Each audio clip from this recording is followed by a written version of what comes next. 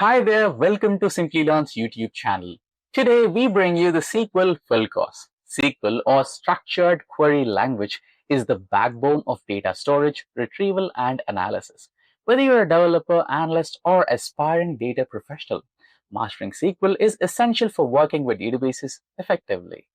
In this free course, you will learn everything from basics to querying data to writing advanced queries, joining multiple tables, and building real-world database solutions. We will also cover techniques used in projects and prepare you for interview scenarios to help you land in your next data role.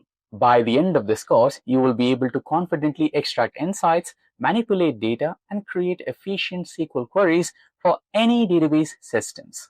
Now let's go through the agenda. This course covers introduction and basics of SQL, where we will understand databases, tables, and some simple queries. Followed by that, we will have data filtering and aggregation, where we will explore where clause, group by clause, order by clause, and some aggregate functions. Followed by that, we have joins and relationships, where we will explore joins like inner join, left, right, fill join, and we will also combine some tables. Next ahead, we have subqueries and nested queries, where we will be using queries within queries for advanced data retrieval. Then we have common table expressions, or CTEs for short, and window functions, where we will be simplifying complex queries for data. Then we have manipulation and transactions, where we will explore insert, update, delete, and transaction control. Next ahead, we have a hands-on project where we will be building a mini database and solve real-world problems. Then we have SQL interview questions and tips. So here we will practice common queries and patterns asked in interviews. That said, if these are the type of videos you'd like to watch, then hit that like and subscribe buttons along with the bell to get notified whenever we host. Also, just that you know, if you want to upskill yourself, master data science and data analytics skills, and land in your dream job or grow in your career, then you must explore Simplilearn's cohort of various data science and data analytics programs. Simplilearn offers a wide variety of master's, certifications, and postgraduate programs in collaboration with some of the world's leading universities like Purdue University, IIT Guwahati, and many more. Through our courses, you will gain knowledge and work-ready expertise in skills like Python, Tableau, Power BI, generative AI, and over a dozen others. That's not all. You also get the opportunity to work on multiple projects led by industry experts working in top-tier data companies and product companies. After completing these courses, thousands of learners have transitioned into a data science or a data analytics role as a fresher, or moved on to a higher paying job and profile. If you are passionate about making your career in this field, then make sure to check out the link in the pinned comment and description box below to find a data science and data analytics program that fits your experience and areas of interest. Now, let's get started with a small quiz question. So, here's the question. Which SQL clause is used to combine rows from two or more tables based on a common related column? Your options are A, where, B, join, C, group by, and D, the last one, order by. Please do let us know your answers in the comment section below. Now, let's get started. Now we enter the module 1. So the module 1 will be about the introduction to SQL and database basics. So what is SQL is our first question, and why is it important? So today, SQL in simple terms, or let's expand as structured query language, is the standard language used to store, manage, and retrieve data from relational databases. In very simple terms, SQL acts as a communication layer between humans and databases. Instead of manually browsing data through files or spreadsheets, SQL allows us to ask precise questions to the large data systems and receive accurate answers almost instantly. You can think of SQL as the grammar of data, because just like grammar helps us form meaningful sentences, SQL helps us form meaningful data queries. So through SQL, we instruct databases to perform critical operations such as searching for specific information, updating existing records, inserting new data into the entries, deleting or removing outdated data, and organizing information using tables, views, and schemas. Without SQL, interacting with structured data at a scale would be slow, manual, and completely error-prone sometimes. Now, why is it important? SQL turns raw data storage into an intelligent, queryable system that businesses completely rely on. Now, you might be wondering why SQL still dominates in 2026 despite hundreds of new technologies and tools and frameworks emerging every single year. So the answer is SQL continues to dominate the data ecosystem in 2026 and in future because this is not by accident. Because SQL solves a fundamental problem: reliable access to structured business data, universal adoption. Every major organization, whether it's Google, Amazon, Meta, banks, hospitals, or e-commerce platforms, they rely on SQL-powered databases at their core. Even modern cloud-native systems ultimately store their most critical data in relational databases using SQL, and they also query that data using SQL. Next is standardized language. SQL allows ANSI standards, which means once you learn SQL, the same knowledge applies to MySQL, PostgreSQL, SQL Server, Oracle, Snowflake, BigQuery, Redshift, and many others. This portability makes SQL a career-safe skill that remains relevant across tools and companies. Next is essential for analytics and AI pipelines. In analytics and AI workflows, SQL is often the very first step. Before any dashboard, machine learning model, or AI system is built, SQL is used to extract clean, structured, and reliable data. In many ways, SQL is the foundation layer for data-driven intelligence. After that, we have high performance with massive data. Modern SQL engines are highly optimized and can process millions or even billions of rows of data in just mere seconds. Features like indexing, query optimization, and parallel execution make SQL extremely efficient for large-scale data operations. Now, the next question is, where do you see SQL in real life? Although users rarely see SQL directly, it silently powers many everyday systems we interact with. Whether you book a flight, withdraw some cash from ATM, place an online order, or check your bank statement, SQL queries are running behind the scenes. SQL also supports food delivery applications, telecom recharge history, hospital records, and customer support systems. Each of these systems rely on fast, accurate retrieval of structured data, which SQL excels at. A useful real-life analogy is to think of SQL as a remote control for business data. Successful learners who master SQL gain the ability to instantly switch to exact channel of information they need, whether it's sales data, customer retention, or customer records or transactional history, without delay or dependency on others. So the next one is types of databases. So we have two types: relational databases or RDBMS and non-relational ones. Let's get started with RDBMS. A relational database stores data in tables made up of rows and columns, similar to Excel spreadsheets, but with far more structure, rules, and reliability. Each table represents a specific entity, and relationships between tables are clearly defined. Relational databases enforce consistency through constraints and relationships, ensuring that data remains accurate and reliable even as systems scale. They follow ACID, or popularly known as ACID properties, which guarantee transaction safety, making them ideal for business critical operations. Since relational databases are SQL based, they allow precise querying and strong validation and predictable behavior. Most popular examples include MySQL, PostgreSQL, SQL Server, Oracle, and MariaDB, all of which are widely used in enterprise systems. Now, let's discuss the second type, which is non-relational databases, or simply known as NoSQL. Non-relational databases, commonly known as NoSQL databases, store data in formats designed for flexibility, scalability, and speed rather than strict structure. Instead of fixed tables, they often use JSON documents, key value pairs, columns, or graphs. These databases are designed to handle large volumes of semi-structured or unstructured data and are commonly used in microservices, IoT platforms, real-time applications, and distributed systems.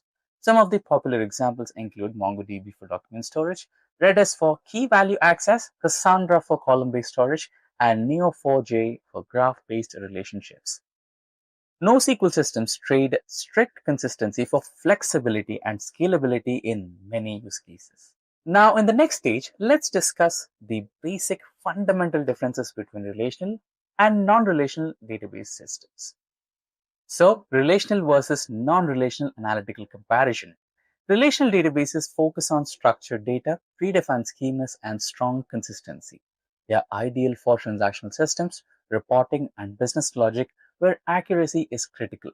SQL serves as a powerful and standardized query language in this ecosystem. Non-relational databases, on the other hand, prioritize flexibility, horizontal scaling, and high-speed access.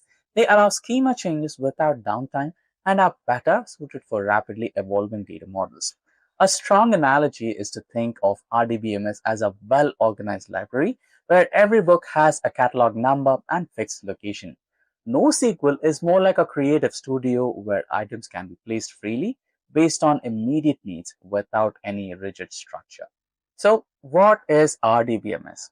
A relational database management system is specialized software designed to store structured data and manage relationships between different data entities. It acts as an engine that processes SQL commands and ensures data remains consistent and secure. An RDBMS is responsible for enforcing rules, managing user access, and handling backups, recovering from failures, and even ensuring that multiple users can work with the same data simultaneously without any conflicts. In short, the RDBMS is the backbone that makes SQL reliable, scalable, and safe for enterprise use. Tables represent real-world entities such as customers, products, or orders. Each table focuses on a single concept, keeping data organized and easy to manage. Next is columns. Columns define the attributes of an entity such as name, email, or city. Each column has a specific data type and rule set that governs what value it can store. Rows. Rows represent individual records within the table. Each row captures a complete instance of an entity, such as a single customer or transaction. Next is the primary key. Primary key uniquely identifies each row in a table, ensuring no duplicates exist and enabling efficient data retrieval. Foreign keys create relationships between tables by linking related records, helping maintain consistency across the database. Next is indexes. Indexes function like a book index, allowing the database to locate data quickly without scanning every row. Followed by that, we have constraints. Constraints enforce data quality rules such as not null, unique, and check. These rules help preventing invalid data entry entering into the system. Now, the next stage is why RDBMS is the industry standard. RDBMS systems are highly reliable and trusted for business operations that cannot afford data errors. They enforce data integrity, support normalization, and handle complex transaction workflows efficiently. Because of these strengths, companies use RDBMS platforms for mission-critical applications like billing systems, HRMS, ERP solutions, inventory management, and logistic platforms. When accuracy, consistency, and reliability matter, RDBMS remains the preferred choice. Now comes the next stage where we will learn the installation and setting up SQL environment. So now we have come to a stage where we will install MySQL into the system. Now it's really simple. All you need to do is just type down MySQL Workbench on your browser, and then you'll be redirected to this particular page. Use the first link, MySQL Workbench, or you can also go with the download option. And here you have the download now option, right? So you can click on this and your installation file or the setup file will be downloaded for you. And you just have to run that particular file. It's a simple installation procedure. But if you have any queries, don't worry. I'll also drop a link to this particular tutorial on how to install and run MySQL Workbench. For now, we have already installed MySQL. So let me run that. So this is my database, which is SLP database. So you can see on the right hand corner of my screen, we have an option that says the position of all the prompts and all the sections of this particular workbench. So I'll go with the first option where I can see all the databases I have and the tables I have, right? So right now we are in the table that we earlier created for interview questions and answers. So this will be down the line. So let's go to any of the databases. I would like to go with this particular one, sample dataset. So I'll be using the SLP database. So we can test our SQL database in this way. You can start by selecting any of the databases. Don't worry, in the upcoming section or at the upcoming module, I'll explain you how to load the data, how to create table, how to insert the values into your table, and all those fundamental things. So first, for the beginning section, to test our SQL installation, we'll do this. So before you get into anything, you just need to select the database where you have the data. So you can do that by simple command which says use the database name. This is the font. So let's say use and database name. And you need to have a semicolon, right? So you can also see why I'm using specific format. I'm using, let me expand my screen. I'm using all caps for the keywords. In SQL, we have keywords and also the user defined words, right? So the keywords are something which carry a functionality. So here, if you see, we have a select, from, where, not in, right? These are keywords. They have specific functionality. And whatever the things you see in a black color, which have, case sensitivity in lowercase or sentence case, those are the ones which I define. So tomorrow, if my query gets a little more complex, so down the line, we will be learning subqueries and advanced querying functions where we should be at a stage where we should identify our own code.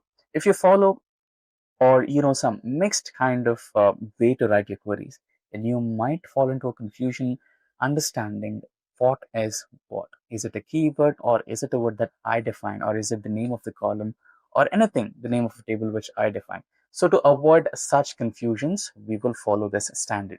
If ever there is a keyword, just keep it in all caps, and if ever there is a column name or a table name, then you can keep it in mixed case or low case as per your requirements. So product ID, this particular name is a column name, so that I identify it as a column name, I'm using mixed case there. So it has a caps thing, and then the all small letters in that way. So basically, you need to select a database name and explain MySQL workbench that I'm going to dive into this particular database, which is SLP. And you can see I have complete access here. So if I expand this particular section, you can see SQL gave me a green to go, and then I can also check what are the tables present in my database. So for that, you will be using show tables, control enter, and these are the tables which I have: bonus, book collection, book order, clone, consolidated student information, employee details, etc. So now, if I want to understand employee details, what I'll do is copy this row, copy field, and then I'll simply write down a select statement, right?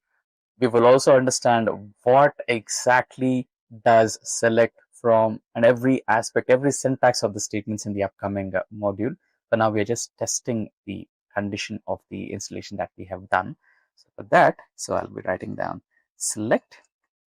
So you can see when I type, you can see some auto suggestions, but don't take any auto suggestions. Follow a strict format for yourself. So select star, which means all the columns. So maybe I'll be having 5 columns, 6 columns in this particular data set or data table. When I indicate star, automatically MySQL Workbench will understand that user wants to query or extract all the columns from the table. If I dedicatedly provide, let's try that as well. So from, and remember the field that we copied, just paste it and remove the single quotes. And at the end, yeah, without semicolon, your query will run. But to follow a strict syntax, we need to enter semicolon. Now, let's hit enter to find out the entries in our data set. So we have 5 columns. You can see we have employee ID, employee name, age, department, and salary. So now, let's say I just want the employee name and their department. In that case, what I can do is quickly copy this and paste it somewhere here. And instead of star, I will write the dedicated column name, EMP name, comma. If your intention is to extract specific columns, then you need to specify them and separate them using a comma. Now I want employee name and department, so I'll write EMP name column, comma, separated, both are separated by comma, and department, right? So let me run this, and I'll have Okay, there was some error. Copy field name and I'll paste it here. Yeah, I think that was a small spelling mistake, not to worry. Enter. There you go. So we have John Doe and all the other employees, Jane Smith and Michael Johnson, and their specific departments. Now let us understand something a little more detailed. Let's say the user wants to extract specific employees from IT department. How do we do that? We do that by adding a where clause. So these are clauses, don't worry. We're just testing it out.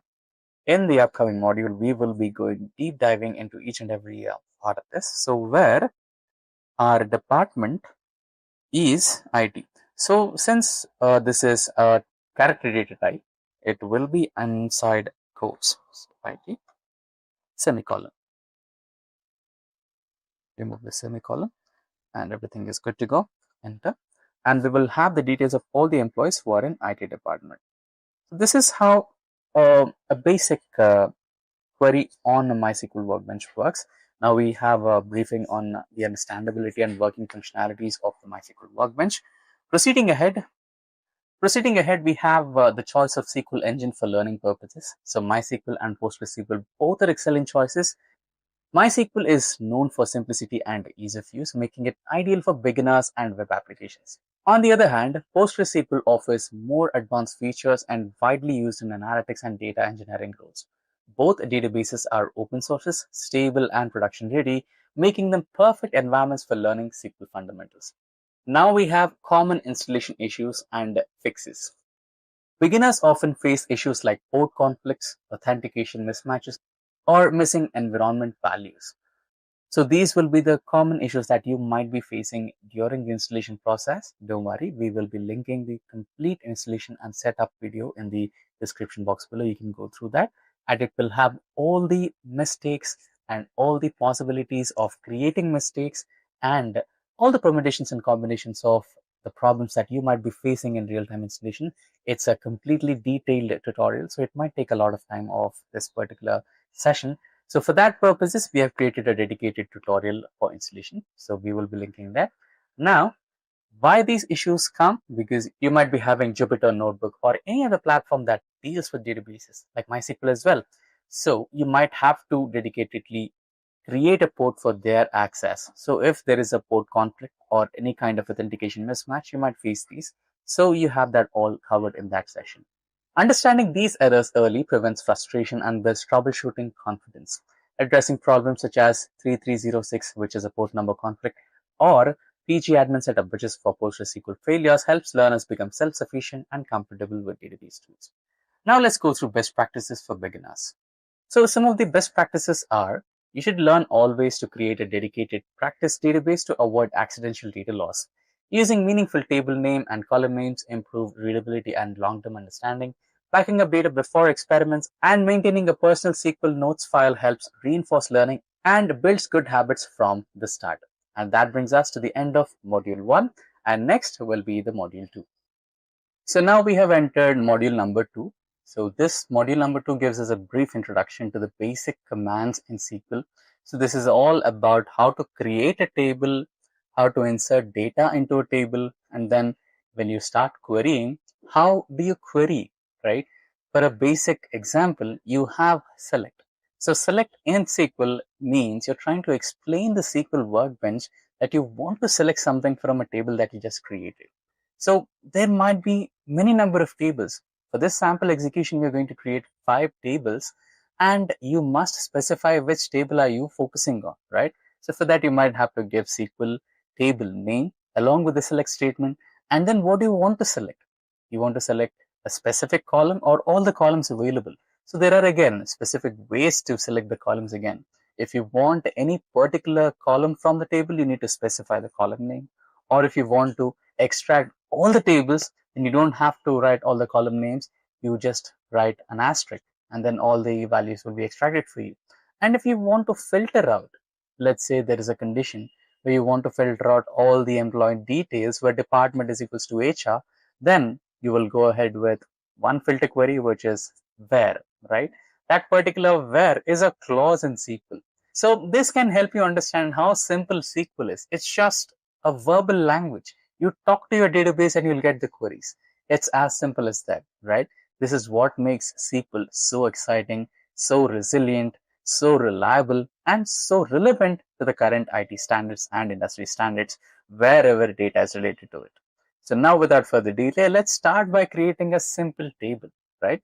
So now you can see on my screen, we might have to use the database first.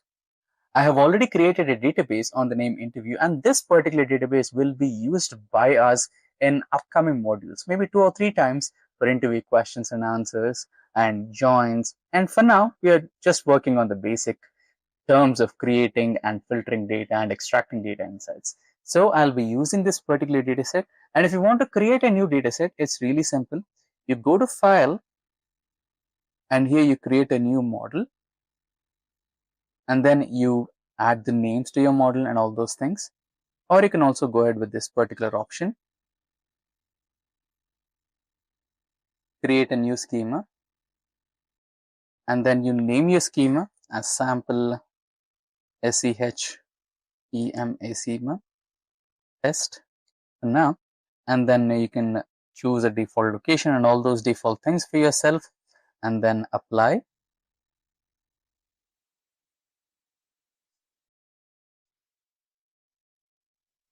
And then you create a schema if you want, apply, and finish. For now, I don't want to create this one, so I'll just close it. And once you create the schema, everything is straightforward, like we are going ahead with now. So once you create a database, you need to remember the database schema name. So now I've created this particular interview schema. So to begin with adding any of the tables or adding any of the data entries, I need to specify the database I'm using. So you can see on the left hand side, we have a lot of data schemas. We have car dealership, credit card data, interview, sample stop, right? This is the one sample schema test that we recently created, right? You can drop this schema, drop now. So we have removed it. That's the way you delete a schema if you want. Okay, let's take it as a learning step in case if in future if you wanted to delete any schema. So now I want to get the access to interview schema, or the one which I created already. So how do I get access to it? Again, SQL is really simple. You just need to write down use schema name, which is interview. Done. Semicolon. Now SQL understands, yeah, user wants me to use this particular schema on the name interview. So let me expand this so that you can see better. I hope the code is visible clearer. So now you can select the entire query and use this particular flash logo to execute, or the best way I use is hold Control and press enter. That is the best way or a shortcut to select the database. Now comes the next step where you want to create a database. So again, let me tell you this. So we have linked this particular code document in the description box below. You can open up the code document and follow along with us so that you have a better learning experience. And I've also saved this particular code documentation on a notepad for quick access. But before going with the quick access, let us manually type the table names and enter the data or the insert commands so that we have a decent understanding. Let's go back. So the first table that we will be creating is departments.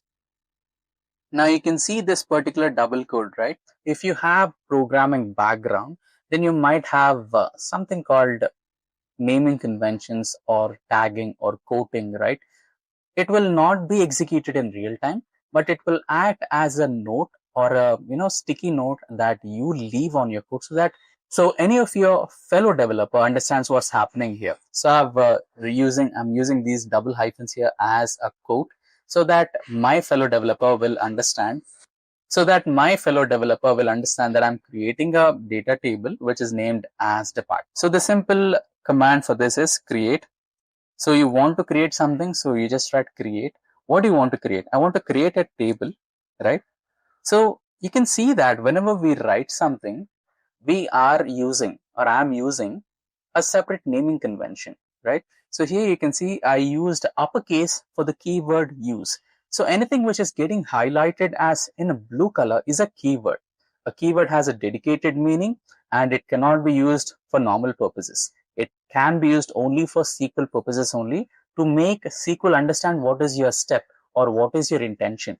So use uppercase for all the keywords and use mixed case or sentence case or lowercase preferably for your names, right? For the table names, for the column names, for the row entries or anything which is from your end. Basically anything which you are giving, the users which you are giving to SQL should be in lowercase so that you can differentiate. For now, we are just trying to write 2 or 3 lines of code, 2 or 3 lines of query. That is easily understandable. But in future, you will be writing subqueries, you will be writing joins and a lot of more complicated queries where at least you'll be writing 10 to 12 lines of code. In that particular scenario, you must be capable to understand which is a keyword and which is a user-defined word or a name or a column name, right? So a metadata basically. So that's the naming convention you should be following. So understand what's the difference between a keyword and what's actually the name that you have given to your column name or a table name, which is basically user-defined. So you can take it in programming terms, which is user-defined, which is internal implicit design, right? Implicit function.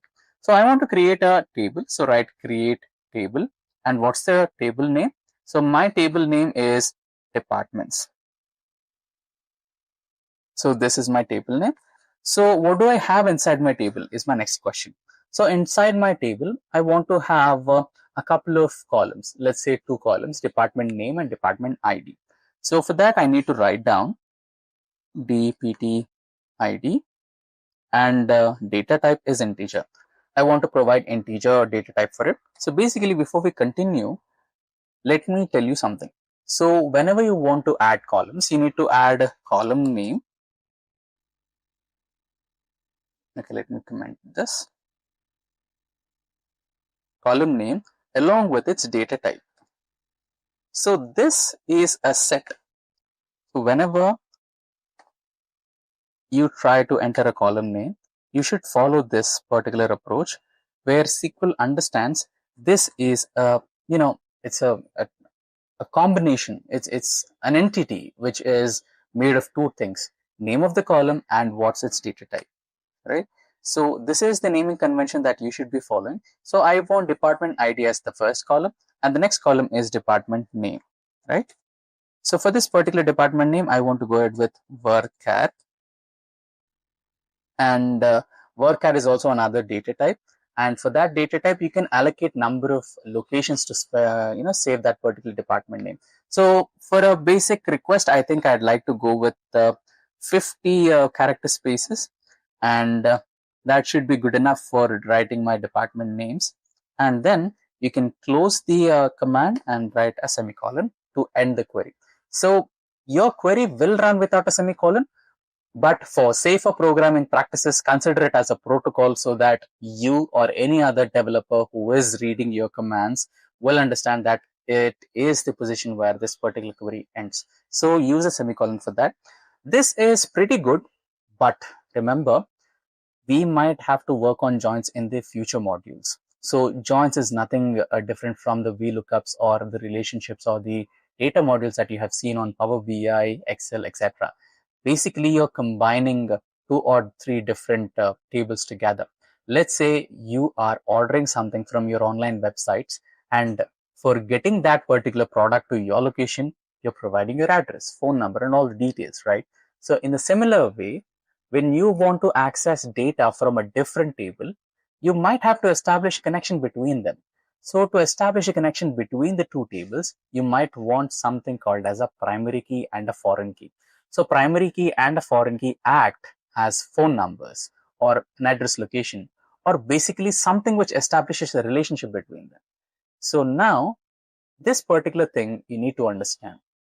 A primary table in one table is the one which connects with the same primary key in another table, but in the other table it is termed as a foreign key. In my table, department ID would be the primary key. It will be unique and it will not be null. And this particular department ID can also be another table. It can also be unique. It can also be not null, and it will not be empty. But in that particular table, it will be termed as foreign key. The same primary key in a different table is termed as foreign key, but the same primary key in the dedicated table is termed as a primary key.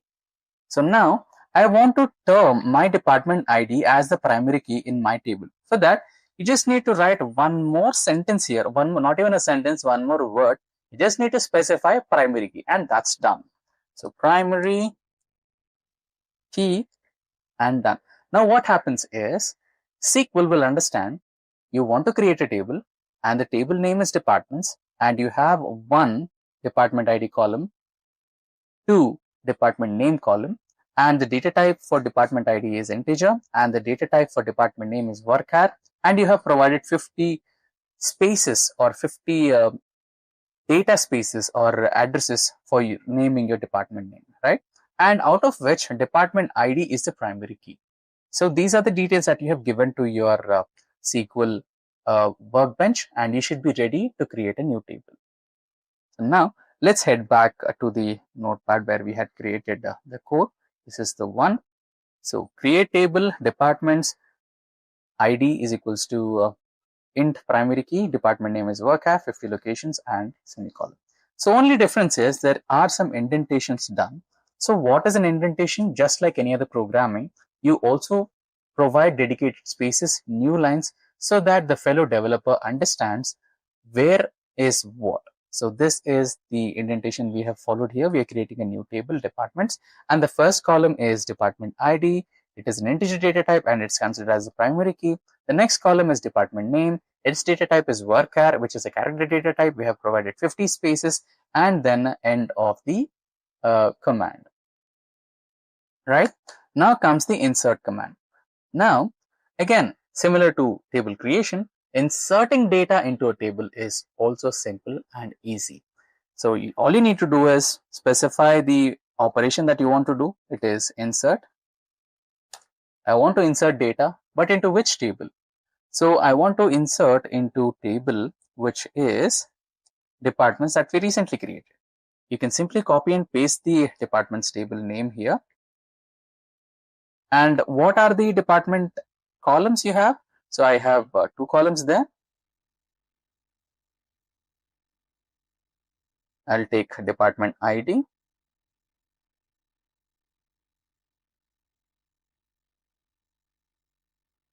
and department name.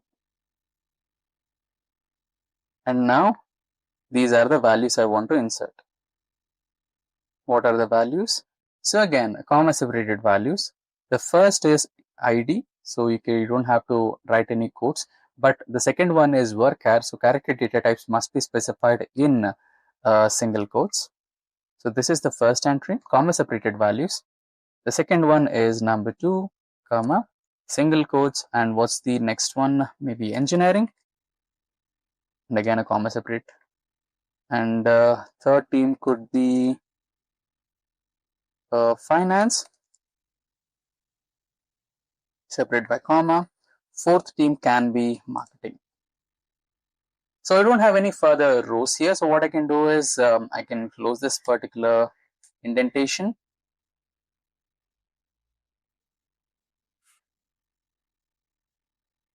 And write a semicolon to explain the end of this particular query. So now similarly, you can just execute this and add the values. So let's head back to the notepad. So here you go. So this is a similar approach what we have mentioned here on my MySQL workbench. You can follow this indentation so that you are clearer. And you can just simply run the query. I'll use Control Enter, and these values are entered into your table. Now I want to extract what are the values that I have entered into my table, or I want to just cross verify if I have entered all the values or if the values that I have given are properly inserted or not. So for that, you want to select. So as we discussed, there are multiple ways to extract data. You can just specify the column names from which table. The table is departments, or you can specify dedicated column names. Let's say I want to only extract department name or department ID. You can also do that. Or another approach, for the same code, is this one. You don't have to specifically mention the column names. You can just write down an asterisk and it will still execute the same. So let's try all these 4 commands. You have your data here.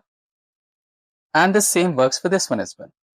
Now, let's say I want to select only a dedicated column. So these are your department IDs and dedicated department names. This is your department name.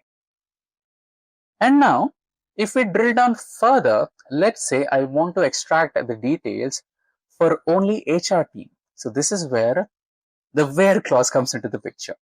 So extract or select department name where. So this is basic fundamental queries that I'm really writing right now so that you understand how it actually works in the background. So you understand the workflow of it. So where department ID is equals to, let's run this, department ID 4. So 4 is marketing. So department ID is equals to 4. So what happens is SQL selects the department name column altogether. The entire department column is selected. First, it will go to the departments table itself. It has 2 columns. One is department ID and a department name. You can see it right here, right? So this particular entire table is selected by SQL. And then it reads what are the columns I need to select. So we are dedicatedly specifying just one column, which is department name. This particular column will be selected in the second phase. The third phase is where it applies the filter for department ID. Now, again, it goes to department ID and it checks individual department numbers. So it will go for the department ID where it matches with number 4 and then adjacent to it is marketing, right?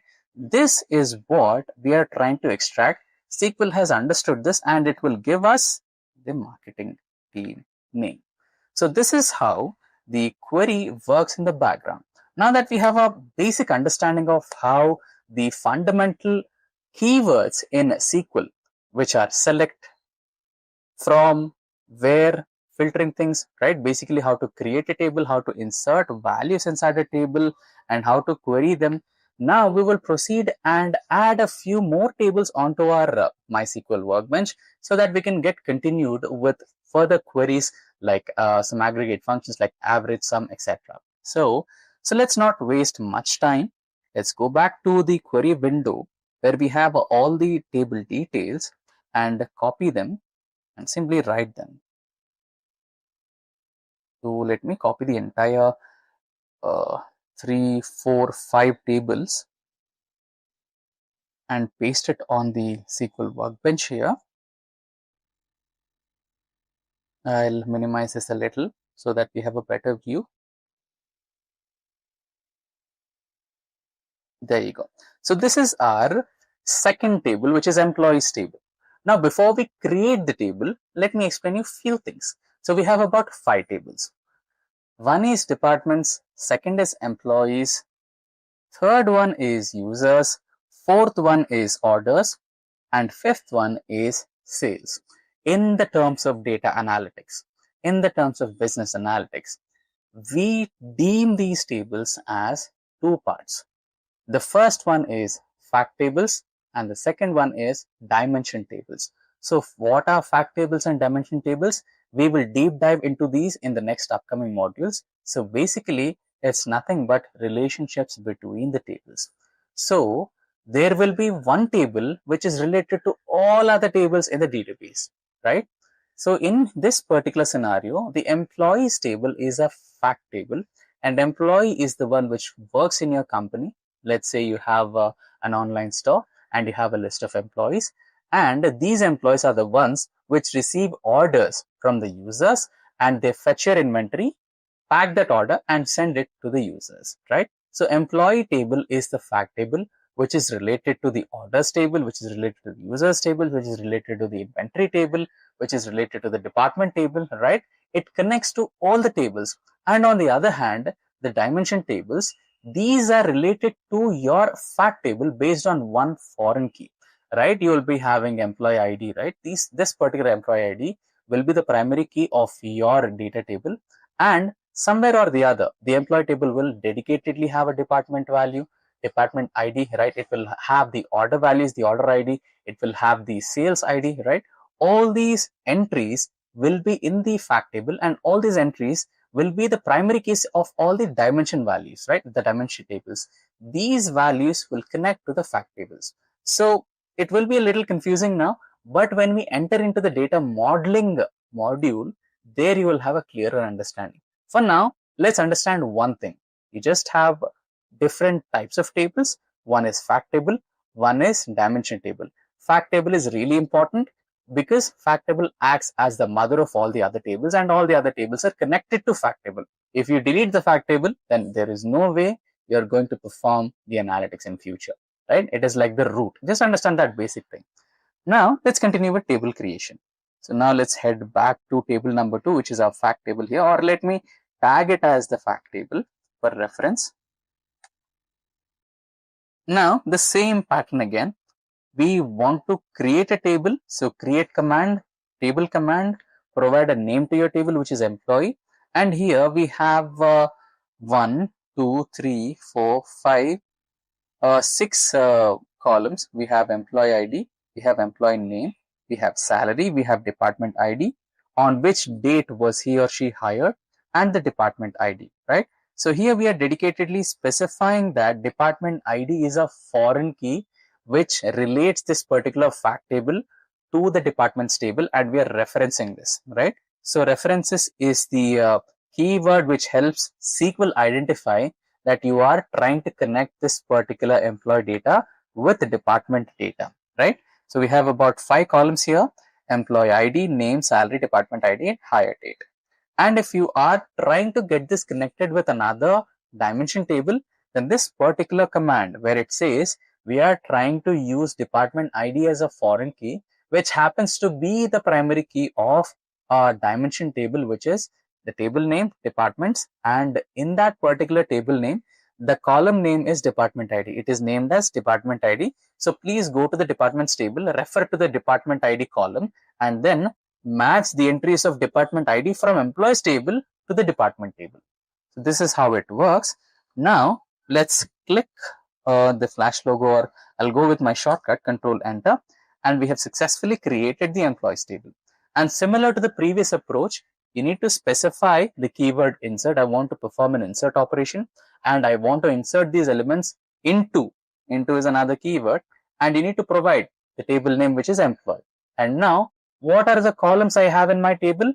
I have employee ID, I have employee name, I have salary, I have department ID, and hire date. So based on the column names, I need to specify the data entries as well. So you cannot mix and match. You are specifically providing the order in which the entry should be happening. So the order is: first comes the employee ID, second comes the employee name, third comes the salary, fourth comes department ID, and fifth is the hire data. In the same fashion, your entries should also be matched. So first, the employee ID is 1, the name is Alice, the salary is 90,000, department ID is 2, so she belongs to department whose ID is 2, right? If we go back to department here and execute this, so we will be having engineering in the department ID 2. So Alice belongs to engineering department, and then comes the hire date, which is this one, right? So you need to specify the data type. So here I have specifically provided the data type as date for hire date. In the same fashion, rest of the employees, employee ID 2, 3, 4, 5, 6, 7, and 8, 9, and 10 are added, right? And deliberately we're also adding some null values here. So you'll understand why we are adding null values, because in future we will be performing some join operations in the upcoming modules where we will try to filter out the employees whose department is not yet allocated. We are considering these employees are new or fresh hires, so they are on bench period and they are not aligned or assigned to any projects as of now. So they are having their department ID as null. So we'll be performing such operations. For now, just try to, here I think I've marked it, no department, right? So for now, just try to create a table and add data. So now your fundamental job to do is you need to understand how to create a new schema, which I've explained before. Go to the schema table here, create new schema, and write a name to your schema, and then apply it to create a new schema, which happens to be a dimension table, and this will be related to the fact table, which is our employees table, right? And here I'll be having user ID, email of the user, and at what time was the account created at timestamp, right? Now control enter, and we have created this particular users table. And similarly, we will insert the data into users table. So we will be following the same pattern. So we will be inserting into users table, and these are my values. Let me indent it. So proper indentation will help you understand how your tables are organized. So you can follow this. It might take a little time, but in future it will definitely save a lot of your time entering or making mistakes, right? So this is a good practice or best practice. Now I have about 10 users in my database. And then this is the end of the query. So here you can see I've also tagged as duplicate email entry. So this will be another learning experience for us, where we will try to find out duplicate email entries in our database. Now hit Control Enter. I think we selected employees data table. We were supposed to select users data table. Yeah. Okay, we were supposed to create the data table first. Okay, we have successfully entered the elements into the users table. Now comes our fourth table, which is orders table. Similarly, we have order ID, customer ID, and order date. Control Enter, and we have created the orders table. Let's quickly add all the data into the orders table. You can also follow the same indentation, or if you want to have a particular specific format of indentation, you can also follow that. We have the last table, which is sales table, and similarly let's enter all the data into sales table. Now let's check all the entries or all the tables. The process is simple, like we discussed. Select star from employees.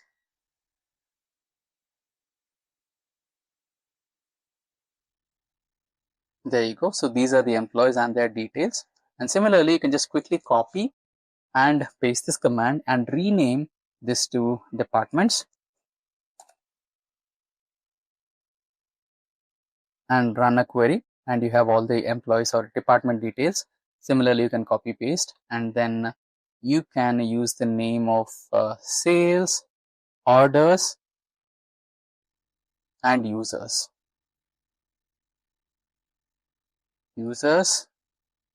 And I'll also have orders,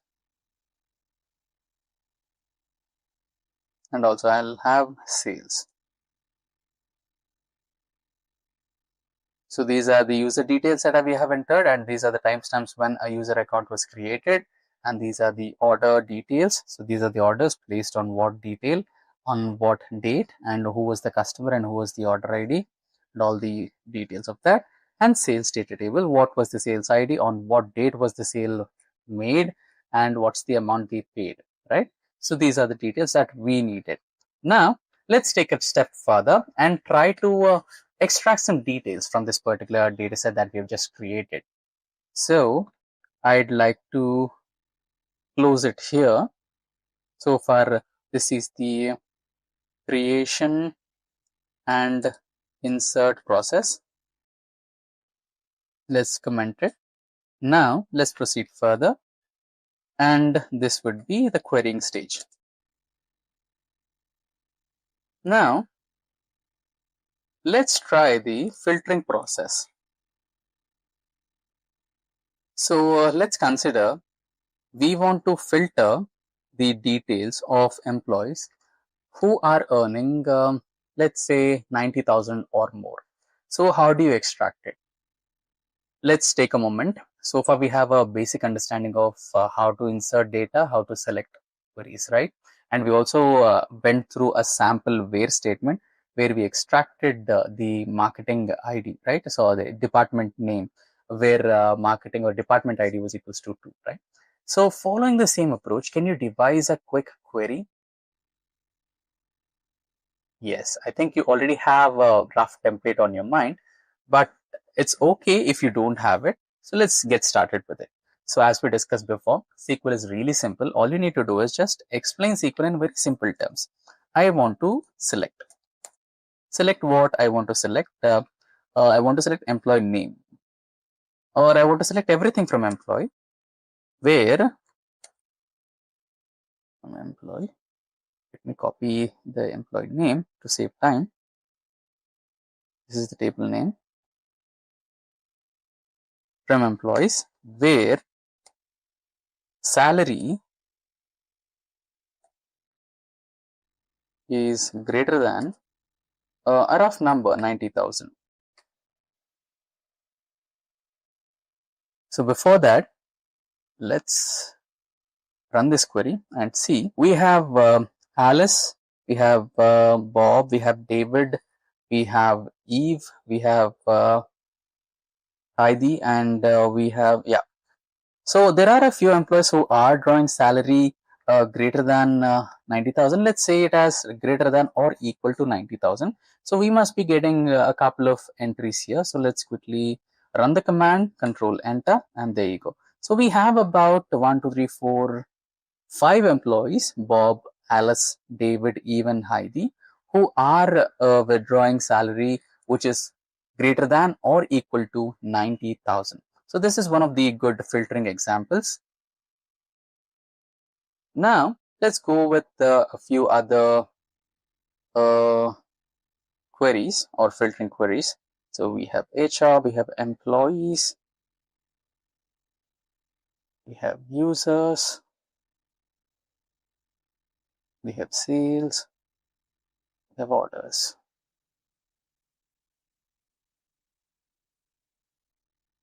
So let's say I want to extract employees who were recruited after February of 2025. So for that, we can use the same query. We can quickly copy and paste it here from employees where join date, right? So I'll execute the select query once again.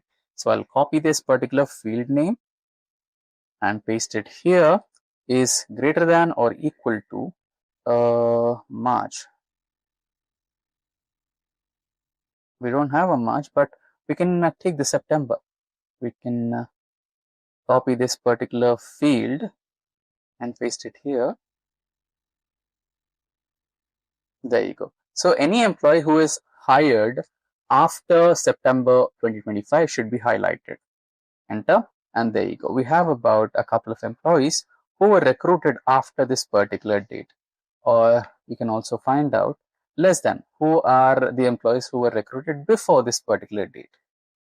There you go. So only David was the one who was, maybe this can be considered as David is one of the senior most employees in this particular organization. Now let's proceed further and try the next type of query, which is the sorting data.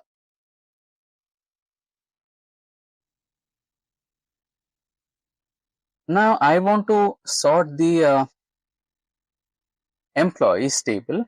Let's say now I want to identify employees in terms of salary. Who is the employee who is drawing highest salary and who is the employee who is drawing the least salary?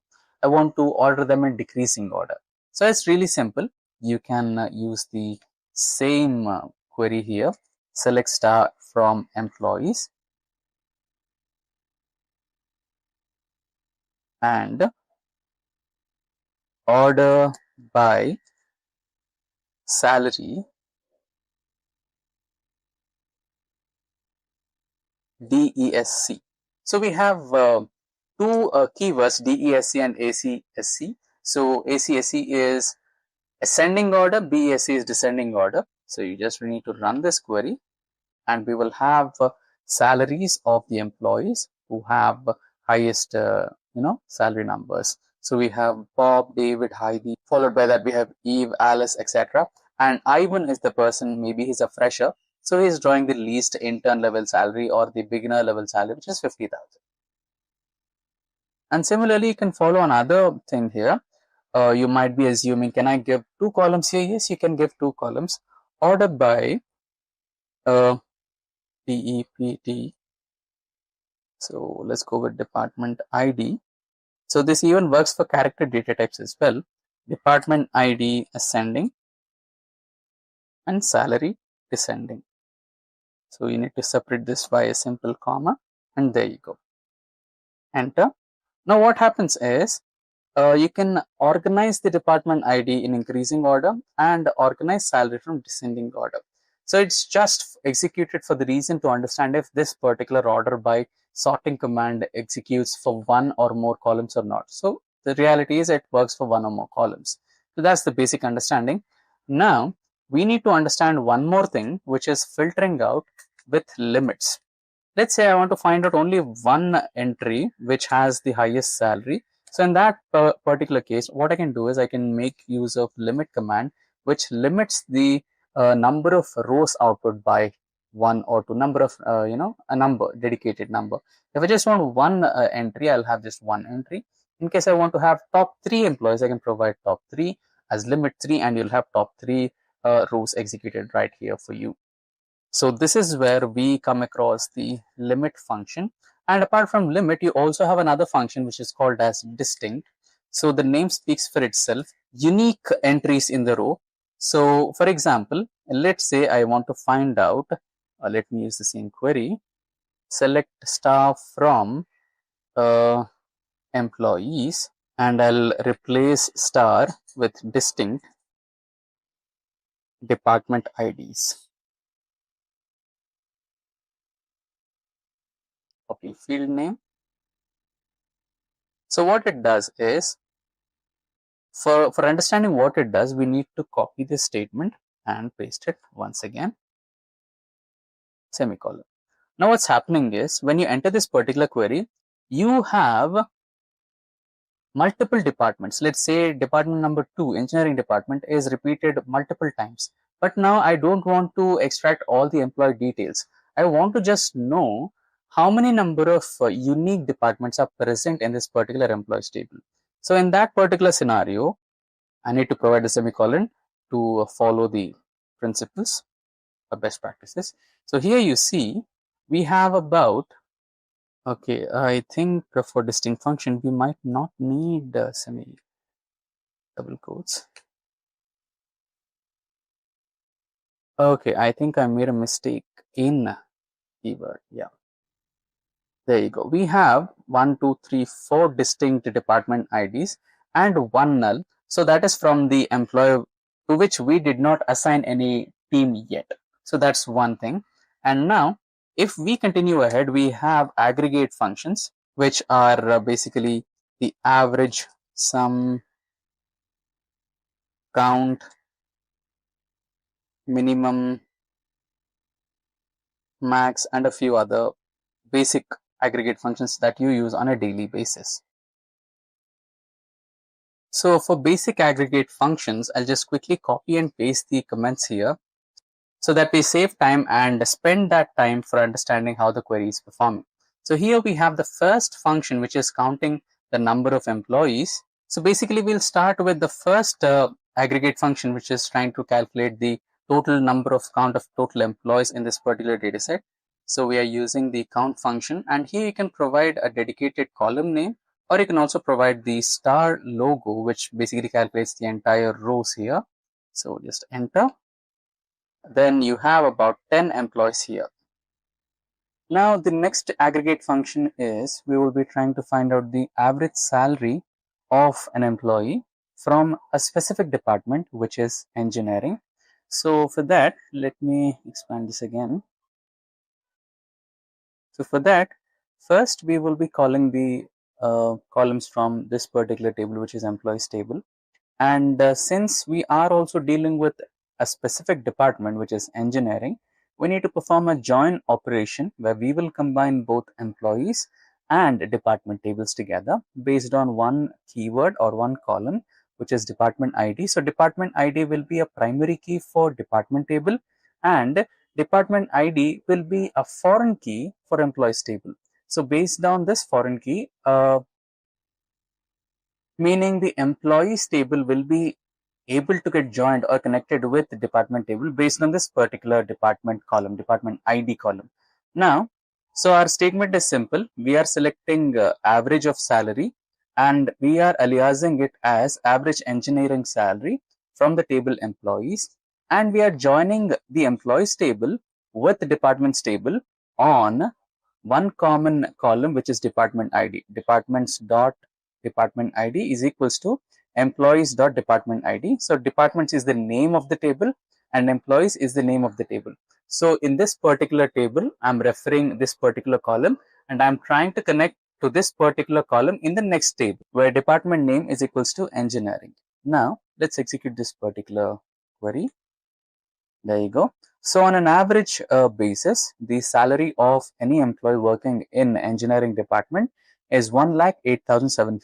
So this is the average salary of any employee who's working in engineering department. Could be more or could be less based on the designation. If he's an intern or a beginner, then the salary might be less. If he's a supervisor or in a senior position, the salary might be more. It's basically an average of both. Now, the next aggregate function that we will be dealing with is the maximum and minimum. So for finding out minimum number, you can use a function in SQL which is called min, and for maximum, we can use a function called max in SQL. So it's as simple as that. Minimum of salary as minimum salary, maximum of salary as max salary from employees table.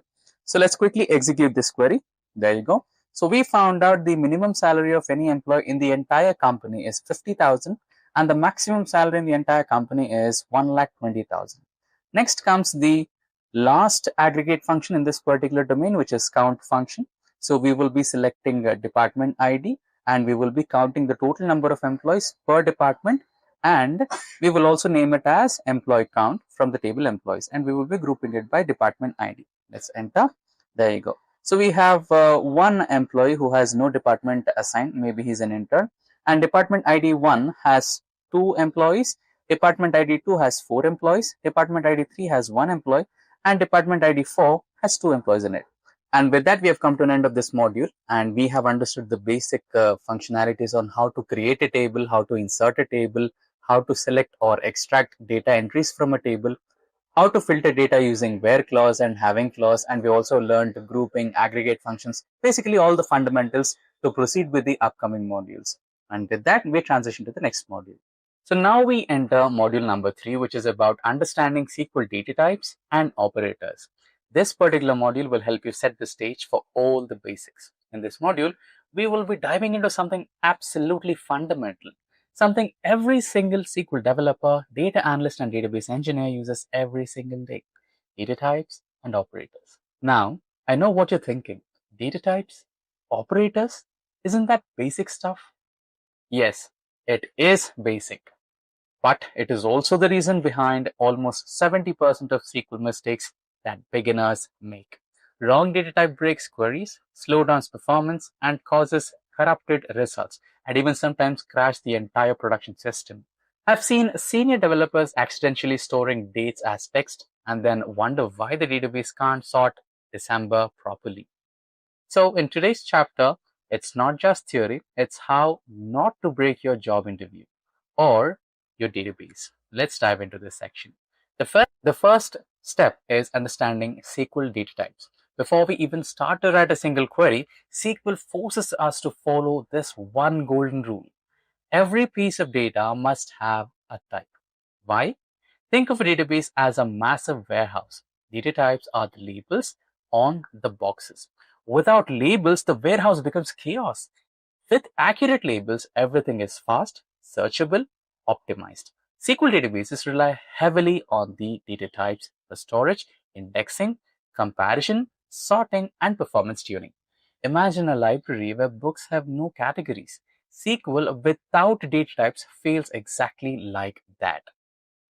Now let's break them down. First one, numeric data types. We have integer, or it is also specified as int, which is used for whole numbers. Great for IDs, counts, quantities. For example, age can be stored as integer. Product ID can also be stored as integer. Quantity, the number of items ordered. Now it's a small story type. In one of my early projects, someone stored product prices as int field.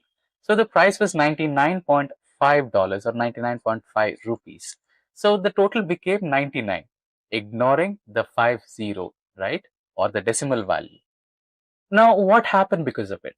Bill lost precision and the entire billing report was off by lakhs. Lessons learned: use the right data type. Now, the right data type was numeric type or a decimal one. So, this is the superstar for financial data. P is equals to precision, total of digits, and S is equals to scale, which is digits after decimal. Now, for a simple example, consider this one. Decimal 10, 2, up to 10 digits and 2 digits after decimal. The maximum value is 99 millions dot 99 decimal values, or one decimal value less than 100 million. Now, real world use case: salaries, prices, taxes, rates, weight, percentages, etc. Next comes the float or double data type. It is used when you need very large or very small numbers, but some precision may be lost. Think scientific data sensors, machine learning scores. But don't use float for money unless you want rounding problems or angry accountants calling you. Now, the next data type is character data types. We have char function n for fixed length string. Always use the full allocated space. Let's consider country codes where you have some country codes for that. For India, you have IN for US, you have US, and you can also have gender, which we have M and F. For example, country code, character data type, two values. And the second one is varchar, and it is one of the most commonly used ones. It stores variable length data, and some of the use cases to consider as names, emails, city names, product descriptions, etc. A small story again. Once I saw a table with varchar and the limit was 5,000 for storing the first names. First names alone. Imagine allocating 5,000 characters for storing just a 3-letter word like Max or Raj. Now, what are the lessons learned here? Proper sizing matters for performance. If you store 5,000 characters for just 3 letters, your space is wasted. And this might affect your performance. Now, the next data type is text. Text is used for large bodies of text. Blogs, descriptions, comments are a few examples. But avoid text whenever a reasonable varchar works in place of text. It cannot be indexed efficiently. That's the problem. Now, the next one is date and time data types. SQL is amazing at working with time-based data, but only when the data is stored correctly. For example, dates are stored only in year, month, and date types. You can see on my screen, we have YY, YY, MM, and DD as the format. This type of formatting is perfect for birth dates, join dates, attendance logs, and a lot more. Next is time, and time stores only time. And after that, we have date along with time function. This can be represented as date time together or also known as time stamp. This stores date along with the time. Now, some of the use cases: timestamps, log entries, attendance tracking, transactions. A mistake I've seen too often is people store date time as varchar, right? A data type change completely. And then sorting goes like 2024 1 or 2023 12 1, 2024 110. Completely messed up, right? Now, this can be solved. You just have to change the data type, and also we'll go through some examples in the real-time use case where these type of issues are addressed. Moving ahead, we have the Boolean data types. So the name stands for itself. It is either true or false. Some of the examples is active, is verified, is published. Never store Booleans as varchar. You might be wondering, why cannot we use varchar? It is just simple yes or no. Reason: if you use varchar, it wastes space and breaks the filtering logic. That's the main problem. Proceeding ahead, we have the next data type, which is binary, and miscellaneous data types, which is blob. This particular data type is used for storing images, PDFs, videos, JSON files, and they store semi-structured data. Modern SQL feature: JSON is a lifesaver when you need flexibility without completely switching to NoSQL. Now let's go to the next section where it will help us to learn the arithmetic operators and other functionalities. Operators help us calculate, compare, and manipulate data. Let's start with the easy ones. The first one is arithmetic operators. Just like math operator, operator meaning example, addition salary plus bonus, subtraction price, discount, multiplication, quantify, and division, modulus, etc. Now let's go through a simple example query. So you can see it on my screen. Select product name, sales, quantity into rate as new sales from Excel data. Now the real-time analogy. Operators like these are calculator inside SQL. Instead of exporting data into SQL, SQL helps you compute right inside the database. Now let's also go through a real world scenario. Imagine a store wants to compute total revenue, discounts, tax calculations, profits instead of running separate scripts. A single SQL query can handle all of these arithmetic operations. Now let's dive into section 3, logical operators. Logical operators help SQL make decisions like, should this row be included? Does it match with condition? Is it true or false? Followed by that, we have AND operator. All conditions must be true. For example, where salary is greater than 50,000 and department is engineering. You can see that query right on my screen. Followed by AND, we have OR operator. Any of one condition should be true, where city is equals to Mumbai or city is equals to Delhi. So this selects all the entries from the cities of Mumbai and Delhi. You can see a sample query on my screen. Followed by that, we have NOT operator. This exactly reverses the condition where not country is equals to India. And this particular query is on my screen. So you can see any other data apart from India. Logical operators like filters on YouTube, language is equals to English, duration less than 10 minutes category is equals to technology. SQL just filters rows instead of videos. Now we land into section 4. So this particular one is based on between, in, and like operators. Sometimes we have another one as well, which is called I like, which is the opposite of like. These are the operators you will use every single day. Now another one is between operator. So this is used for ranges. For example, columns between value 1 and 2. For example, you can see it on my screen. Select everything from Excel data where row ID is between 10 to 20 or 10 and 20. Now, what this query does is it will eliminate any rows before 10 and it will eliminate any rows after 20. Only the rows between 10 and 20 are executed and shown to you. Now, a friendly tip. Between is inclusive. It includes both the boundaries, which means 10 and 20 are included. They are not excluded. Now, let's dive into the next one, which is in operator. Instead of writing many OR conditions, you can just write one in condition and write the set of cities. For example, you might want 3 or 4 cities. So what you can do is where city is in and the function, inside that function, you can write the city names. For example, Mumbai, Delhi, Hyderabad, Bangalore, and many more, right?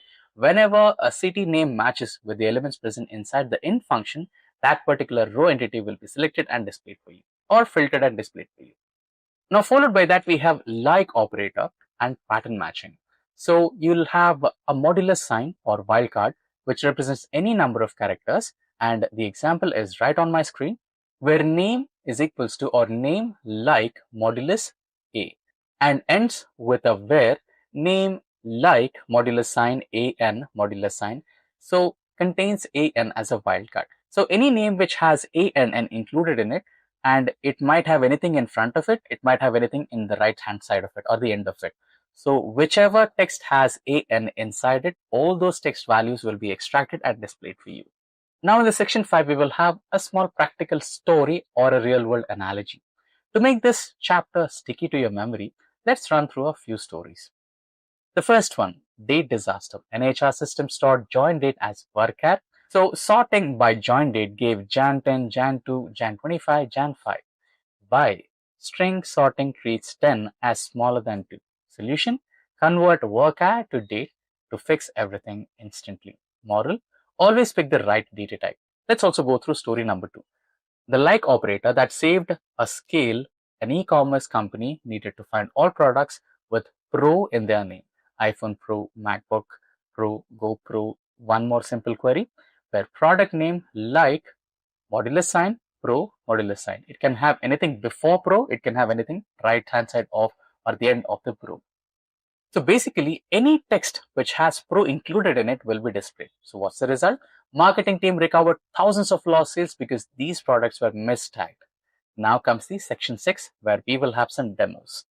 Here are some fully explained queries for learning purposes. So we will be diving into MySQL Workbench and start executing commands. So now we are on MySQL Workbench for running all the examples that we discussed previously.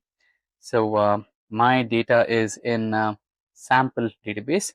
So we will be using the use database keyword. Let me expand the screen.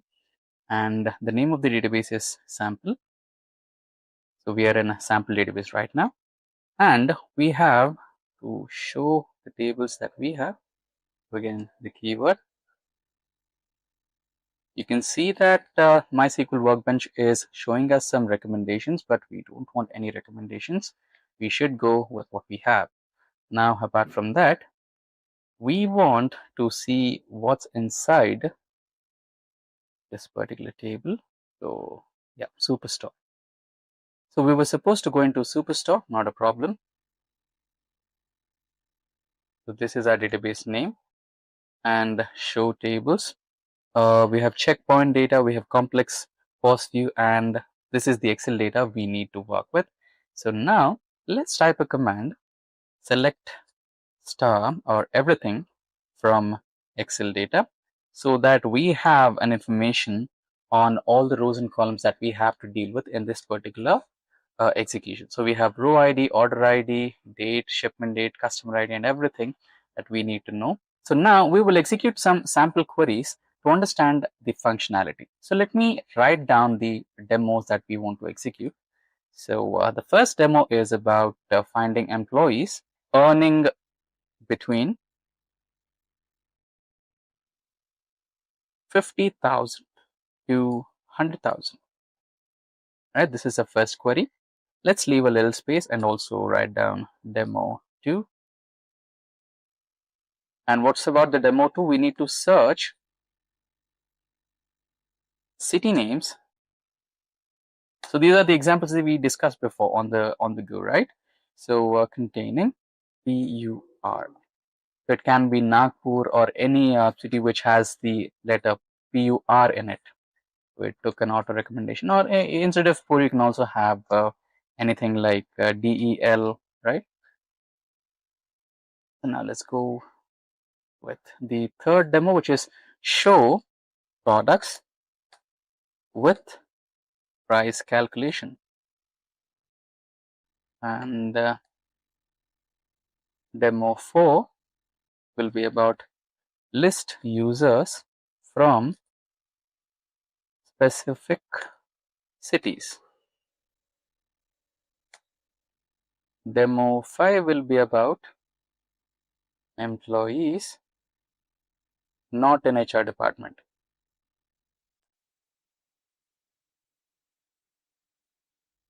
Or we can also make some changes to this based on the dataset that we are working with.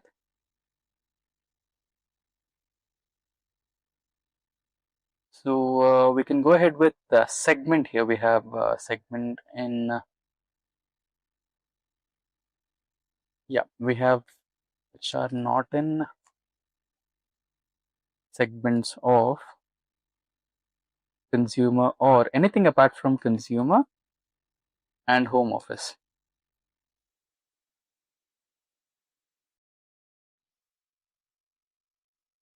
In specific segment, let's go with the consumer.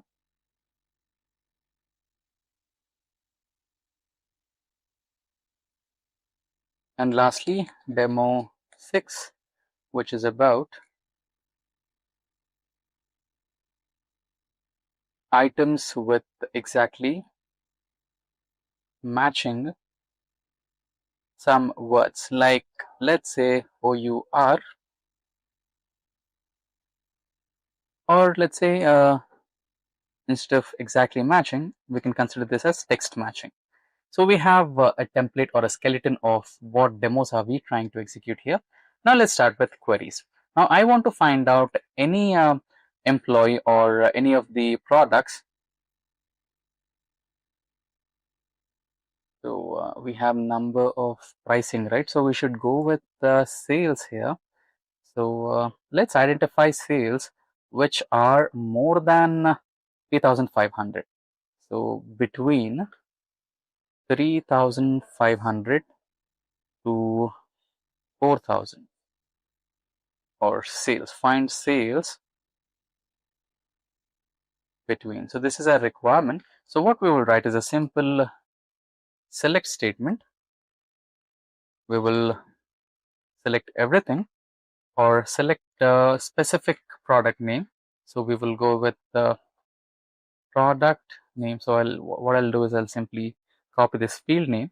I'll paste it over here, comma. I want sales column as well from Excel data,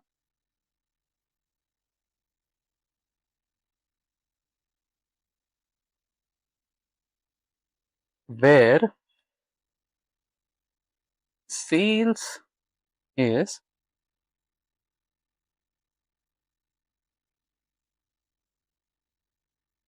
between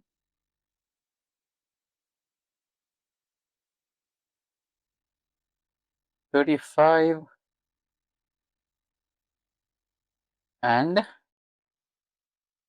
4,000. Now we have the list of products that are having this range of sales. So we have about 5 or 6 entries which have the sales in between 3,500 INR or dollars to 4,000 INR or dollars. And now let's go into the demonstration 2, where we wanted to find out city names containing PUR. So if we go back to our Excel data set, we had a column which had the address, right? So we had cities like Leeds and a few other things, Paris, Parla, and all those things. So I want to find out any city name which has some given text. For example, if you go with Munich, so we have MUNICH, right? And we have Naples here. So APL or APL. So any state or any city which has Hamburg, etc., right? So any state which has AMB, I want to extract it, right? So let's write down a query for that. Select city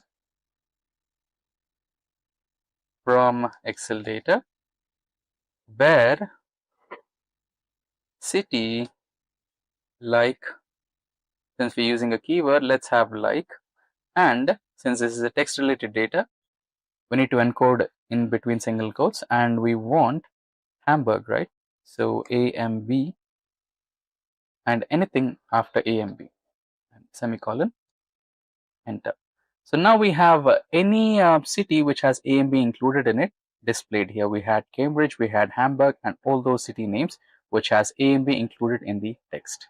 Now let's go with the demo 2. We wanted to show the price calculations. So we have, let's execute this one more time.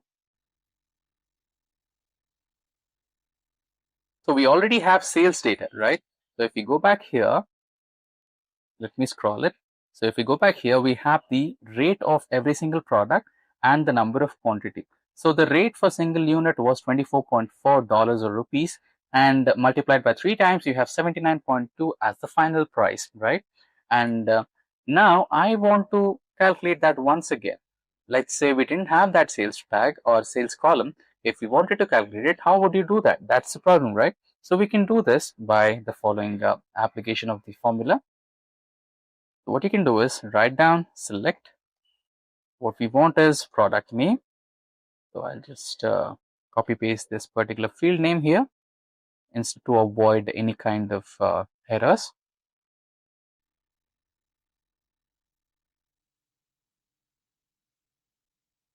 Comma. We also have sales, right? So let's keep sales, comma.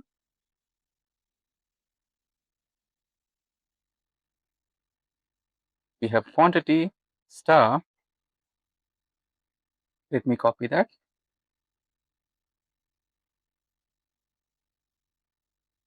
Quantity into price. We have rate here, so we'll copy this rate name, paste it here, and we'll alias this as new sales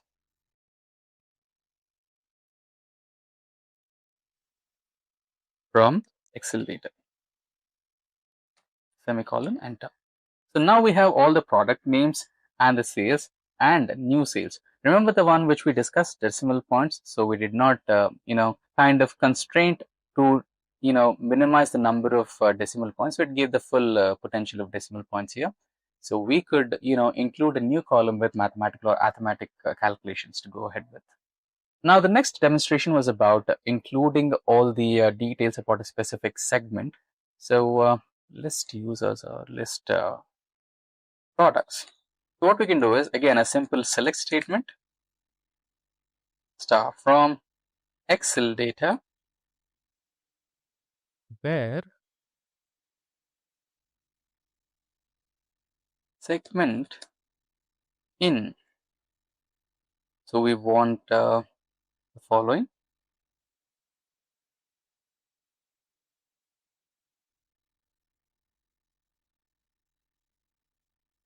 So we have segment as corporate, we have consumer, right? So I want, let's say, corporate and consumer,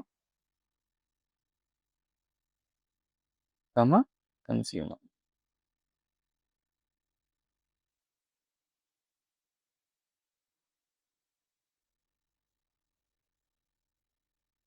So since these are text-based data, so we need to include single quotes as well. And a semicolon to close the data. And there you go. So we have also, you can choose to include only a specific segment, but overall we have filtered the data to include only corporate and consumer related data set. Now, if we go into fifth, so data of the not in segment, so all you need to do is a simple change. So you can copy this and paste it over here as it is, and simply replace in with not in, and there you go. Now you'll get all the data which is not from the section of corporate and consumer.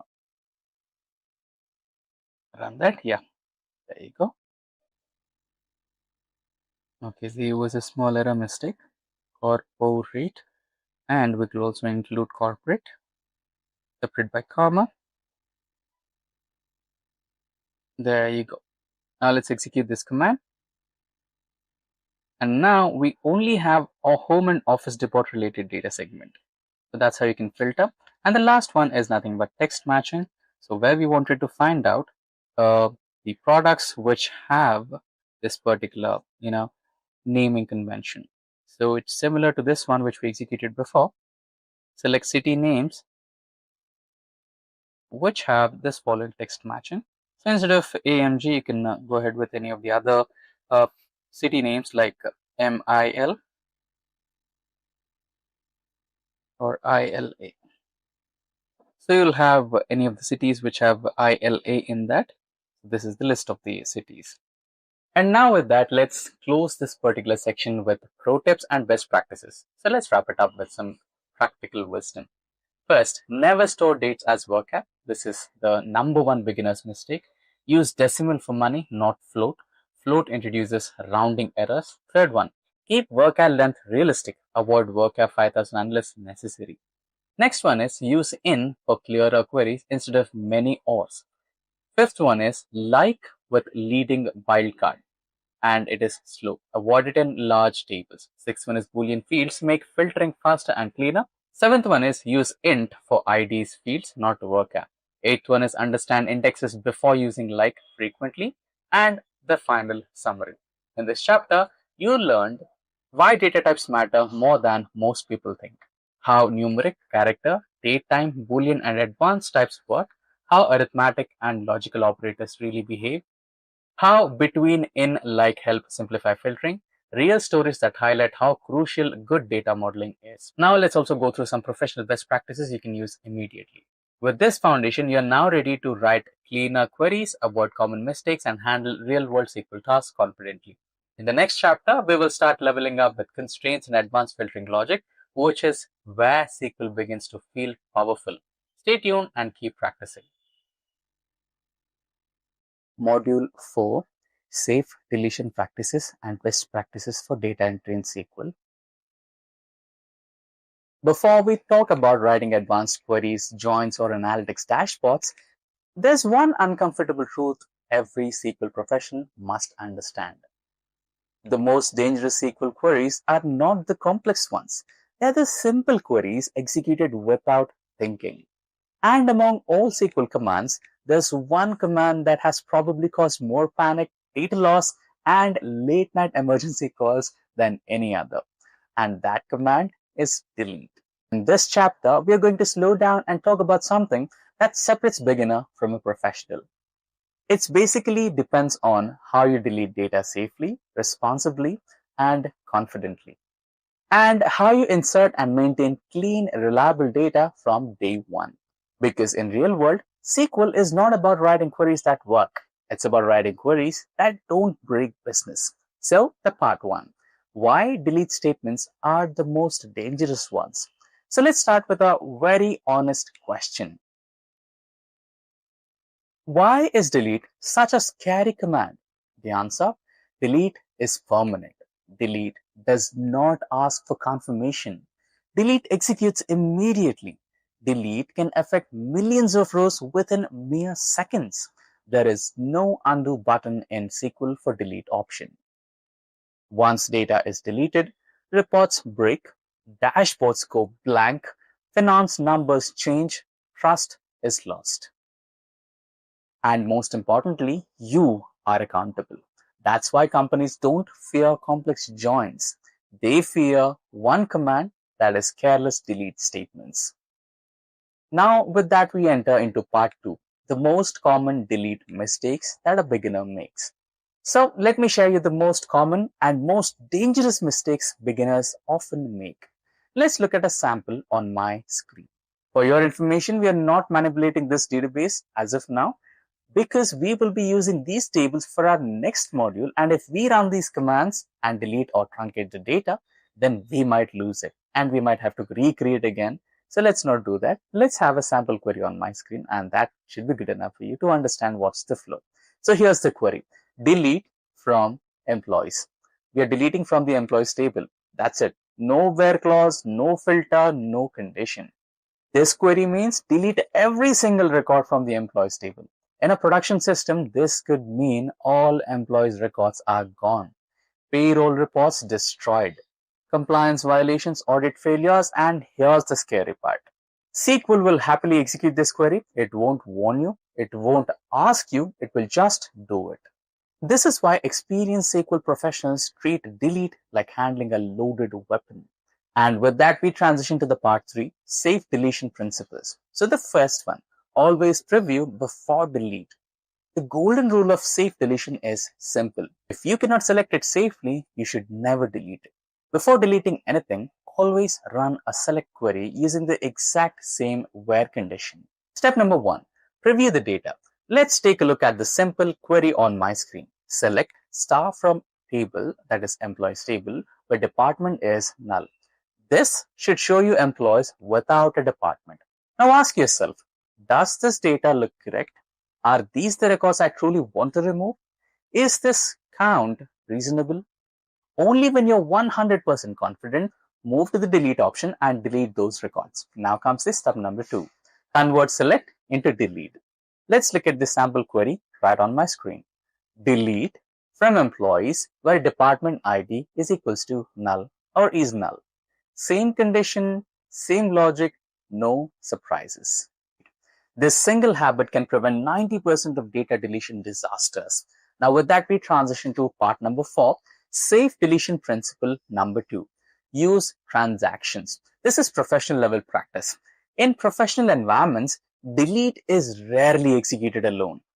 It is wrapped inside a transaction process. A transaction allows you to preview changes, validate row count, roll back if something looks wrong. For an example, safe deletion using transaction. Let's take a look at this sample code on my screen. Start transaction, semicolon, delete from orders where order date is less than 2025, 1st of January. Now, select row count method and then roll back. What's happening here? SQL prepares the deletion. You check how many number of rows would be affected. If the number looks wrong, you can directly cancel it. When you're confident, then you can commit. This is how real companies delete data. If you mention transactions during your interviews, it instantly signals production level experience. With that, we make a transition to part number 5 of this module. Safe deletion principle number 3. Delete with primary keys when possible. So what do you mean by primary key based deletion? Never delete data using wait conditions if a primary key is already available. So what could be the dangerous part? Let's look at a sample code on my screen. The code will be delete from users where email is equals to alice@example.com, right? Now, how would this be dangerous? Let's say you have orders data and Alice is your company's employee. Alice might have made thousands of sales and she might have entered the same email ID, which is alice@example.com. When you run this query, those thousands of orders records will be vanished in a mere second. Let's say you wanted to just delete the order for a specific number, let's say order 123, and instead of order 123, thousands of all other records based on alice@example.com will be deleted. So now let's understand why this is risky. So in technical terms or SQL terms, email may not be unique. Remember the unique keys that we discussed? You might delete multiple records unintentionally. Now what's the safe process to escape this? Let's look at the sample code on my screen. Delete from users where user ID is equals to 4, right? Or order ID is equals to 4. Now this will be the safest step. It will only eliminate the records of that particular primary key. Now let's go with primary key. Primary keys are unique, they are predictable, they reduce accidental data loss. Professionals think in keys, not names. Now with that, let's make a transition to part number 6 of this module. Safe deletion principle 4. Soft delete. This is again an industry standard. In many real systems, data is never permanently deleted. Instead, companies use something called soft delete. So what is soft delete? Instead of removing the record, you mark it as inactive, you preserve history, you avoid compliance issues. Example, add a status column. Let's look at the sample on my screen. Alter table users, add column, is underscore deleted, boolean default false. So what's happening here? You're trying to make some changes to the table users and you're trying to add a new column which is termed as is deleted. And you're adding a new boolean value which is by default false. So in case if you're trying to delete something, then you will refer to this particular default false value, and anything if you want to hide or delete or filter, you can just use that command and filter out those rules. That's what is happening here, and that's called the soft delete option. Now the soft delete query. Let's look at the sample on my screen. Update users, set is deleted is equals to true where user ID is equals to 4. Now the next one, fetch only active records. So for that, let's look at a sample on my screen. Select star from users where is deleted is equals to false. Now why companies love soft delete? It is audit friendly, reversible, safer, analytics friendly. If you say soft delete strategy in interviews, it shows maturity. Now let's make a transition to part number 7, delete versus truncate. It's an important distinction. Many beginners confuse delete and truncate. So let's discuss this once. Let's start with delete. Delete can use where. It can be rolled back when used with transactions. It triggers logs. It's slower but safer. While truncate on the other hand deletes everything. It cannot use where clause. It cannot be rolled back. It's extremely fast and extremely dangerous. So let's have this rule of thumb. If you don't fully understand truncate, don't use it. With that, let's make a transition to part number 8 of this module, which is about best practices for data entry. It's the foundation of trusted analytics. Now, let's shift gears. Safe deletion protects your data.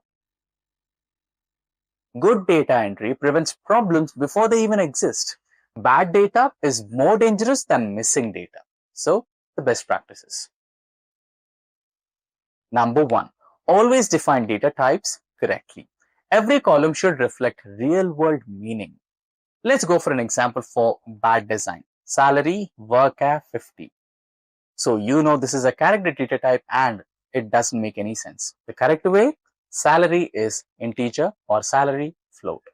Why this matters? Sorting works correctly, aggregations are accurate, performance improves, data validation becomes automatic.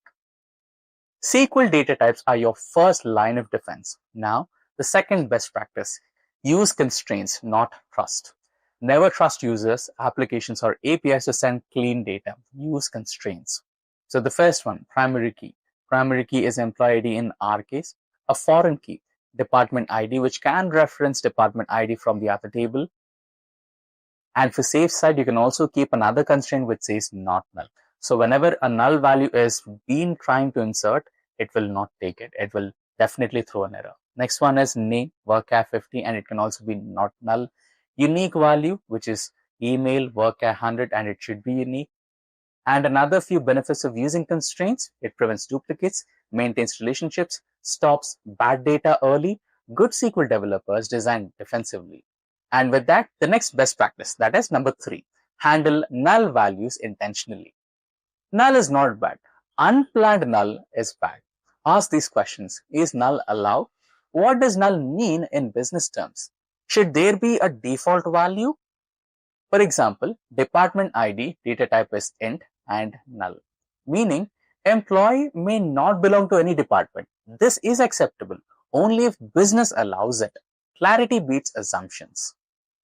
Now with that, the next best practice, number 4, insert only verified data. Before inserting data, validate the formats, check references, confirm business logic. Let's look at a sample on my screen. Insert into employees, employee ID, name, salary, department ID, hire date. Select 11, Kevin, 80,000, 2, 25, 12, 10. Where exists, select one from departments where department ID is equals to 2. This is a sample query on my screen. This ensures two things: department exists and referential integrity remains intact. Now the best practice number 5, standardized data formats. Inconsistent data kills analytics. Bad HR, human resources are a good example for that. Now, good version of it: single standardized value. Solution: use lookup tables, enforce values via foreign keys, avoid free text whenever possible. Now, clean data is equals to reliable insights. Now, with that, we have best practice number 6, log changes for critical tables. In real systems, every insert, every update, every delete is logged. Why? Because audits, debugging, compliance, accountability. This is why data engineering and SQL governance matters. Now, you might be wondering why this chapter matters. Let's look at the summary. Let's close this with something important. Anyone can write SQL query. Anyone can join tables, but only responsible SQL professionals delete data safely, protect data integrity, design clean schemas, think long term. Companies don't trust databases to beginners. They trust them to people who respect data. If you master safe deletion and data entry best practices, you are no longer just learning SQL. You are learning how real systems survive. In the next module, we will move into joins and relationships using the same database to answer real business questions. Real-world data never lives in a single table. In real companies, employee names are in one table, department names are in another, orders are stored separately, revenue lives somewhere else. If you know how to query one table at a time, you don't know SQL. You know toy SQL. The moment SQL becomes powerful is when you learn joins. Because joins are how HR teams combine employees with different teams, finance teams combine orders with revenue, product teams combine users and behavior, analysts answer business questions, not just technical ones. This chapter is where SQL stops being syntax and starts becoming decision making. Why joins exist is your next question. Let's take a step back and understand why joins even exist. When databases are designed properly, data is normalized, redundancy is avoided, each table has a single responsibility. For example, employees table. Employees table only stores employee details. Department table stores only department names and other details related to department alone. We don't repeat department names inside employees. So, why is this done is your next question again.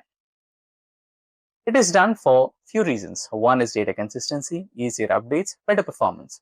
But this creates a challenge. If data is split across tables, how do we see the full picture? Right? That's your question now. That's where joins come into the picture. A join tells SQL, combine rows from two or more tables based on a relationship. And that relationship is usually a primary key in one table, a foreign key from another. In our database, department ID is the primary key from department, and department ID from employees is the foreign key for employees data table. This is not accidental. This is an intentional design. What's the business analogy behind it? It's very important for learners. Think of joins like VLOOKUPs on steroids. But unlike Excel, joins scale to millions of rows, joins preserve data integrity, joins power dashboards, reports, and even AI systems. If select is asking a question, join is asking a smarter question. Now, let's go to MySQL Workbench to execute some of the queries on joins to understand them even more. So now we have discussed the theory part of module 5. Now we will be proceeding into the demo part. Here we are going to slow down things a little bit because joins are not about memorizing syntax. They're about understanding how rows from different tables come together and work together. Most SQL learners struggle with joins because they imagine tables merging physically, data being copied. That's not what happens. A join is a logical operation, not a physical one. So in this session, we will visualize tables row by row. We will see which row survives, which rows disappear, and why that is happening.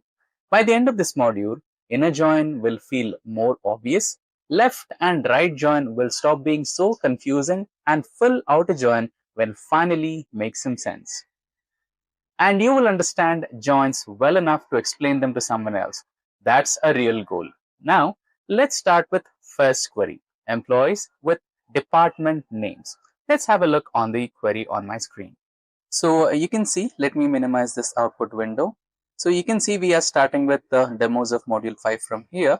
To get access to the data table inside this particular database, we will be executing use interview, which is the schema name. And now we are on the first type of demonstration here, first query. So what is the first type of join are we executing? So the first join we are executing will be an inner join. But before we understand what exactly or technicality of this particular join, let's understand the problem that we are solving. So we have an employees table. We have another table, which is departments table. And we already know what are the columns. We have an employee table and department table. So now what is our end output for this particular query, or what's the business question? Employees store only department ID, not the department name. So the business question here is, show me employees along with their department names. This is a classic relational problem. So let's deal with this in a step-by-step way. Step 1, understanding the join condition. So the join condition here is specifically mentioned. Department ID from employee table with department ID from the department table. This line defines how rows are matched. It tells the database, take department ID from the employees, match it with the department ID of the departments table. Only rows where this condition is true will be joined. Remember, this condition is not filtering after the join. It is defining the join itself. That distinction is critical. Now, let's go into the step number 2. What inner join really means? Inner join means only keep the rows where the match exists on both sides. So, employee with a valid department is kept and employee with null department will be removed. So, remember the employee with no department in the employees table? So, that particular employee will not be considered here. Department with no employees will also be ignored. So we might be having certain departments in the department table with no employees. So that will also be ignored. Think of it as, give me only the confirmed relationships, not any vague relationships. Row by row visualization. Imagine looping through employees. Alice is equals to department ID is equals to number 2. And engineering exists is equals to keep. Bob from department ID 2, which is engineering exists, so keep it. Charlie from department ID number 1 is from HR and it exists, so keep it. And lastly, Frank, the department ID is equals to null and no matches found, so that will be deleted. Frank completely disappears from the end result. That's how inner join behaves. Now let's select the entire query and execute. So as we discussed, there are 2 different ways to execute. So let's go with the shortcut Control Enter to execute the command, or you can also go with this flash logo here. So you can have the output table right here. So the department or employee ID, employee name, his salary, and department name. Second one is Ivan from employee ID 9, salary and department name, which is HR, and so on. We have about a couple of entries here. So overall, where the department is not null and employee is not null, those particular specific columns have a relationship established successfully, and those will be combined or joined together, and we have an end output here. We can also name this as, instead of specific name, ID, salary, department, you can also keep star, where all the columns of both tables will be displayed all together. Let's try that for a homework. Now, from an interviewer's perspective, interview insight, if someone asks you, why is Frank's missing? Your answer should be, because we applied inner join. Inner join only returns rows where the join condition succeeds on both the tables. That shows clarity. Now let's move to the next query. So let me scroll down my query. And here we will be implementing left join. All employees without departments. So let's have a look at the query on my screen. So this is the one which we will be executing for left join. Key mindset that you should be having in your mind is, what exactly is left join? The left join means the left table is mandatory. The right table is optional. Whatever happens, every row from the employees must appear, even if there is no matching from the department table, which happens to be the second table. What changes did you find here compared to inner join? It is only one thing. Rows without a match are not removed here. Instead, missing columns become null. Let's have a visual walkthrough. Let's focus back on Frank again, where Frank did not have any department ID. It was basically null. So no department match. But left join always says keep him anyway. That's the main core difference between the left join and inner join. So now let's see the result. So before executing the query, let's find out how it may look like. So employee ID is equals to Frank's ID, name is equals to Frank, and salary is Frank's salary, and department will be null. It is intentional, null. It's not a bad data. Now, let's execute the query and see the output. So let me select the entire query and hit enter, and there you go. So we have Alice, Bob, Charlie, David, Eve, and here you can see we already have employee ID 6, Frank, Frank's salary, and Frank's department name is null, right? So even if the matches are not accurate, right, in terms of accuracy, even if there is no actual match between both the tables, but whatever the data we have in the left table, which is employees table, everything will be present. That's the major difference between inner join and left join. Now, even if this kind of data is existing, why companies or why professionals prefer left join is your question. Left join is used often when you want to complete coverage, when you want to detect missing relationships, you want to preserve the main data set. When you have these kind of intentions in your mind while executing query, then left join is the most preferable one. So what are the kind of examples you must be thinking when you are dealing with left joins? So all users, if they are never ordered, all products, even if they are not sold, all employees, if they are not even assigned to a dedicated group like Frank here, right? So these are the scenarios where you are forced to use left join. Now a quick interview tip, a powerful phrase. Left join preserves the left table cardinality. That's senior level language. Now let's go into the next query. So the next query will be based on right join. So let me highlight my query first. And now let's understand the technicality. So this particular query is based on all departments, even if no employees. Let's take a look at the query on my screen. So conceptual identity to the left join. Right join is just the left join from an opposite direction. Previously, we focused solely on the left table. Now we will solely focus on the right table. Now departments are very mandatory. Employees are optional. In the previous one, employees were mandatory and departments were optional. Now this is the opposite side. What row survives will be your question. Departments with employees and matched rows will appear, and also departments with no employees will also appear. But anyways, employees without departments is a little bit irrelevant here, but for the concern of understanding, let's keep it that way. Now, let's execute the query to understand the output. Now, there you go. We have all the departments and their employees together. We have HR and the name of employee is Charlie. We have Ivan from HR, and we have Alice, Bob, and David from engineering, Heidi, Eve from finance, Grace from marketing, and Judy from marketing. Now, let's understand one more thing. Why right join is rarely used. Most developers prefer left join, reorder table instead of using right join. So, this query could be written as from departments D, left join, employees E, right? This is also a perfect logic. Same logic actually, more readable. Now, for that, let's have a small teaching insight. Right join is important to understand, but not commonly used in production code. Now, let's dive into the fourth query, which is about a simulated full outer join. So why simulated, you ask? Because there is nothing called full outer join, but we can still have a simulation of it by including the union in our code. So you can see I have highlighted the code and we have a union command here where we will combine both the tables together. So now why are we doing this? Some databases do not support full outer join, or learners want to understand how it works internally. So for that, we have a query highlighted right on my screen. We'll simulate it. But before that, what full outer join means conceptually? Give me everything, right? This particular data extractions include matched rows, left only rows, and right only rows. Basically, what we are trying to do is we are combining inner join, left join, and right join, basically extracting whatever is present inside both the tables. Nothing is lost. And now you might be having a question. Why did we use union here? Left join keeps all the employees from left. Right join keeps all the employees from right, basically employees and departments. And what is the purpose of union is union combines both and removes any duplicates present in both the tables. So what's the result? Full coverage from both sides. Now, let's execute this query and see the output. So there you go. We have all the names of the employees and their specific departments, similar to the previous query. So we have Frank without department name, and all the other employees with their dedicated department names right here.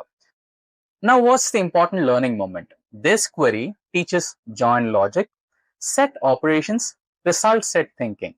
This is advanced understanding, not beginner syntax. Now, let's move with a few example queries. So first one, I want to identify orders with user email, and we could go with an inner join here. So let me select the entire query. Now let's understand the flow of this particular query.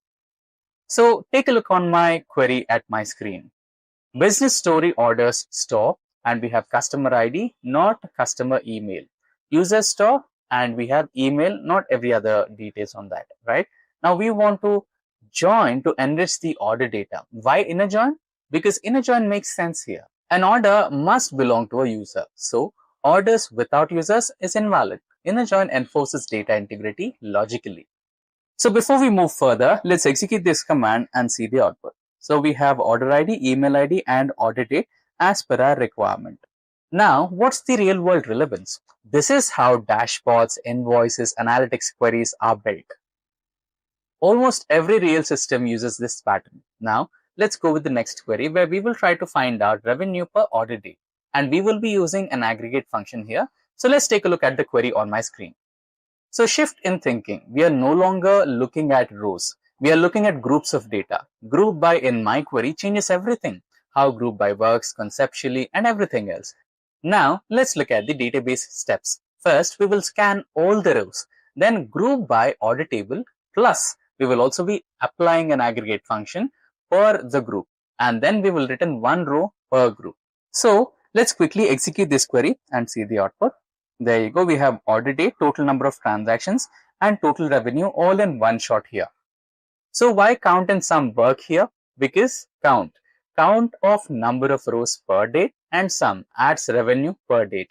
This is basically time series analysis, and it is extremely common. Now a quick interview insight for you. Group by reduces number of rows. Join expands number of rows. Remember that contrast. Now we have query number 7, which is about employees with highest salaries. And here we will be using two things. First is a join function, and next is a filter function. Now let's take a look on the query. So here we have employees with highest salaries, and this is my query.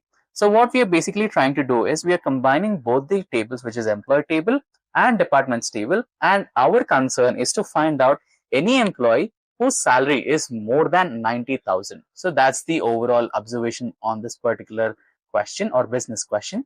So what's the execution order? Coming to execution order, one of the most important and commonly asked question in SQL interviews is the execution order of the commands. So far, we have seen through all the basic fundamentals of SQL commands, right? The keywords basically select, join, and all those things. So let's consider this as a homework. Let us know in the comment section below what is the execution order of all these keywords in SQL. Now, for a quick clue, let's see the flow of execution for this particular query. So what happens is, first, join is the one which activates. It joins both the tables. Then where comes into the picture, it filters the rows. And then comes selects, which formats the output. And this order matters. Let's quickly execute this query and see the output. So there you go. We have Bob, David, Even, Heidi, who have salaries greater than 90,000 and their dedicated departments are engineering, finance. So these three employees are from engineering department, and we already discussed this, right? Engineering department is the one which is paying highest number of salaries. So we have three from engineering itself, and the next one is finance. Now, why where is executing after join? This is your question, right? We are filtering employees, not departments. If we filtered earlier, we might lose the relationship context. Now, let's have a quick practical takeaway. Join defines relationships, where it defines conditions. Never confuse with both of these. Now we have the query number 8, where we will find out departments with no employees at all. Now, let's take a quick look on the query on my screen. So this is my query. I want to select the department name from departments B, and I want to apply left join, and I'm joining this with employees on the category of department ID, and where employee ID is null. This is a classic interview query and it tests deep join understanding. What's happening is, in a step-by-step way, left join keeps all the entries from the departments table where employee ID is equals to null, and it keeps only rows where no employee is matched. So the result, let's execute this to find the result. So there you go. Departments with 0 employees. Why inner join can't solve this? Inner join removes non-matching entries. Left join plus null, check, reveals them. This is powerful logic. Now we move into the 9th query, customers with multiple orders. So let's take a quick look on the query. Now this is a multi-layer query and it combines a lot of things. For example, join, group by, and having. This is real world SQL. Why having is used instead of where could be one question in your mind, because where filters rows and having filters groups. This you need to understand. This is one golden rule which you always need to keep in your mind. Now let's discuss the execution logic. Join users and orders. Join is used to combine users and orders. Group by to group or categorize email. Count is used to count the number of orders per user. And lastly, having keeps only the users with order numbers greater than 2. Now let's execute this query. So we have the output here. We have Alice and Bob with total orders 4 each. That's the output. Now what's the business meaning? This query finds out the loyal customers, high engagement users, retention targets. Exactly what analytics teams do on a daily basis. Now this is a final wrap up for joins. If you understand this module deeply, joins are no longer scary. Nulls make sense, aggregations feel logical, interview questions become more predictable. You didn't just learn the syntax, you learned how databases combine data, how SQL thinks, how real systems are queried. That's professional level SQL. And with that, we make a transition to the next module. Now, repeat. Now we have reached to the module number 6, which is about grouping and aggregating data in SQL. So here we will be dealing with group by, having, aggregation functions, and filtering grouped results. Now let's have a quick introduction to this. Why this chapter or this module matters the most. Up until now, everything we have done in SQL has focused on individual rows.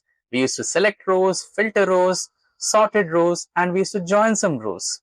But here's the reality of how SQL is used in the real world. Businesses almost never ask that, show me every row in the table. Instead, they ask, how many employees do we have per department? What is the average salary? Which days generate the highest revenue? Who are most active customers or the most loyal customers? These are summary questions. And the moment SQL moves from showing rows to answering summary questions, you made a huge transition. We enter the world of group by and aggregation. So far, you had a basic introduction to these functions. This chapter is where SQL stops being data relevant and starts becoming data analysis. If joins helped us connect data, group by helps us understand patterns inside the data. Now let's go with the part 1. What group by actually does. Let's build the intuition first. SQL looks at each row independently, but when you use group by, SQL changes how it thinks. Instead of processing row by row, SQL tries to process in a different way. It tries to group rows that share the same value, applies calculations to each group, returns one row per group. So you are no longer working at row level, you're working at a group level. Think of group by as a machine that takes many rows, bundles them into logical buckets, and produces summarized information. This is the foundation of reports, dashboards, KPIs, analytics, and business intelligence. Now let's go to the part 2. First, group by, simple and clear.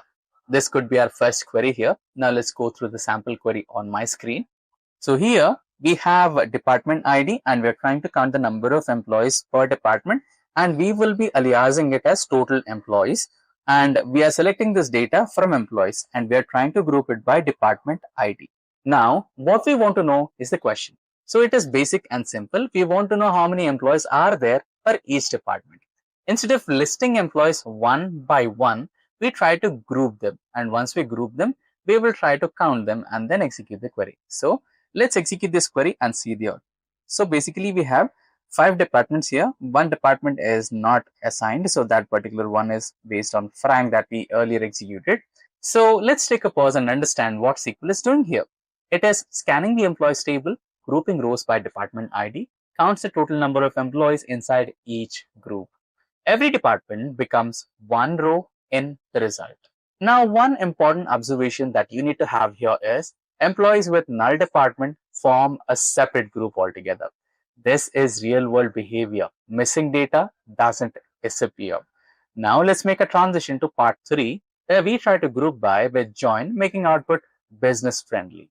IDs are useful for databases, but people don't think in IDs. They think in names. So let's improve this query by using a join function. So let's quickly go to Workbench and see the code on my screen. So previously we had no names to the department, right? Now to make it more sensible, we are trying to combine employees table with the departments table, because departments table has the name of the department, right? The null 1, 2, 3, 4 doesn't make sense. So it could make a lot sense when we had an actual department name. So for this, let's execute this particular query, and you already know how the left join works and on what basis did this particular employee table establish a join with employees table, right? So here we have department ID from employees table, and here we have department ID from departments table. Based on the match and the type of join that we're using is left join, what it does is it keeps all the entries from the left table, which is the department or employees table, and the matching elements from the right table, which is the departments table, right? So employees is the left and departments is the right. Now we will be grouping by department name. So let's execute this query, and there you go. We have HR, engineering, finance, and the null department, and the total number of employees working in each department. Now we join employees with departments. We grouped by department name. We made the output more readable for leadership. This is how SQL is used in HR reports, management dashboards, workforce planning, and a lot more. Now, one very important learning from this part is joins usually happen before group by. Now let's make a transition to part 4, which is slightly tricky group by, and we will be using multiple columns here. Now let's raise the difficulty slightly. Suppose the business asks you this: how many employees were hired per department per day? This means we group on more than one column. So let's execute the code right on my screen. So if I scroll down, here we have another slightly tricky query. So here we are trying to select the department ID, hire date, and we are counting the number of employees based on the column employee ID, and we are aliasing it as hire count, and we are extracting this data from employees table, and here we are grouping by multiple elements. One is department ID and another is hire date. You might be wondering, will this work? Group by was designed to take multiple entries here, so this totally works. Now let's execute this query and see the output. So we have a department ID and hire date. So based on these dates, we have the total number of recruits that we had on that particular date. Now what's happening here? SQL creates groups using both columns together. Each unique combination becomes one group. This increases the number of results per row. The key rule to emphasize clearly is any column in select that is not aggregated must appear in group by.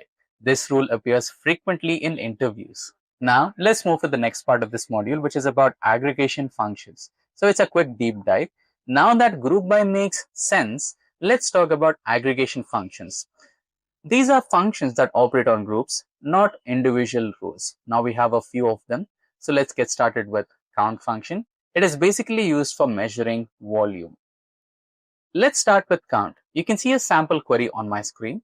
So let's go to the workbench once. So here what are we trying to do is we are trying to count the total number of employees from the employees table, right? And we will be aliasing it as the total employees. What this basically does is it counts all the rows. Now with grouping, back to my screen. So let's execute this and we have about total employees. Now about grouping, we have the query right on my screen here. So what we're basically trying to do is we are basically trying to group the total number of employees per each department. So we are adding the department ID and counting the number of employees in there. So let's execute this query. There you go. So count of column ignores all the nulls. Count of star counts total number of rows regardless of how many entries we have. Count answers questions like how many, how frequent, how active. Now with that, we have the next aggregate function, which is a sum function measuring total value. Sum is used for totals. Let's see a code.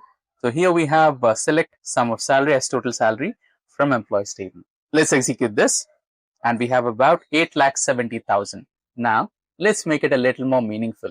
Explain the business context, budget allocation, cost control, department-wise spending, right? These will be the business level questions. If you categorize by departments, then you will have a clear answer on the budget allocated for each department. Next aggregate function is based on average, typically measuring some value such as average salary per department. So let's execute the code.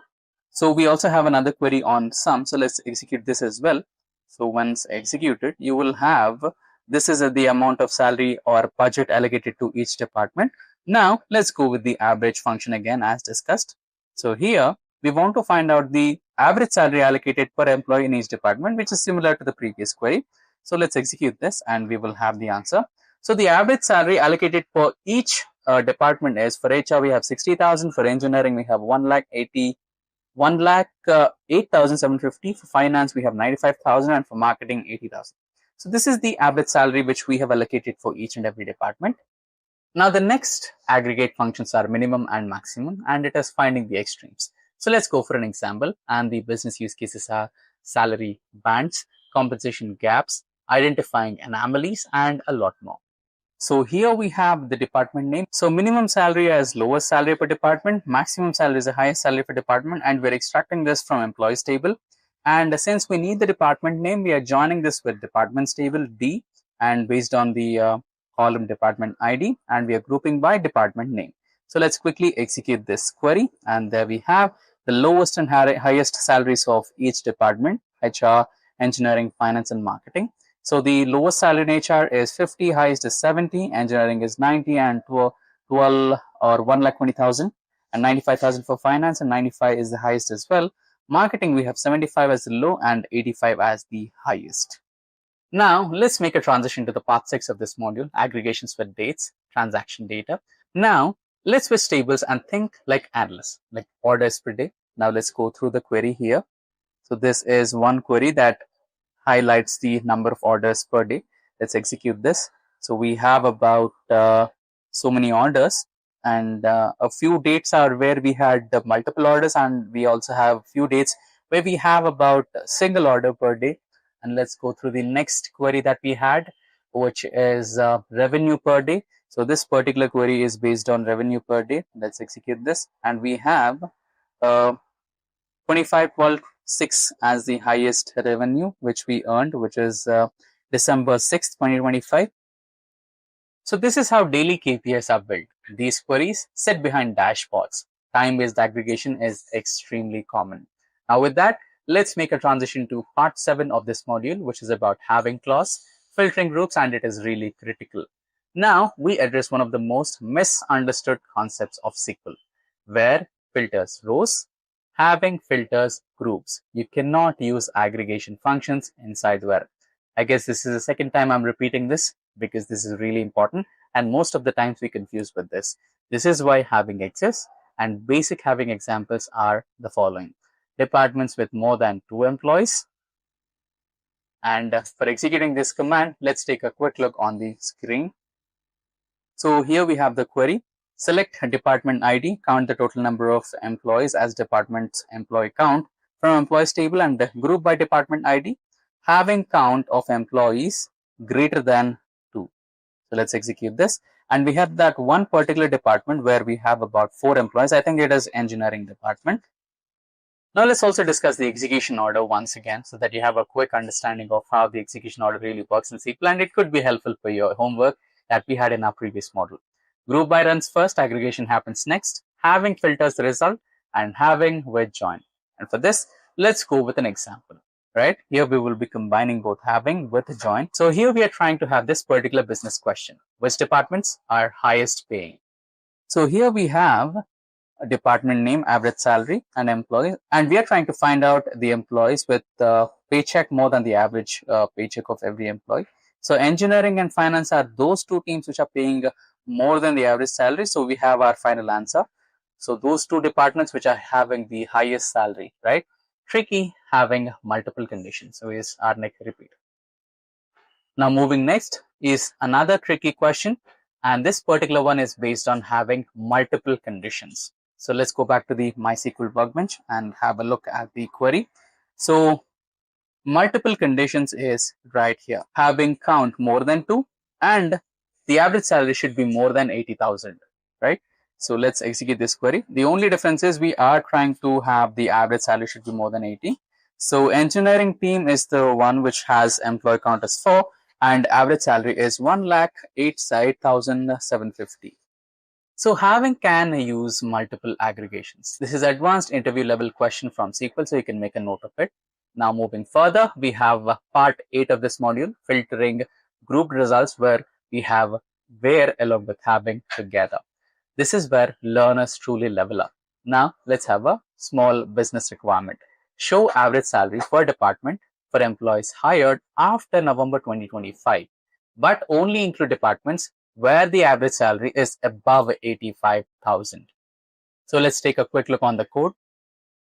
So this is the code that we will be executing. So we have put the hire date, which is November 1st, 2025. We're trying to group by department, and the same query condition, which is salary should be more than 85,000. So let's quickly execute this query. So we have 2 departments in that way, engineering and finance, where we recruited employees after November 2025, and the salary is above 85,000. Now let's look at the execution order. From executes first, then join, followed by that we have where, then group by will be executed, followed by that we have having clause, then we will select, and lastly we will order by. This is core analytical SQL thinking.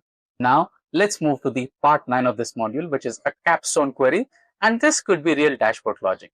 Let's end this with a realistic analysis query. Back to the workbench. So here we have the query. So here what we are trying to do is we are trying to group by order date, and we should be having some amount greater than 800, and total revenue should be in descending order. We are trying to find out those particular columns, which is order date, count total sales, sum of total revenue, and average order. So let's execute this query, and we have the output over here. Now let's understand this. Multiple aggregations are done together. Filtering is done using having clause. We have sorted the results, and this query could power a business dashboard. Now let's also discuss some of the common mistakes that learners should be warned about. Now let's discuss some of the common mistakes that learners make and we should be alert about. So the first one is about forgetting group by columns using where instead of having, mixing row level and group level logic, ignoring null behavior, aggregating without the business context. Now, why this chapter was a turning point? At this stage, learners cross an important milestone. If you have understood group by, aggregation functions, having clause, where clause, filtering group data, then you're no longer just querying data, you're analyzing data. This is the skill that powers dashboards, drives decisions, gets tested in interviews, separates beginners from professionals. In the next chapter, we will build on this foundation with advanced analytics concepts, including window functions and ranking. Now we enter the module 7, which is about subqueries and nested queries in SQL. So it could be single row, multi-row, correlated subqueries plus usage in select, from, and where. Now let's have a quick introduction to why subqueries matter so much.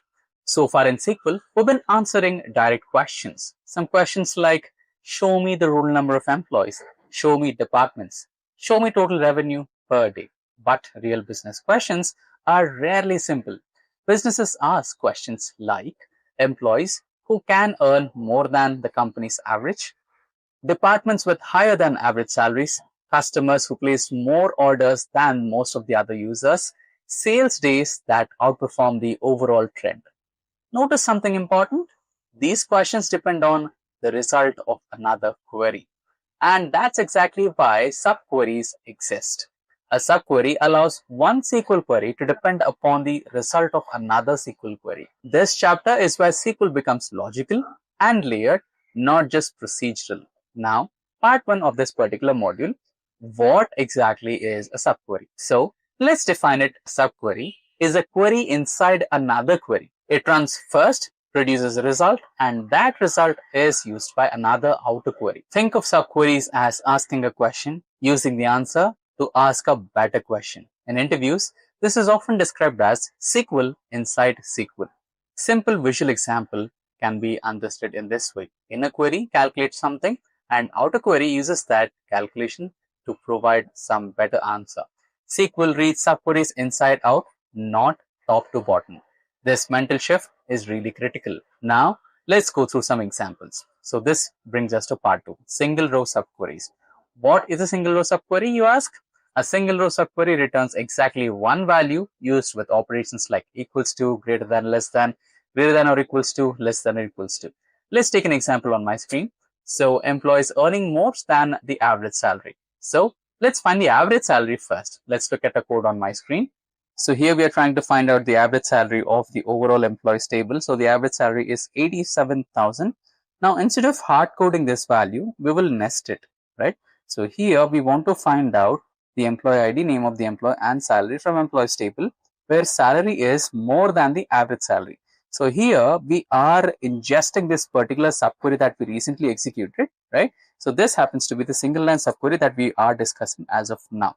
So this particular single line subquery will be ingested inside the outer query. So this happens to be the inner query and this happens to be the outer query. Now let's run this. There you go. So we have about 1, 2, 3, 4, 5 employees who earn more than the average salary of other employees. So let's take a pause and understand what's happening here. Inner query calculates company's average salary. Outer query performs and filters employees above the average salary range. Important business interpretation to understand here. Who are our top earners compared to the organization? This is a classic interview question. Now, let's take another example.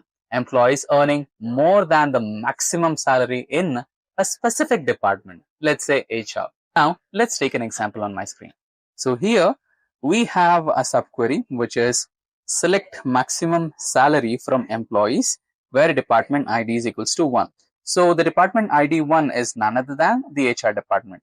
So we are encapsulating this particular inner subquery onto the outer subquery, which is trying to select the name, salary from the employees table, right? And where salary is greater than a number which is the result of this particular subquery, which is the maximum salary of employees. Now, let's execute this query. Control Enter. And there you go. Now let's take a pause and understand how is this working. The inner query returns the maximum value of salary from HR department and the outer query compares every employee against it. This shows targeted comparison logic. Now let's make a transition to part 3 where we will have multi-row subqueries. So what is a multi-row subquery? A multi-row subquery returns more than one row. It is most commonly used with operators like in, any, all. So for this, to understand in a better way, let's take an example. And the example question is employees in departments with average salary greater than 90,000. So first, let's identify all the departments. For that, let's take a look on my screen. So let me quickly write a small query. Star from departments. So we have 1, 2, 3, 4 departments: engineering, HR, finance, and marketing. Now we need to execute this particular subquery where we are trying to find out department ID and employees and department having salary more than 90,000. Now let's execute this. So we have department IDs 2 and 3 where they have greater higher salary or the average salary. Now we need to use this particular query inside another external query. So this is the outer query, this particular section, and this was the subquery that we just executed.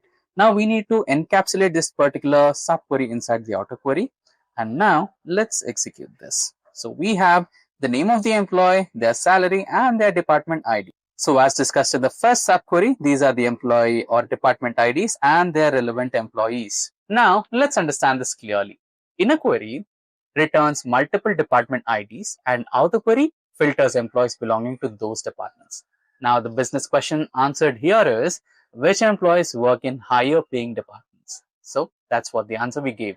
Now let's take another example. So the example 2 is, we want to find out customers who placed more orders than the average. Now let's execute this particular query. So there you go. These are the customer and their IDs 1 and 2, and they have placed orders 3 and 4.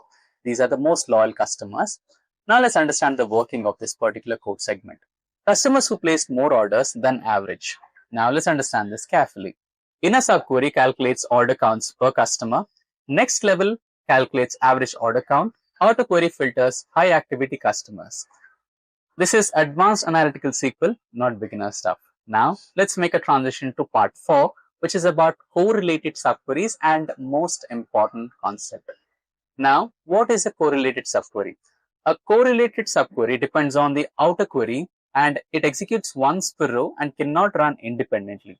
Think of it as, for each row, run a subquery that depends on that particular row.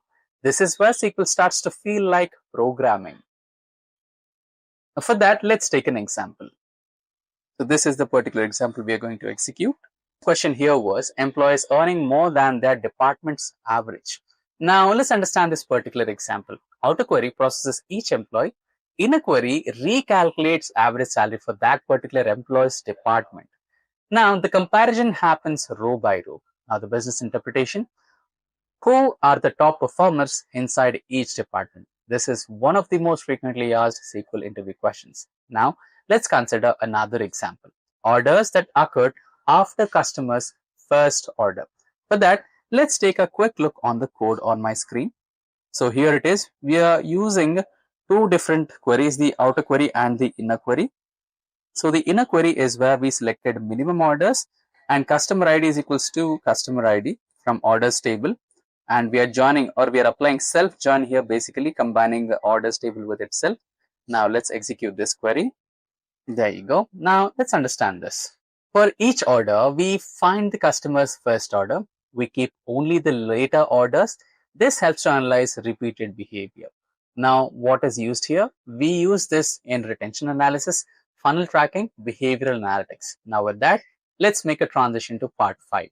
Part 5 is about subqueries in where clause. So it is a basic recap plus best use. This is the most common place where subqueries are used. Let's take an example. So here the business query is sales on high revenue days. Let's understand this. Inner query identifies high revenue days. Outer query fetches detailed sale rows. This pattern is used constantly in analytics. Now let's execute this query. So there you go. We have the answer. So we have two different entries, sale ID 8 and 9, and the amount was 400, 50, and 600. Now let's make a transition to part 6 of this module.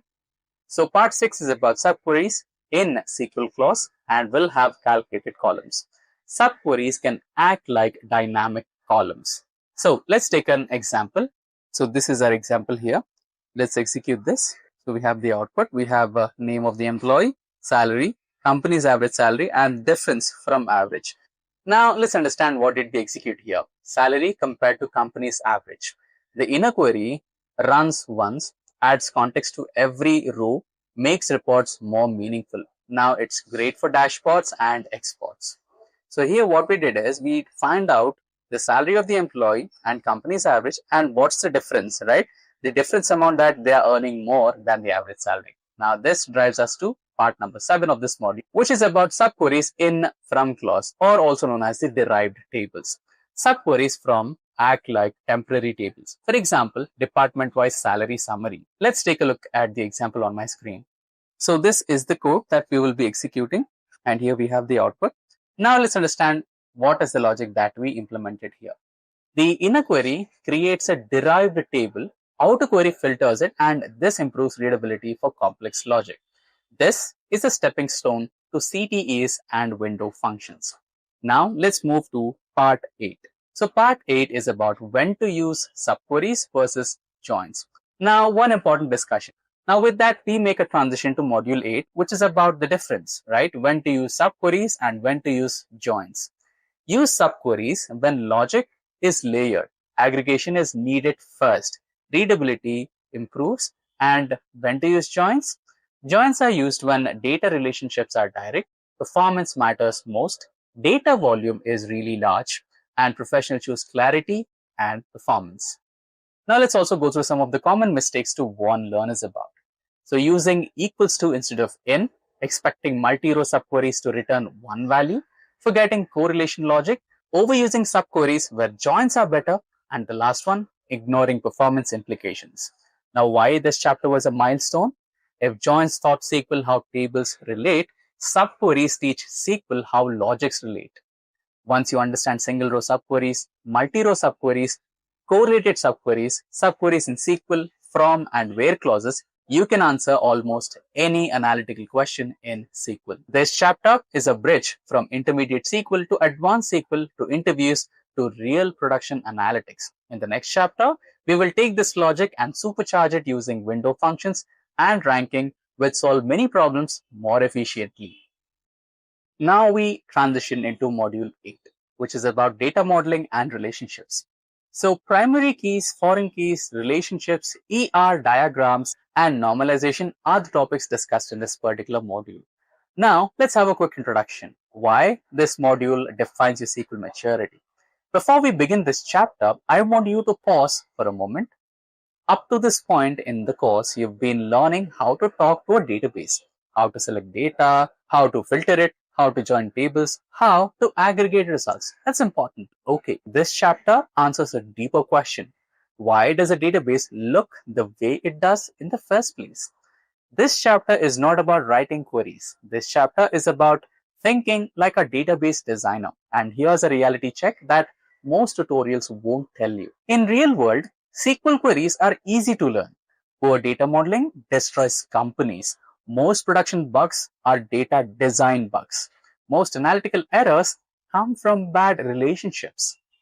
If data modeling is weak, joins become confusing. Data becomes inconsistent. Reports contradict each other, performance drops, and most importantly, trust in data disappears. This is why senior designers, architects, and analytical leaders care deeply about data modeling. This chapter will help you understand how professional systems are designed, read any database schema with confidence, answer system design interview questions, avoid beginner-level modeling mistakes, build databases that scale logically, not just technically. Think of this chapter as the architecture class of SQL. Now, let's start with part 1. What is data modeling? Now, thinking before coding is nothing but data modeling. Let's start with the foundation. So, what do you mean by data modeling? Data modeling is the process of identifying entities, defining their attributes, establishing relationships, enforcing rules and constraints. In plain language, data modeling is deciding how information is structured, stored, and connected before data even exists.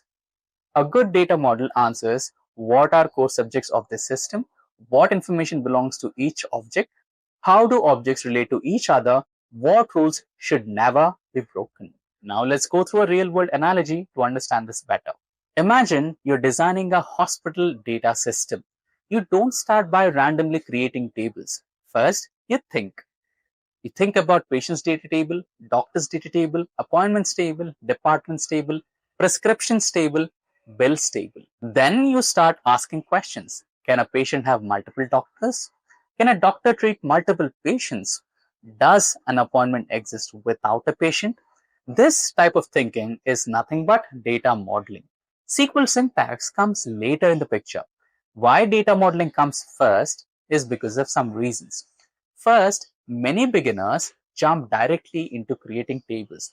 Start inserting data, worry about queries later. Now, let's discuss this in terms of professionals. Professionals design the data model first, validate relationships next, anticipate growth in the future, and prevent any type of inconsistency.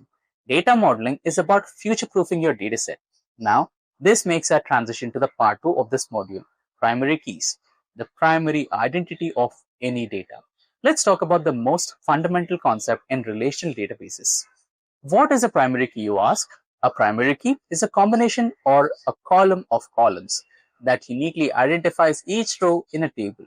Every record must have one identity, one unambiguous reference. In simple terms, a primary key answers one question. How do I uniquely point to this exact row? Now, why primary keys exist? This is one particular and critical insight. Imagine a table without a primary key. You have two customers with the same name, same city, and same phone number as well. Now you ask yourself, which row do I update? Which one do I delete? Which one does a specific order belong to? Now your answer. Without a primary key, data becomes unreliable. That's the answer. That's why we do have a primary key. It's like an identity for your data entry. Let's understand through a real world analogy. For example, government identity. Your name can change, your address can change, your phone number can change. But the passport number, the Aadhaar number, social security number, which will not change. This uniquely identifies you. That's exactly what a primary key does for a row. Now, let's discuss the characteristics of a strong primary key. A good primary key should be unique, no duplicates ever, it should not be null, its identity cannot be missing. Third one is it should be stable, should not change over time. And next one is it should be minimal, prefer single column keys. Now, let's understand one difference between natural keys and surrogate keys is very important. Natural key comes from business data. Example, email, username, PAN number, etc. Now, what are the problems here? So the problems are this can change, this can be duplicated, it can be tied to business rules. Now, let's understand the surrogate key. Surrogate keys are artificially generated ones. For example, auto increment ID. What are the benefits of using surrogate? They are simple, stable, and efficient for joins. Most modern systems use surrogate keys to enforce uniqueness separately. Now, a quick interview tip. Should email be a primary key? A most mature answer is email can be unique, but emails can change. Better as a unique constraint, not as a primary key.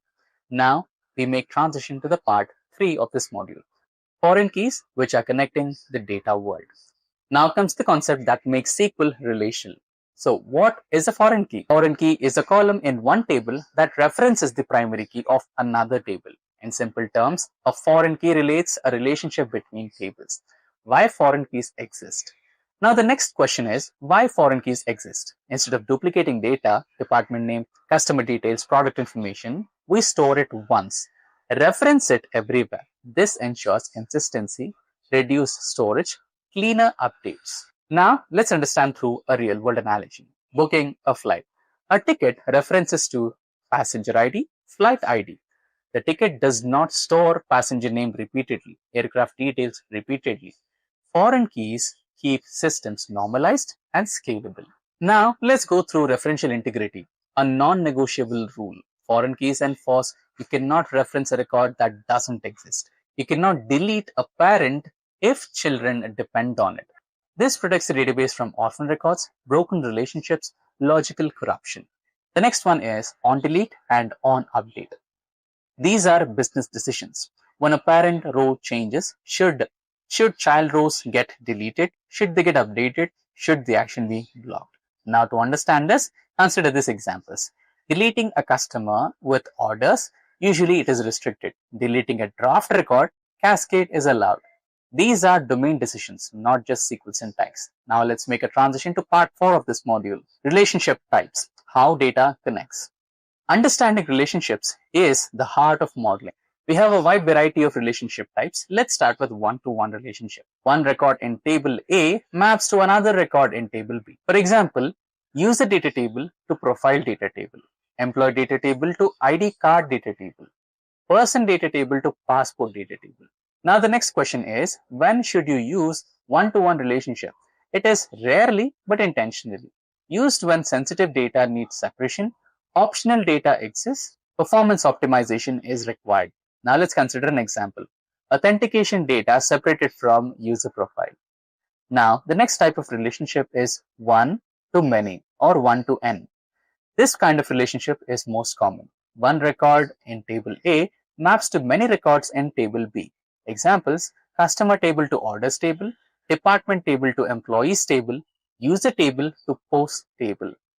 This is the default relationship in relational databases. What's the implementation rule? The foreign key always sits on the many side. This rule alone clears 70% of beginner confusion.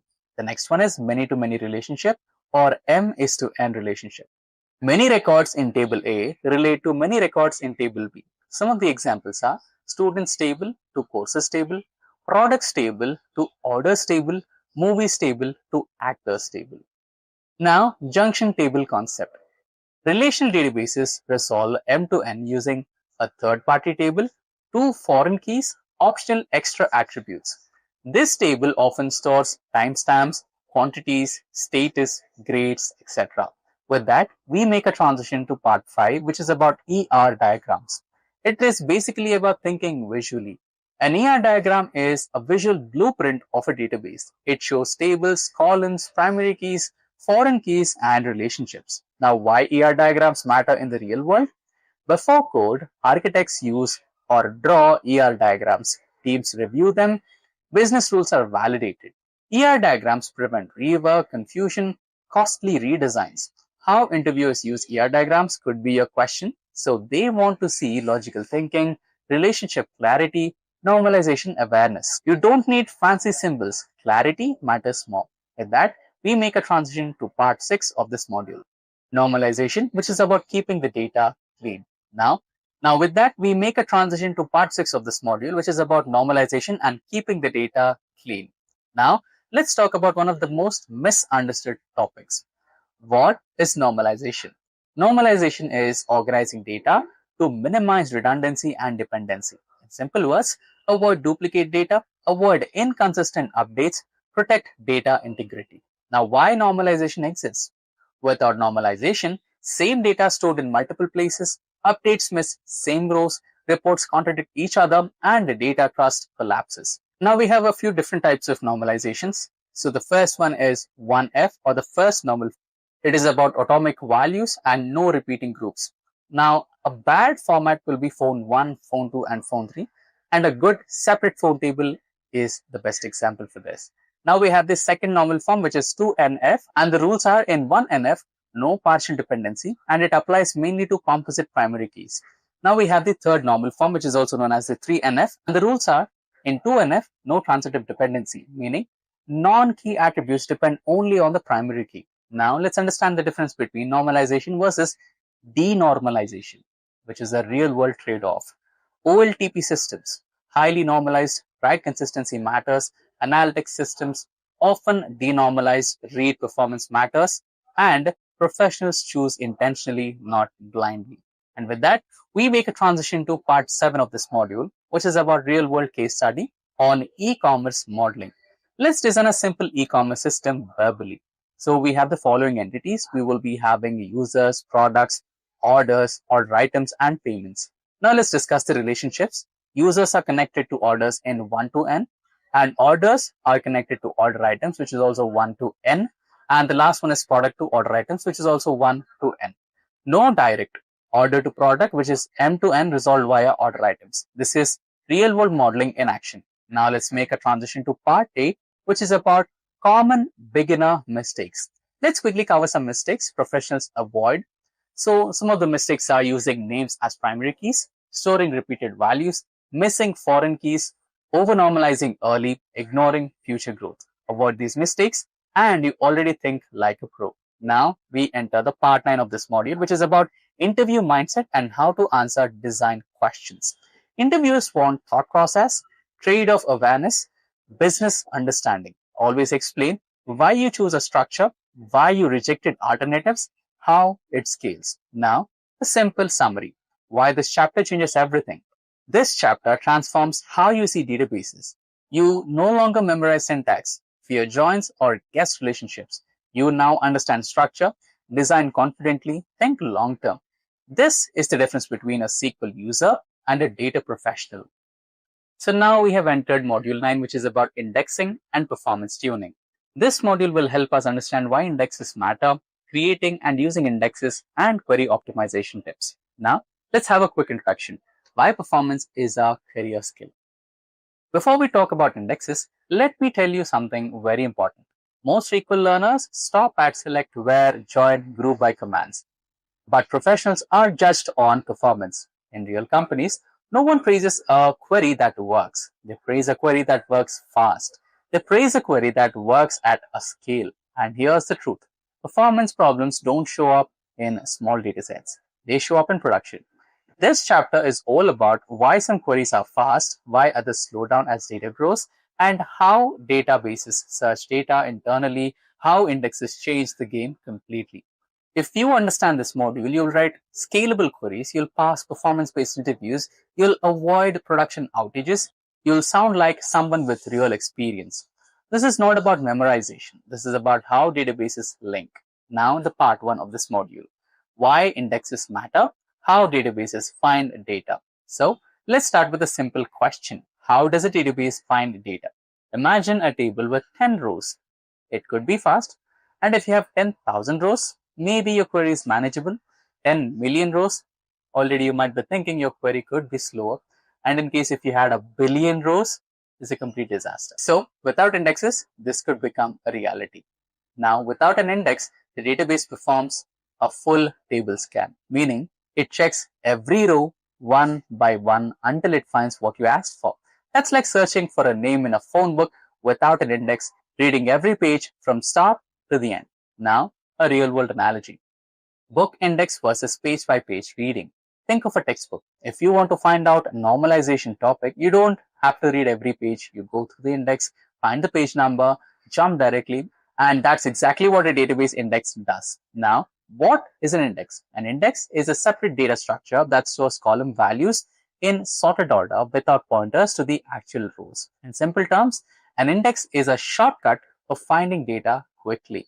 Why indexes improve performance is your question, right? Indexes reduce disk input-output operations, CPU usage, query execution time. It is especially for where conditions, join conditions, order by conditions, or clauses and group by clauses. Now, important reality check indexes. They speed up reads, slow down writes. Every insert, update, delete commands must also update indexes. So indexes are not free. This is why indexing is a design decision, not a default action. Now, with that, we make a transition to the part 2 of this module, which is about how indexes work internally. Now, you don't need to be a database engineer, but you must understand the intuition. Most databases use B tree or B plus tree structures. Conceptually, data is stored in sorted blocks. Each block points to a child block. Searches are logarithmic, not linear. This means searching 1 million rows is almost equal to a few steps. Searching 1 billion rows is also still manageable. Without indexes, search time grows linearly, performance collapses at a scale. Now, let's understand the difference between clustered and non-clustered index. First, clustered index. It defines physical order of data. Table can have only one and it is often a primary key. Now, non-clustered index. It separates structure. Multiple clustered indexes are allowed. Points back to table rows. You don't need to memorize this just now. You just understand. Some indexes control how data is stored. Others act as lookup maps. And with that, we make a transition to part 3 of this module, which is about creating and using indexes. Now, let's talk about practical usage. Basic index creation. Indexes are created on columns that are frequently searched, frequently joined, frequently filtered. Now, some of the examples are like user ID, order ID, email address, and other foreign keys. When should you create an index could be your next question. You should create indexes when table size is large, queries use where on that column, and joins happen frequently, and sorting is very common. And the next topic is about selectivity, which is a key performance concept. High selectivity column has many unique values. For example, email, user ID, and low selectivity are few unique values. For example, gender, status, active or inactive. Now, indexes work best on high selectivity columns. Composite indexes sometimes queries filter on multiple columns as well. For example, a department ID is equals to 2 and salary is greater than 90,000. A composite index on department ID and salary can significantly improve performance, but order matters. Department ID comma salary is not equals to salary comma department ID. Indexes follow left to right rules. Indexes and joins, very important part. Indexes on primary keys, foreign keys make join operations faster, more predictable. This is why foreign keys are often indexed. Now, we make a transition to part 4. Query optimization is not magic. It's about reducing work, reducing data scanned, helping the optimizer. Now, the rule 1. Avoid select star. Select star fetches unnecessary columns, increases input-output operations, slows network transfer. Always select only required columns. Rule number 2. Filter early. Use where conditions as early as possible. Filtering early reduces rows, improves joins, and improves aggregations. Now comes rule number 3. Index where and join columns. If a column appears often in where, join, order by, it's a candidate for indexing. Rule 4. Avoid functions on indexed columns. Now let's go through an example which is bad, where year of order date function is equals to 2025. Now let's also go through a good example, where order date is between 2025 1st of January and 2025 December 31st. Functions can prevent index usage. Now the rule number 5. Use explain. Most databases provide explain and explain analyze. These show query plan, index usage, and scan type. Professionals always check execution plan before optimizing blindly. Now comes the part 5 of this module, which is about common performance anti-patterns. Let's talk about mistakes that kill performance. First anti-pattern, over-indexing. Too many indexes, slow inserts, slow updates, and increases storage. Indexes should be intentional, justified, and reviewed. Second anti-pattern is indexing everything.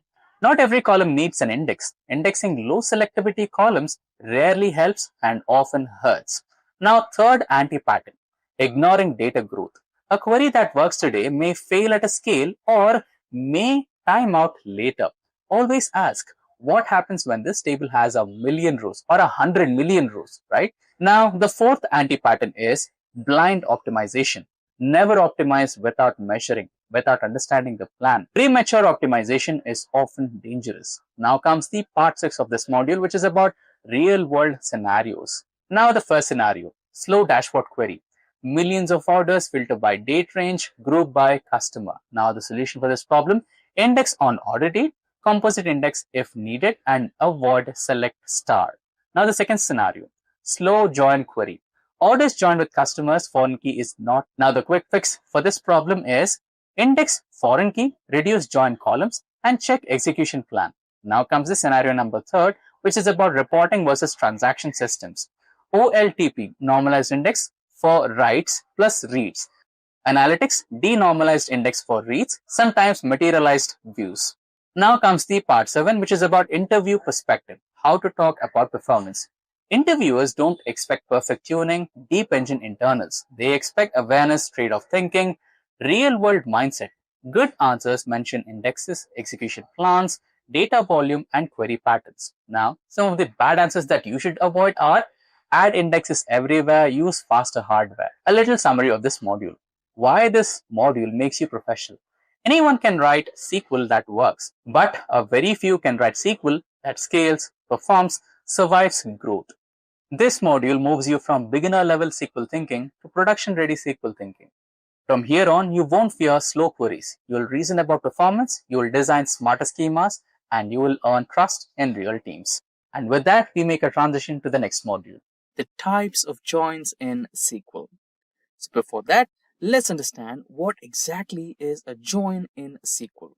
In SQL, joins are used to combine rows from 2 or more tables based on a related column, or you can also call it as a primary key. They allow querying data across tables by specifying conditions that define the relationship. Joins are essential for accessing normalized data effectively in relational databases. Now proceeding ahead, we will understand the different types of joins available in SQL. So there are multiple joins available in SQL, but the primary ones that you need to focus on are these five. So they are inner join, left join, right join, full join, cross join, right? And each of these joins will have a specific purpose in combining the data. Now, let's have an in detail understanding of each of these joins, starting with the inner join. So an inner join retrieves rows that have matching values in both the tables on specified condition.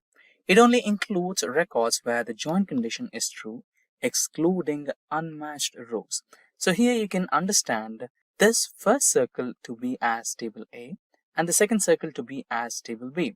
Now where it finds a match, that means the common data entries in both the tables are the only ones to be extracted. So that's how an inner join works. Now the next one is the left join. A left join retrieves all rows from the left side table and the matching rows from the right side table. If no match is found, the results include null from columns from the right table. So you have so far understood the inner join, right? So it only presents the data entries which are common in table A as well as table B, right? Now the left join is a little escalated or a little enhanced than the inner join. So it gives all the entries of table A, but along with that, it also tries to pull the matching entries from table B. Let's say you have got 10 entries in table B, which are in match with table A. So those entries are also pulled. That part of the table is also pulled in the left join. Now let's proceed with the third type of join, which happens to be the right join, which is completely similar to the left join, but the only difference is this time you're pulling the data from table B and the common values or common entries from table A, right? So a right join retrieves all rows from the right table and the matching rows from the left table. If no match is found, the result includes nulls for columns from the left table. Now, let's proceed with the full join or full outer join. Now, this acts like a bit differently, right? Whenever you wanted to club two different tables with all the entries, let's say the master data table has 10 columns, right? But for some reasons, you choose to split those 10 columns amongst two different tables. The first 5 to 6 columns will be in table A, and the next 4 to 5 columns are in table B, based on your requirements, right? Now, there comes a situation where you need all the 10 columns in one particular situation. So this is where you come across the full outer join or full join. So this particular full outer or full join does one thing. It combines all the columns from the A column or A table and all the columns from the B table and also the ones which are in common between both, right? So this is how a full outer join works. Now, the last type of join is the cross join.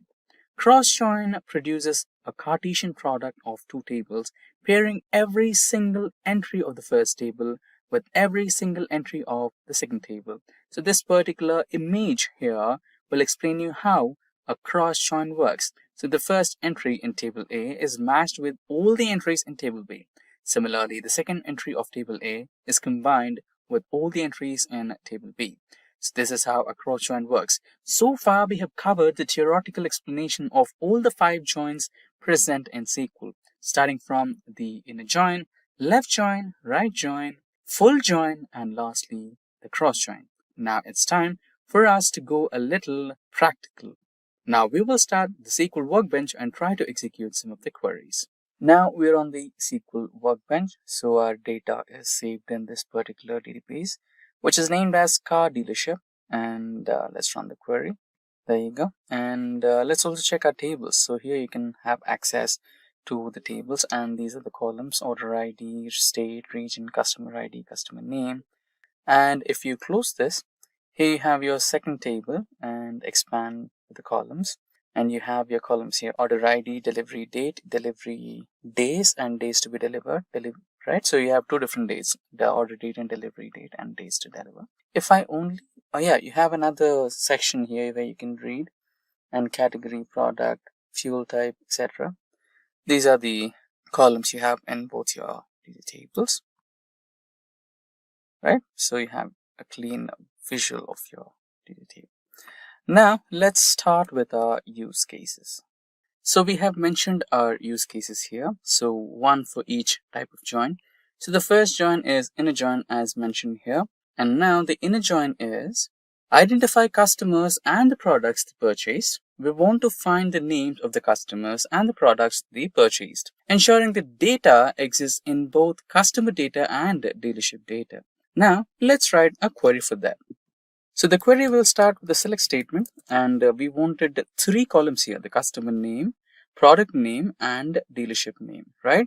So let's push them out, right? Customer name is the first column that we are trying to pull, and followed by that we have the product name that they purchased and dealership name. From the table, which happens to be the customer data. And remember, I'm using smaller case letters for the variables or the table names or the column names, and capital letters for the keywords, so that the reader can automatically understand what is what, correct? Now we want to perform an inner join with the dealership data. So you can just copy this and paste it here so that you can eliminate this and just write it down as dealership data on. I want to join on two primary keys, which is order ID. So to make sure that there is difference between the order ID from customer data and order ID from dealership data, I'm using this particular approach. So now customer data dot order ID and dealership data dot order ID. The query is done. Now let's quickly run this. Select this particular query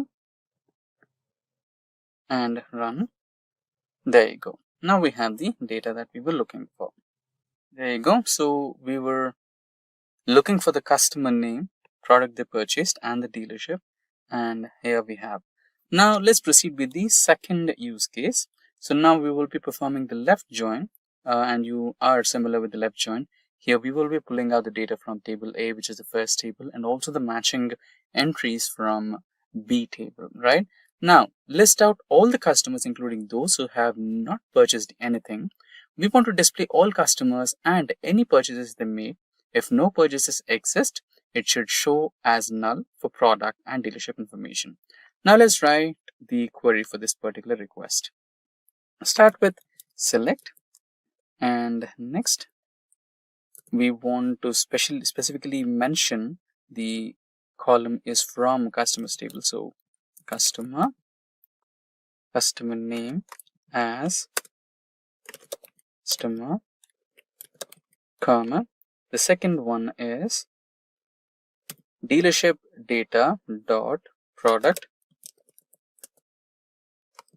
as product purchased. Third column is dealership data, dealership name. Make sure you remember the names of the columns. If there is a small error in your column name, the query might fail. So make sure you keep the column names simple and rememberable. The table customer data, C, and I want to join now with dealership data. So use the join or left join, since we are performing specifically the left join. And the left join is upon dealership data. So what you can do is mention the dealership data name here. It's D. On what condition? This is a different database, don't worry.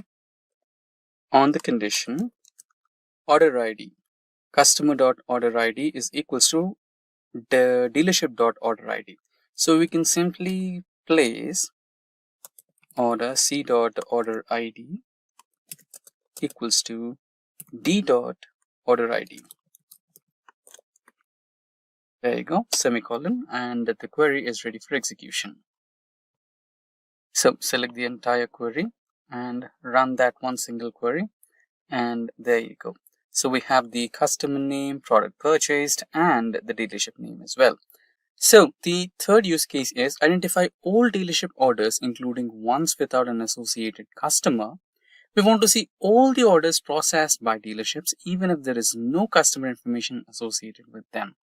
Now, for this, we will write the query as follows.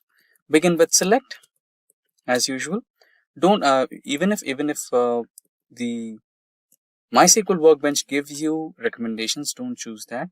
Go with the use case thing so that you identify which is a keyword and which is not, right? Now, d dot dealership name as dealership, comma, d dot product as product purchased, comma, c dot customer name as customer, from which table. So it will be from the table customer and customer data, and mention it as C, so that it is easier for us while writing the join query. Customer data C, and now we will be performing the join. So since we are specifically focusing on right join, use right join, and we are joining it with another table, which is dealership data, and mention it as D, and the condition is on which columns C dot order ID equals to D dot order ID, and semicolon. Now let's quickly select the entire code and execute this. Now I have selected the entire code, execute, and here we have. So we have all the dealership orders, including the ones without an associated customer, and we have all the orders processed by those dealerships, even if there are no customer information associated with them. Now, moving ahead, we have our last but one, the fourth use case for today's session, which happens to be the full join. Okay, I didn't mention it here, so let me add it here as well. Full join or full outer join. Let's mention it as full outer join. And here goes the use case. So the use case is generate a comprehensive report of all customer orders and dealership orders. We need to complete dataset of all customers and dealership orders, even if they don't match. Now let's proceed with the code. So in this particular aspect, we might want to proceed with an union. But anyways, let's start writing the code. Select, tab, and what we can do is we can borrow the data from this code as well. So we want customer name as customer, and we want order ID as customer order ID. I think we missed a comma here. That's the error. Okay, not a problem. Now the next one is we want d dot order ID, dealership order ID,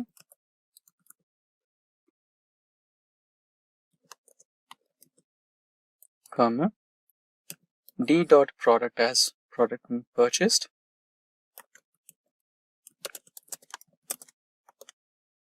comma, the last one, d dot dealership name as dealership,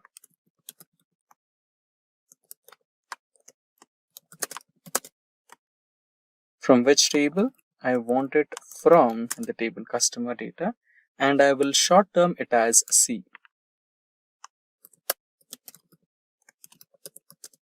Customer data C, enter. I want to join this, so I'll proceed with left join with dealership data E on the terms, on the condition C dot order ID equals to D dot order ID.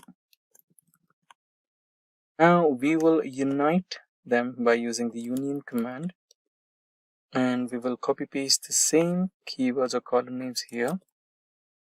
Copy and paste. Make sure everything is fine. We have customer name, order ID from customer data, order ID from dealership data, product and dealership date. From customer ID, customer data is the table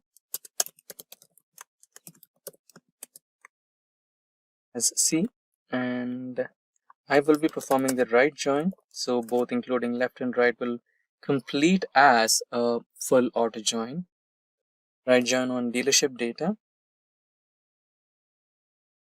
copy and paste it right here, and the condition is the same as before. Order ID should be equal in both tables and semicolon. There you go. Now let's quickly select the entire code and run it, and we should be having our data here. So we have the customer name, customer order ID, dealership order ID, product purchase, and dealership. Now moving on to the last part of today's session, which is the cross join, and here's the use case. So the use case is create all possible combinations of customers and dealership products. We want to understand potential matches between customers and all available products in dealerships. Now let's proceed with the query for this particular request. So we will begin as usual with select statement. We are wanting to select customer name, product, and dealership name. So why don't we just take it from here, customer name, and we wanted the product name as well. So we will take product name and dealership name as well. And we want this from customer data C, automate as C for join. So we will be doing a cross join here for all the permutations and combinations, right? So basically the use of cross join is matching each and every entry of table A, the first table, with the second table, and the second table is dealership data D. Just paste it here, and that's our query ending. Now let's quickly run this query. Select the entire query and run. So there you go, we have the required data. So we have created all possible combinations of all the customers and dealership products, and we have understood the potential matches between customers and all available products in a dealership. So SQL subqueries. So subqueries in SQL are majorly of three types, which are scalar subqueries, multi-row subqueries, and nested subqueries in SQL. So when it comes to scalar subqueries, it'll return one row and one column. And when it comes to multi-row subqueries, there are two types. It can either give you one column and multiple rows, or multiple columns and multiple rows. And the last one is almost kind of self-explanatory, which says it is just a subquery inside an already existing subquery, right? So without further delay, let's get started with the MySQL Workbench, load our dataset to the MySQL Workbench, and try to query some subqueries based on the use cases that we are able to build on the dataset that we are using, right? And you can, this might be an interview question, so where exactly can you use a subquery? So you can use a subquery along with the where, along with having, along with between, along with a select query, maybe insert, right? There are multiple possibilities. Just try to name a couple of them, maybe a 4 or 5, which makes you stand on the safer point during your interview. Now let's get started with the MySQL Workbench. Now here we are. The first thing that we will be doing is load the dataset. So just click on this new schema. So new schema is nothing different from your new dataset. So let's name it as Superstore and apply. It requires lowercase, so let's proceed with the lowercase as well. Not a problem. There you go. You have the new dataset or database. Now you need the dataset. So that dataset needs to be applied to the table. So currently we don't have any data in the table.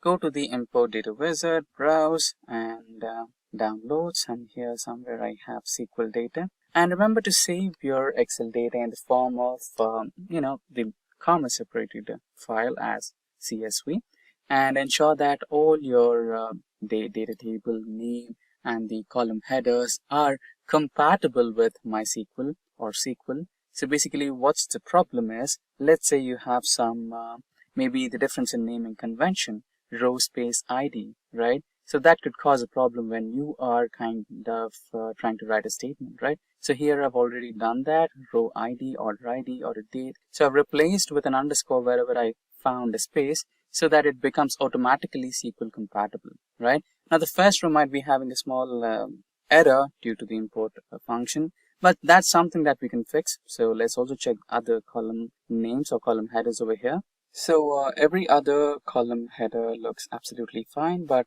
the first one, which happens to be a small import error, but that's something we can fix. So go to the next and press on next. So this is about 9,000 to 10,000 rows of data, which might take a little while, but that's not a problem. Let's wait gently. There you go. The data got successfully imported. Now the next step is just click on the next here, and yeah, therefore we have our 9,987 records imported successfully. Finish that, and we can close this schema. And now refresh the data set here. Just right click and refresh all, and there you go. You can see the arrow mark here. Just click on that. You can see the Excel data set. So here we have all the columns and remaining things what we require. So here are the columns. Now let's quickly use the dataset. The dataset name is Superstore. So this is the Superstore dataset. So we have also named the database as Superstore. Just run it. Now we have the full access of Superstore. Now you can just run the select star from the table name as Excel data, and we have query ready, and just run it, and we have the entire table right here. Yeah, so remember we were supposed to change the row name, right? So you just hover over this, and I think you'll get an option of copying the field name. Copy the field name. Now use the alter table Excel data, rename column to row. Go. So we have done it. You can just run this query once again and make sure that everything is fine. There you go, row ID. So far so good. Now let's get started with the subqueries. So as we discussed before, there are three different types of subqueries. Basically, scalar subquery, multi-row subquery, and nested subquery. So let's start with the scalar subquery. So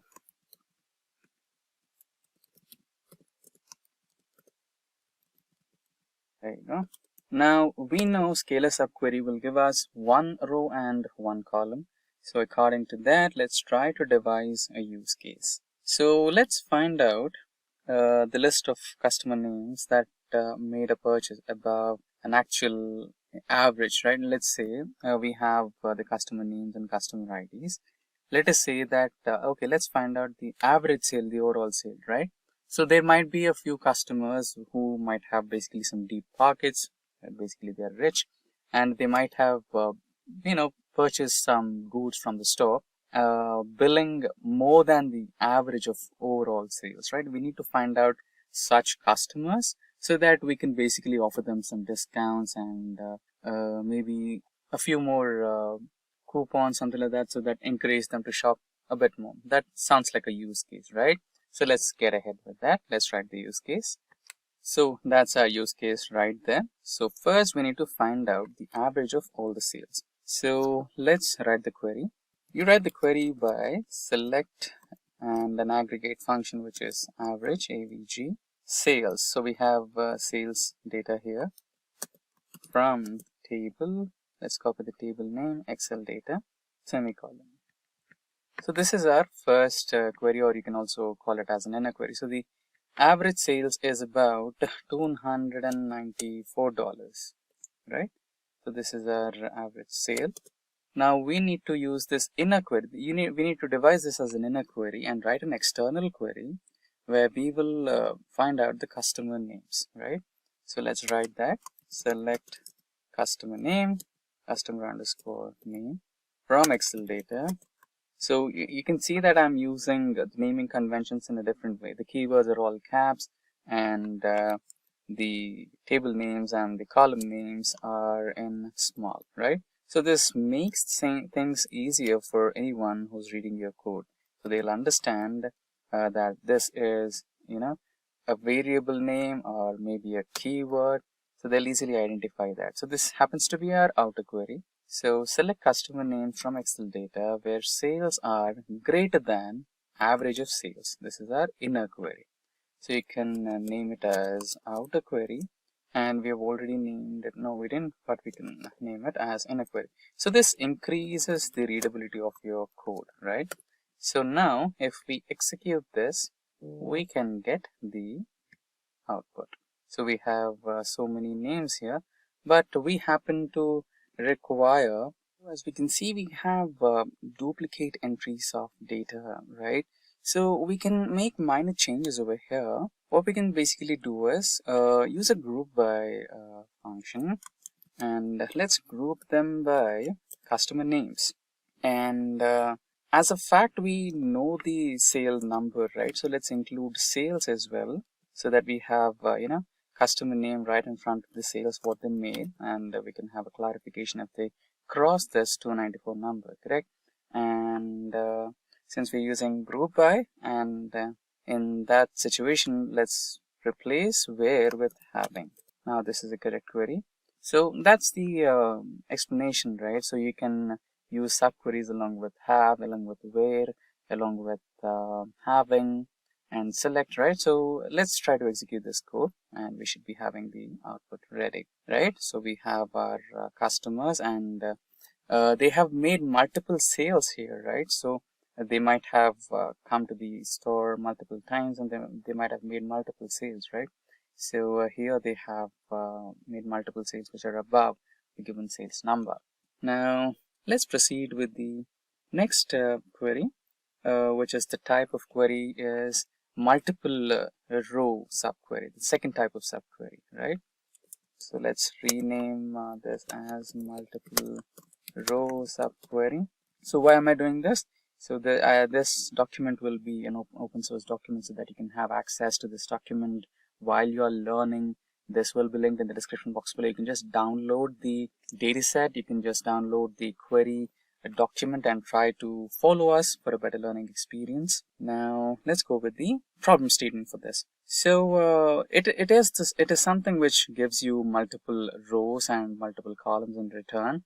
So now let's try to build a use case for this. So the use case is, let's try to find out, okay, let's execute our first query over here. So we have city, right? We have city, state. So now let's try to find out that particular state which has highest sales, right? So let's try to identify any state which has more than 100 sales. Let's say your manager just gave you a use case to find out that single state where we have maximum sales happening. So the sales number should be nothing less to 100, so that we can target the product more, right? So for that particular situation, we can go with this particular solution. So again, there are two parts of this, and firstly we will try to find out distinct states names, right? Select state from Excel data where sales is greater than $100. Close. So this is the inner query. Let's execute this. So these are the states. Now we wanted a distinct allocation, right? So let's try to roll this state under distinct function, so that we have those distinct states. So one state might have faced multiple sales which are above $100, right? So we just wanted to know which are those states which are giving sales at least above $100. So that's the inner query. Now let's try to wrap it under an outer query, where we will try to find out the same thing. And we can do one better.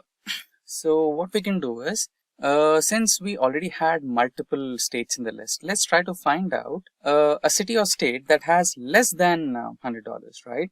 So why don't we do that? Let's select distinct states or state from Excel data where state is not in, where state is not in, where state not in is not required over here. And you can open the bracket, and you can wrap this inside an inner query. Close this. There you go. And if in case you wanted to provide some indentation, you can also do that. And your query is done. Now if we execute, we can find out those states which are not yielding at least 100 sales. There you go. So we have a list of 4 states which are not even giving us 100 sales, right? So in these sales, you can do 2 things: either stop your store, or you can give some exciting discounts on your products so that you can drive some motivation in the customers to buy some things. Now the next use case is, let's try to find out some product names from subcategories that get higher sales than all the products in their subcategory, right? So this is another example in multiple row subquery. So let's try to execute that. Let's write down the use case first. So we have the use case ready. Now let's try to write the query. Select product name. Let's also try to extract the subquery, right? That should be helpful. Subcategory, not a subquery. Maybe we can also extract sales numbers from Excel data, and let's try to alias them as E1, where sales is greater than. So this is the outer query. Now let's try to build the inner query. Select average of sales. We wanted to find out that product which is selling more than the average of all the sales, right? Sales, wrap it under the average function. From Excel data, we can alias it as E2. So why am I doing this aliases over here? Because there is a funny thing, not actually funny. So this is an important thing which you might have to consider, because these aliases will help us to write a query in such a way that the query will run only when it has some value from the outer query. So far here, if you run this query, the inner query, it will actually run without any error. And when you execute it along with the outer query, it will run, right? But in the current situation, the current query which we are writing here, it will not run unless it is clubbed with the outer query. How? Let's check it. So I'm going to write a where query right next to this, where E1 dot subcategory is equals to E2 dot subcategory. You can just copy paste this to save time in the interest of time, and close the bracket, right? Now if you try to execute this inner query, it will never execute. It will throw an error, right? Now if you club this along with the external query, it will run. So if the query is heavy, sometimes we might lose the connection to the data set or the server. It's okay. At times we can just optimize the query and try to get an alternate result. So you can see it's running over here, fetching. We should be receiving the output shortly. There you go. We have the data. So based on that particular subcategory, we have accessories, we have labels, appliances, right? So it's like you are grouping all the categories available in your dataset, and you're calculating the average of sales happened in that particular subcategory. Now you have that average number, right? And if any product in that subcategory is selling above the average of that particular subcategory, we are extracting that product name, right? So SanDisk, numeric keypad, Bluetooth. So these are some products which are outselling in those respective categories. So we're basically trying to find out the best performing products of all the individual categories, right? Now let's proceed with the next query. Let's proceed with our third type of subquery, which happens to be the nested subquery, right? Now let's devise a use case for this. So the use case is, find the customers who have placed orders for products from specific category and whose total sales exceeded the average sales of all the customers, and who have placed orders for products from the same category, right? So this is the use case. Now we can devise a solution in 5 steps, as I have mentioned already here. Identify the customers who have placed orders for products from specific category. That's the first step. Then for each of these customers, calculate total sales for products from the specified category, and then calculate the average sales of all customers who have placed orders for products from the same category. Fourth step is compare the total sales of each customer from step 2 with the average total sales from steps 3. And lastly, return the list of customers whose total sales exceeded average of all sales. Now, this is a little complex to understand, but again, not to worry about. We will devise the solution one step at a time, right? So we will write the query inside a query inside a query, right? So we will be also using some join clauses in between. So that's how it's going to work. So let's quickly write the query. So the first query that I'm going to write is find the customers, identify the customers who have placed the orders for products in specified category. So select customer ID. Let's also try to calculate the sum of sales that they provided. Sum of sales. And let's call it as an alias as total sales, right? So far so good. From, okay, let's try to add an underscore. I missed that. Excel data. So the thing is, for a specified category, right? For a specific category. So the query is a little interesting here. So okay, let's quickly run our query here where we will identify what categories we have, right? So select category from Excel data, right? So we will identify which categories we have. So we have office supplies, technology. Okay, let's try to identify it as a distinct so that we have the unique names of our categories. So now we have the unique names of our categories. We overall have 3 categories. Now the use case is they want to find out the sales from a specific category.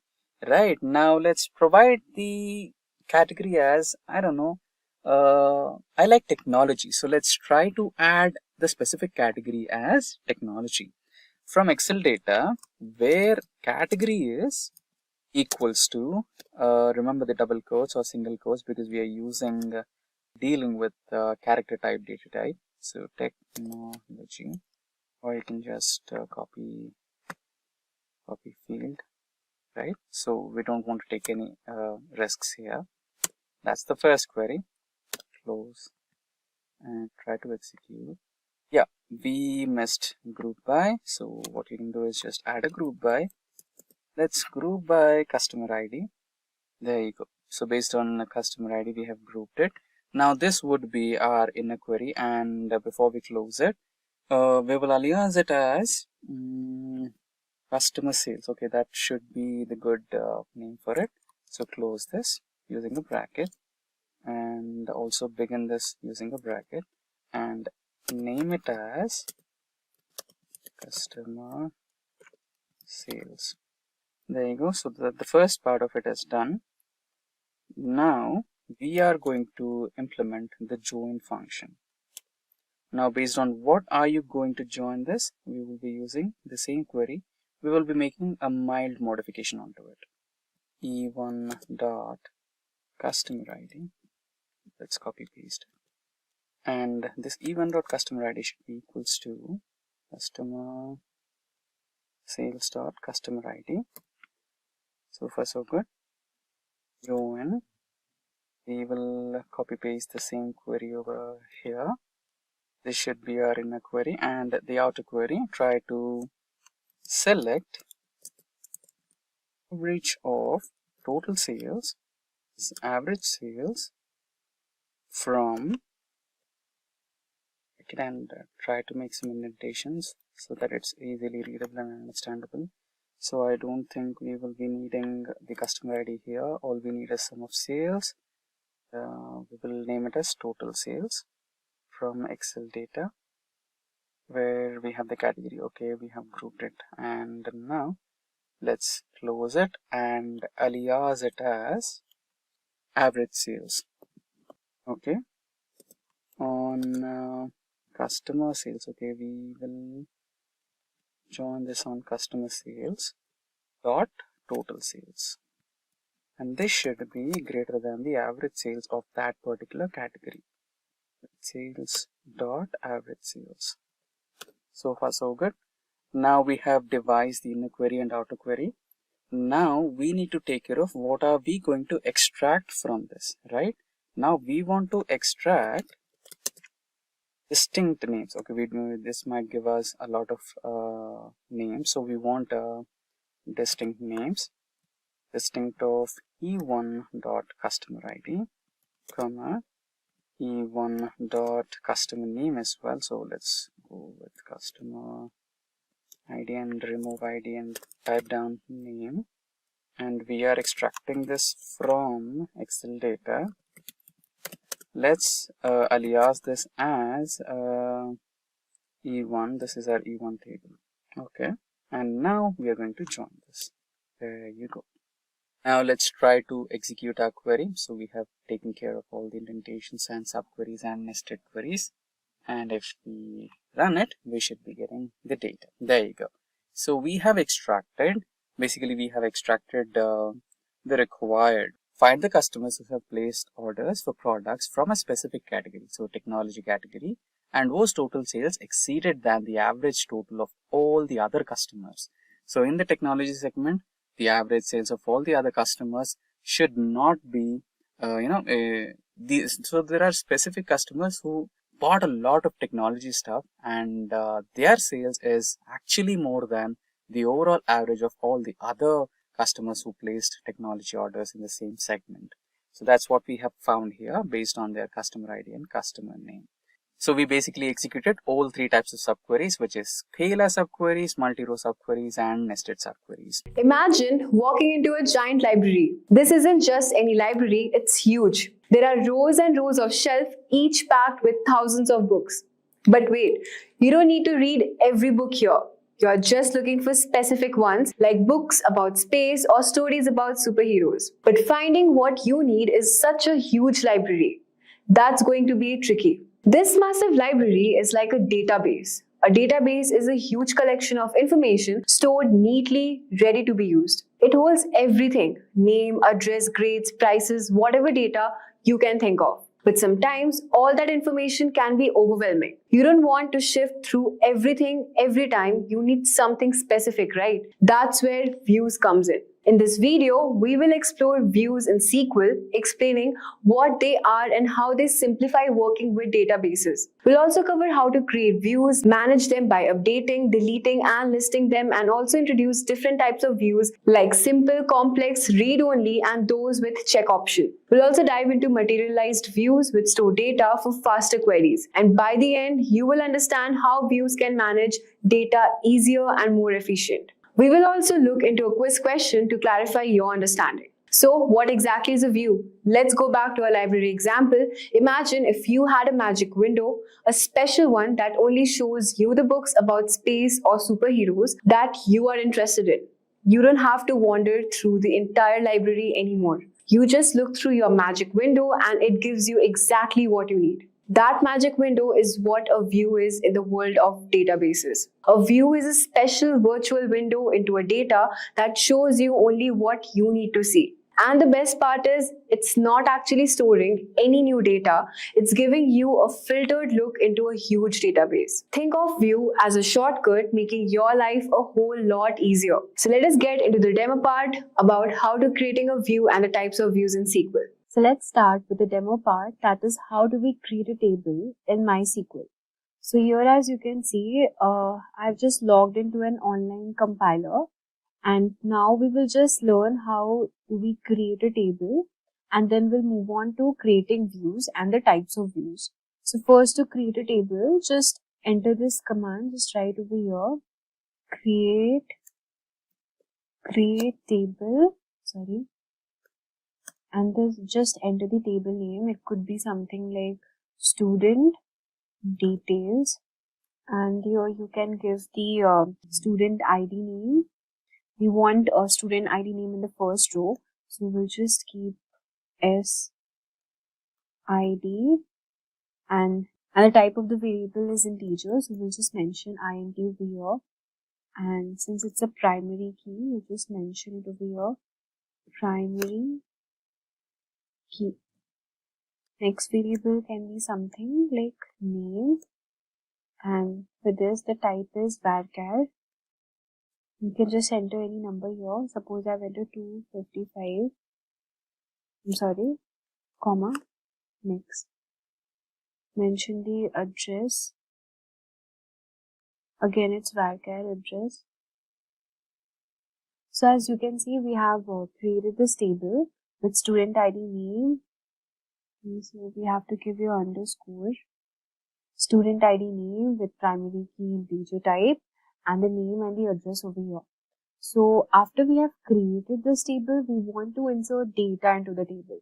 This is our next step. So to insert data, what could be the basic command which you can write?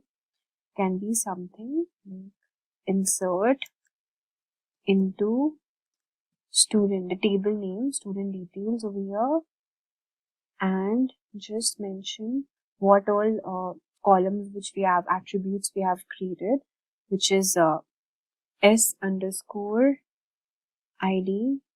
Next is name, and then we have address over here, and then we mention the values. So now that we have created table, and then we can enter our details over here. So these are the values which I have inserted, which is Harsh, Ashish, Pratik, Dhanraj, Ram. Okay.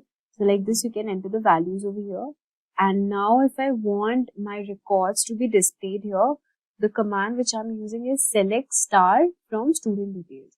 So all these, the table will be shown here. So we'll just click on this run button over here. Okay, so now you can see this is the SID name, number, and the names which we have mentioned over here. So as you can see, this is the output generated. This is the SID, the name, and here is the address. So as you can see, the table is created now, and the output is also shown. Now we will move on to the main step, which is creating a view. So what exactly is a view? A view is like a window that lets you see specific data, as I've already told you in the intro part. So now let's say we only care about students with SID less than 5. Okay. And instead of running the same query every time, we want to create a view. So here's how you can do it. You can just simply enter a command. So here's how you can create a view. So just mention this command, which is create view detail view as select name, comma address from student details. So student details is the table here which we have already created before, and I want the student ID less than 5. Okay, so I want this to be shown here. So we'll just simply click on run over here. So as you can see, this is the error it's showing. Why is it showing? Because line number 20, create view, must be the first statement in a query batch. So to resolve this, we have to ensure that the SQL batch is properly separated by go command and the view creation is syntactically correct.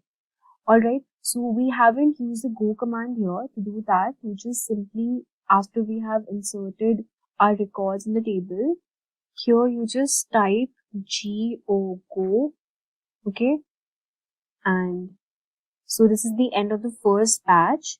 And now since we have created a view in a new batch, we'll just mention this whatever command we have already given, and at the end of the second batch we'll again write go. Okay, and now next I want my query to be shown here, so I'll just write this command for generating my output, which is select star from and the table name. Okay, not that student details table name. I want the view table name to be shown, which is detail view, right? This is the table name. So here, just copy it from here. Just paste it. Just give this semicolon. So now you can see our view is created. So why have we used go? Because go ensures that to create view command is executed in a new batch, and this will help the SQL server properly separate commands and avoid conflict. Alright, and we have also used the select star from details view, which will fetch the data from the view and includes only student with student ID less than 5, which is Dhanraj, Pratik, Ashish and Harsh. Okay, name and the address is displayed over here. So this is our output generated. Now let's talk about managing views and updating the view. Let's say later on you want to update the view to also include the student's age. Instead of deleting or recreating the view, you can use create or replace view to update it. So let's add the age column to the table now. So we have to just insert the data for the students here. So to add a new column age to the student's detail table, we need to use this command, which is alter table, and then provide the name of the table, which is student details, add age, and the type is integer, and give the semicolon over here. Alright, and now we have to insert the age data for the student. So to do this, we will use the update command, and here we will just write this update, okay, name of the table, which is student, and here we use set age is equal to 19, where SID is equal to 2. No, sorry, with SID is equal to 1. So in a similar way, you have to just update all the table over here. So after updating it, you can just simply search run here. So like this, you will just update the student details and set the age accordingly. And now the next step is, after updating it, we have, as you can see, we have just entered all the age number which we want to be displayed here. And we have used the insert to command to insert records into the table with the age values. And now in order to select it, we will give the command, which is select star from and the name of the table, which is student details. And now if we want to end this batch, we have to use this go command, enter. So now as you can see, we have updated and inserted all the age data for the student, and we have selected all the data from student details to display the final result by giving this command, which is select star from student details, and this is the name shown over here, and here is the address, and this is the age. So we have inserted all the age data, and we have also corrected the update statement. Set age is equals to 19, where SID is equals to 1, and do not forget to add this go. Okay. Now the next thing which we will be talking about is deleting a view. In order to delete a view, you just simply have to give this command, which is drop view if exists, and then give the name and the table name, which is detail view, right? And just simply you can go to this, just run, and you can see that our table has been dropped. Okay, so now we have deleted our table just by giving this command now. So, and do not forget that this command will delete the view, but don't worry, the data in the original student details table will not be affected. Only the view table which we have created is deleted. And now next we will be talking about listing all the views. Okay, so now in order to list all the views, just you have to simply write this command, which is show full tables where table type is equals to VIEW, view. So by doing this thing, this output will give you all the views which we have created in this table, the name, student ID, okay, and the addresses, and also the age. Okay. So it will give you all the view table which we have created. Now let's move on to the main part, which is the types of views in SQL. Now let us first understand what is a simple view. So a simple view is created from a single table. It's straightforward and it doesn't involve complex logics like joins or subqueries. For example, to create a simple table, you just simply have to write this command, which is create view student names as, and then select name from student details. Okay, so if you query this view and then write select star from student names. Okay, so after doing this thing, you just simply click on run. So after we have written this view, simple view, which is create view student name as select name from student details, and do not forget again to mention this go, and then select query the simple view to display student names and select star from student names. Alright, and at last again add this go, and here this is the output generated, the names. Alright, so by using simple query you can do this thing. Now let's move on to the second part, which is creating a complex view. A complex view involves multiple tables or complex logic. Let's say we have another table known as student marks that stores student marks. So let's say we have created this table student marks, and we have given the details here, and again we have inserted the data values, student ID, marks 193. These are the values which we have inserted. This is the student ID and these are the marks which we have given. Alright, so now let's create a view that pulls data from both student details and student marks.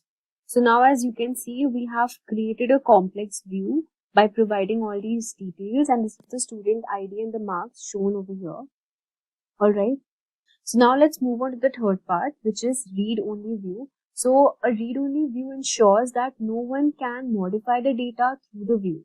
This is useful when you want users to able to see the data but not change it. To make the view read-only, you can use permissions in your SQL databases, and this feature depends on your database engine.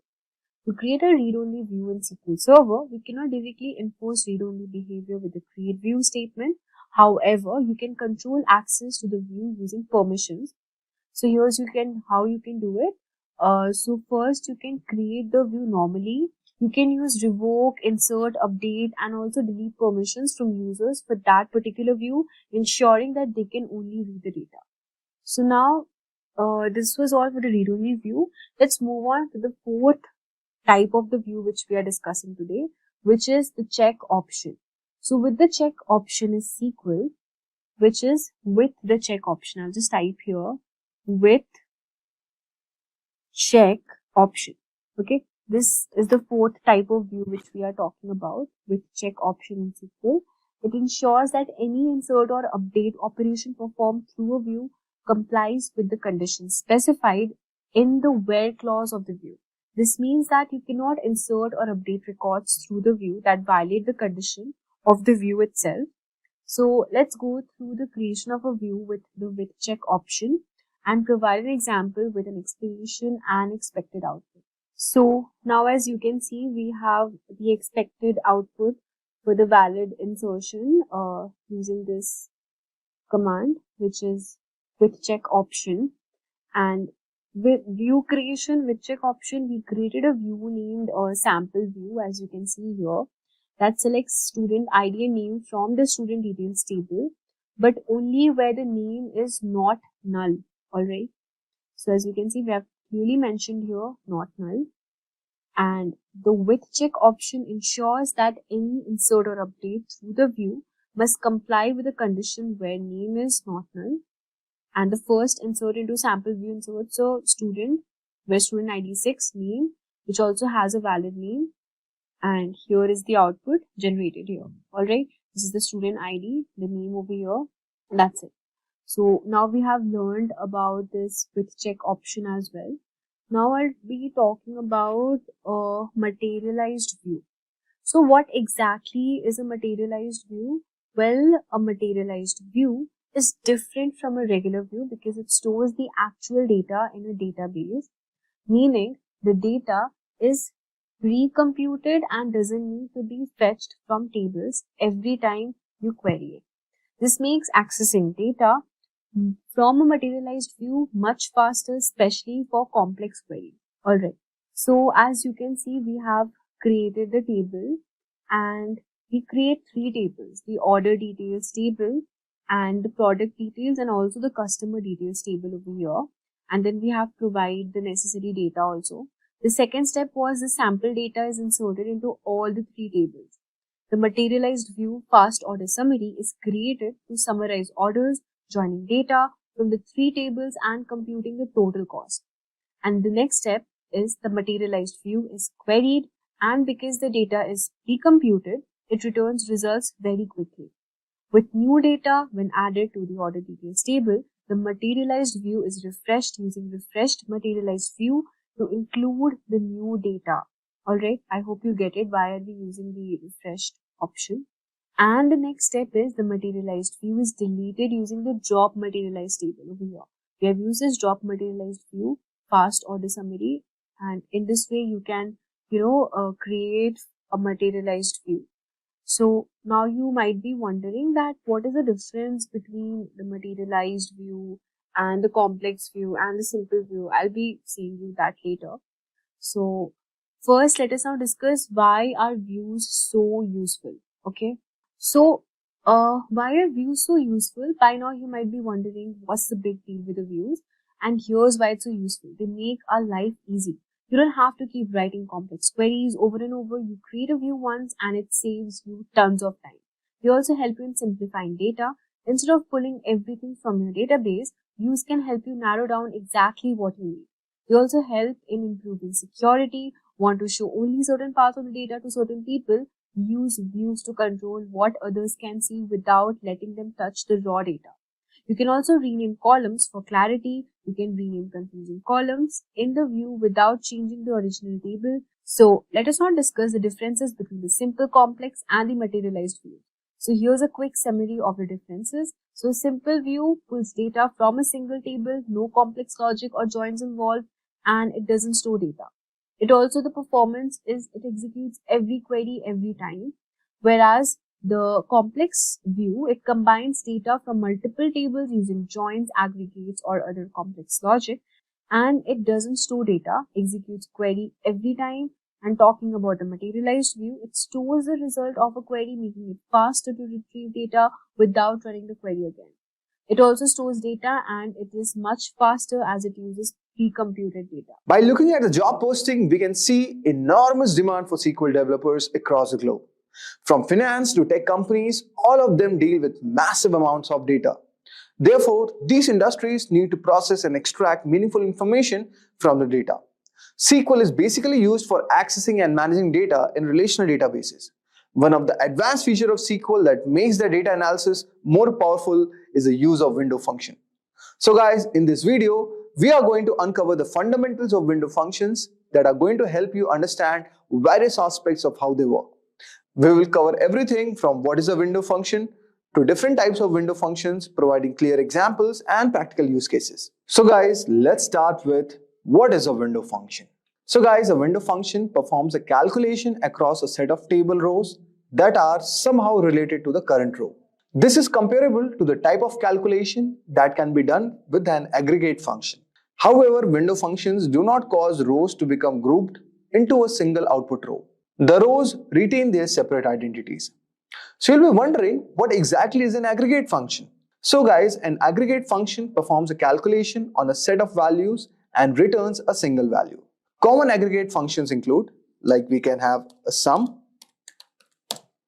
we can have an average, we can have max, we can have count. Okay, so these are some of the aggregate functions. These functions typically used in conjunction with group by clause to help the rows to have the same values in the specified columns into the summary rows. For example, the sum function can be used to calculate the total salary of each employee in a department. So how? Let me show you a command. So suppose we can write select. So suppose there is in employees table, we have a department. Okay. So from the department column, say we can take salary as an argument. Okay. Salary field, and we can use alias as, and we are going to return the total salary.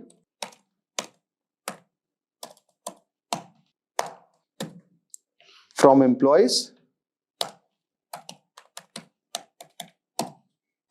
and then we use the group by clause.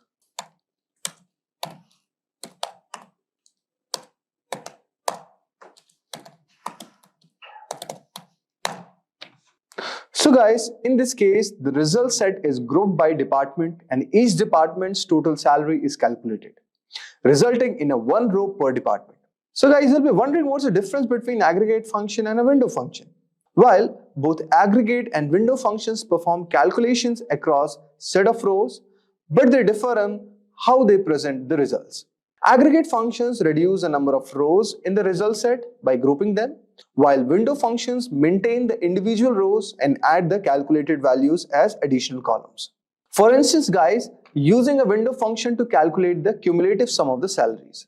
So suppose we have this command, okay, and we have this employee table same. So suppose select emp id, okay, and here we have the department column, then we have the salary column, then we are using the aggregate function all over here, and that's salary. This is over, and in this we can take order by. So this is our clause, and we can take emp id all over here, and we can use the alias as, and in this we are trying to find the cumulative salary from the table employees.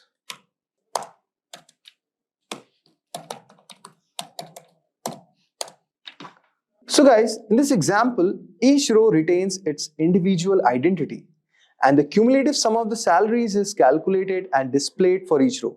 This allows for more detailed and flexible data analysis without losing the context of individual records. So guys, I hope so you would have got a brief idea regarding this. Now let's move on and understand about what exactly is a window in SQL. In SQL, a window is defined as a set of rows that are related to the current row. The window is defined by the over clause, which can include partition by, order by, and rows or range. Okay, so these are the certain things. So we have all over here partition by,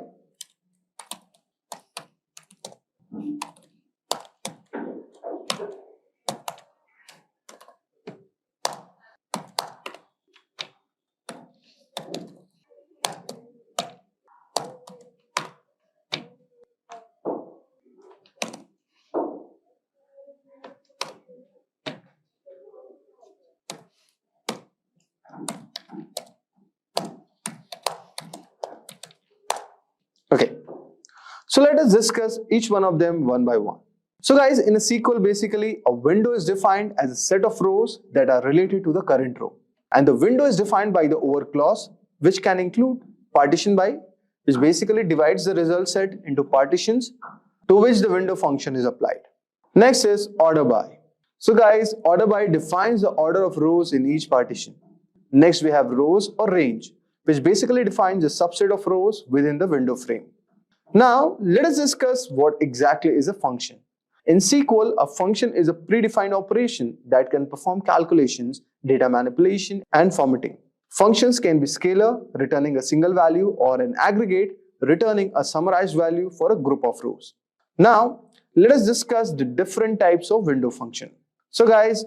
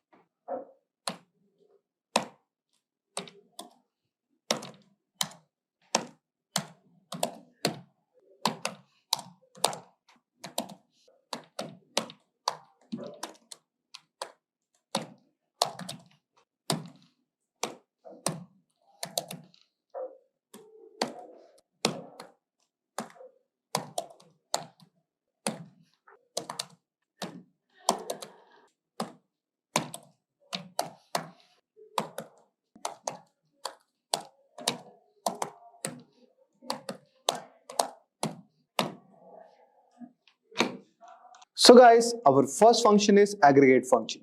We have already discussed about aggregate function, which includes sum, average, max, min, count, and basically it returns the summaries. Next, we have the ranking function. So guys, ranking functions are a type of window function that assigns a rank to each row within the partition of a result set.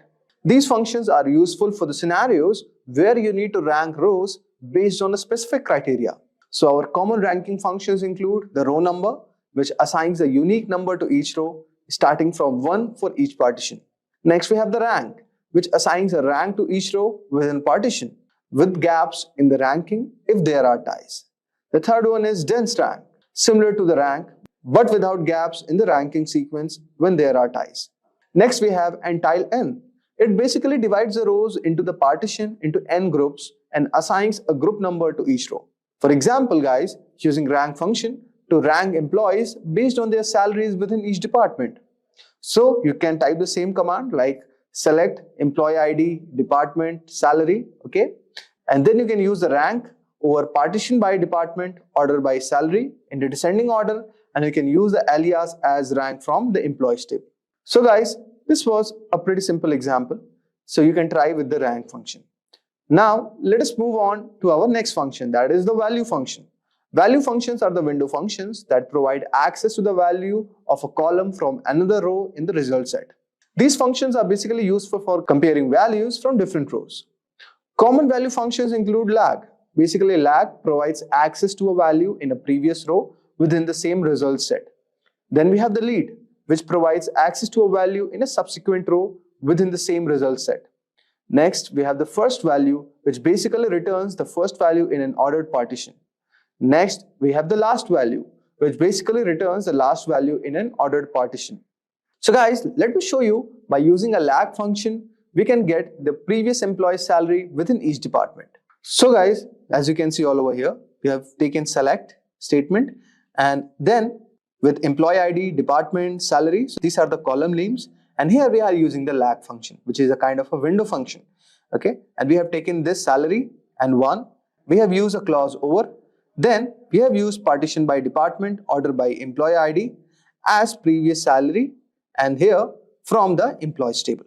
So this is how the window function is generally used. So below here, what we are doing basically, so with the help of lag function, we are getting the previous employee's salary within each department. Now guys, consider this following table. Okay, so we have the column name employee ID, department and salary from the employee table all over here. Now we are going to understand what is the syntax of window function. So basically, first you apply the window function, then you take an over clause and here use the partition by, then you have to use the partition expression, then you can order by and you can do the sort expression, and finally you conclude it with a frame clause. Let us go through example to understand the same. So suppose in order to calculate the cumulative sum of the salaries, how we are going to write the syntax. So guys, all over here you can see that we are using the select keyword, then we are selecting the employee ID, department and the salary. Okay, and then we are using an aggregate function, which is a type of a window function, and then what we are doing, we are taking this column as our argument and then we are using over all over here. Okay, so if we see the syntax guys, then here partition by, okay, then here is a partition expression. So after over, what we are basically doing, we are using the partition by. So here partition by is your order by in the same place and we are taking employee ID. Then you are writing the alias as basically calculating it as the cumulative salary from the employees table. So this is a sample example of how we are achieving the window function using these syntax. Now let us try to understand how you can use a window function with the partition by. So guys, as you can see all over here, in this scenario, we are selecting the employee ID, the department and the salary. And we are using the aggregate function sum and then we are using the partition by keyword. Okay, and with the department, this is our expression, and then we are doing the order by clause with the employee ID from the employees table. So this is how the overall syntax for this is. I hope so you have got a brief idea that how we can apply the window function with the partition by keyword. So basically we are calculating the cumulative sum of salaries for each department with the help of window function. Now let us try to understand the next part. So guys, with the help of select statement, we are typing the employee's ID, department and salary. We will be using row number as our window function over partition by and department order by salary description, and then we are taking alias as from the row number and from the employees table. So basically if you see this code, so it's similar, but here we are using row number as our window function. Let us take one more example. Now guys, in the next example, we are going to learn how to use a dense rank function. Basically what we can do all over here, we can select the required columns, that is employee ID, department and salary. And then we can apply our dense rank function over clause, and you can use the partition by department, and you can use order by through the salary description from the employees. So this is how you can apply the dense rank function. So guys, basically dense rank function is a ranking window function which is used to assign rank to each of the row within the partition of the result set. And you can also see all over here that there should be no gaps within the ranking values. So this function is basically useful when you need to find a dense ranking of the rows without skipping any rank numbers when there are any ties. Okay. So guys, this is a sample description which I have given for dense rank function. So a similar example we have used all over here. So let's start with what is normalization. Normalization in DBMS is a method used to organize data within database to reduce repetition. By breaking down large data sets into smaller, more manageable tables and ensuring these tables are properly related, normalization helps prevent issues like data redundancy. Data redundancy means the unnecessary repetition or duplication of data within a database. For example, when a same piece of data is stored in multiple places, it can lead to inconsistencies and take up more storage space than needed. For example, data redundancy before normalization. You can see the table mentioned above where we have order ID, customer name, customer address, product and quantity. You might see some of the data which is being repeated again and again. In the above table, the customer address for John Doe is repeated 3 times. Let's suppose if John Doe moves to a new address, every occurrence of his address in the table must be updated. If any instance is missed during the update, it leads to inconsistencies and errors can occur in the database. The solution is reducing the redundancy through normalization. Let's check it out how. So you can see this is the normalized table we have created. First is the normalized customer table and then we have the order table. So what are the benefits of normalization? The address for John Doe is stored only once in the customer table. If John Doe's address changes, it needs to be updated in one place, ensuring consistency through the database. This reduces the risk of errors and maintains data integrity. The process involves multiple steps that transform data into a tabular format, removing duplicates and establishing clear connections between different tables, making the database more efficient and reducing problems like errors during data insertion, updates, or deletion. Let's now discuss the types of DBMS normal forms. Normalization rules are categorized into different normal forms. The first one is 1NF. For a table to be in first normal form, it must satisfy the 4 rules.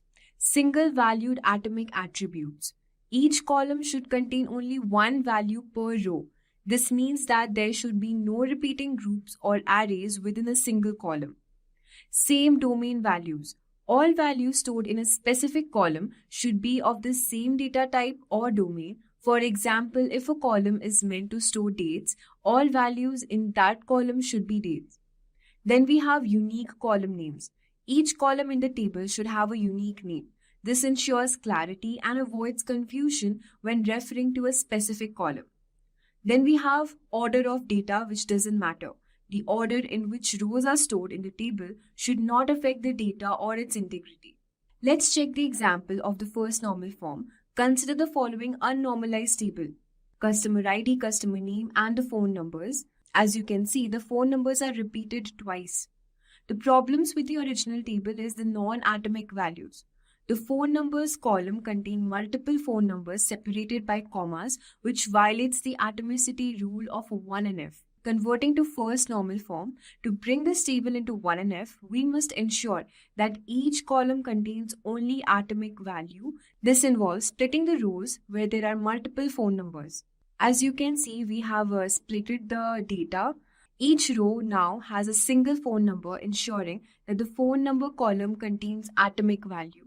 Same domain names, all the values in the phone number column are consistent in format and type. All are phone numbers. Then we can see that the unique column names, the columns customer ID, customer name, phone number, which has unique name satisfying the requirement. Order of data. The order in which the rows appear does not matter, as the data's meaning and integrity are preserved. By applying these rules, the table now conforms to the first normal form, eliminating any redundancy related to the phone numbers and ensuring data is stored in a more organized and efficient manner. Let's go through each of these database normal forms step by step with simple examples to help you grasp the concepts more easily. Let's talk about the second normal form. For a table to be in second normal form, it must satisfy the following condition. Number 1, it must be in 1NF. Number 2, no partial dependency. Every non-key attribute should be fully dependent on the entire primary key, not just part of it. This rule applies primarily to tables with composite primary keys. Example of second normal form is, consider the following table that is in 1NF. The order ID, product name, quantity, and the supplier name. The problems with this table is that the partial dependency. The product name and the supplier name depend only on product ID, not the entire primary key, which is order ID and product ID. This violates 2NF. Converting to second normal form, to bring the table into 2NF, we separate the data into two tables to remove partial dependencies. Order table and the product table. No partial dependency in the order table. Quantity is fully dependent on both order ID and product ID.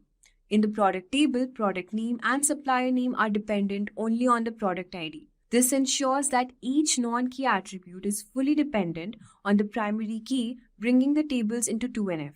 Let's now talk about the third normal form, 3NF. For a table to be in third normal form, it must satisfy the following condition. Number 1, it must be in 2NF. Number 2, there should be no transitive dependency where non-key attributes depend on other non-key attributes rather than the primary key. Let's check out the example of a third normal form. Consider the following table that is in 2NF. The problems with the 2NF table is that the transitive dependency. The instructor name is dependent on the course name, which is not directly on student ID or course ID, and this violates 3NF. So how do we convert this into 3NF? To achieve 3NF, we split the table to remove the transitive dependency. Student course table and course table. No transitive dependency. Now, the student course table, there are no non-key attributes depending on other non-key attributes. The course table stores the course and instructor information separately. This structure eliminates transitive dependency, ensuring the tables conform to 3NF. Let's now talk about the Boyce Codd normal form, which is BCNF. BCNF is an extension of the third normal form, 3NF. A table is in BCNF if it is in 3NF, and for every functional dependency, A implies to B, A should be a super key. Let's check out the example of a Boyce Codd normal form BCNF. So you can see this table here consisting of employee ID, department, and the manager. The problem with this table is that the BCNF violation. In this table, department determines manager, but department is not a super key, since employee ID is the primary key. This violates BCNF. So how do we convert this to BCNF? To achieve BCNF, we split the table to ensure that every determinant is a super key. As you can see, the employee table and the department table.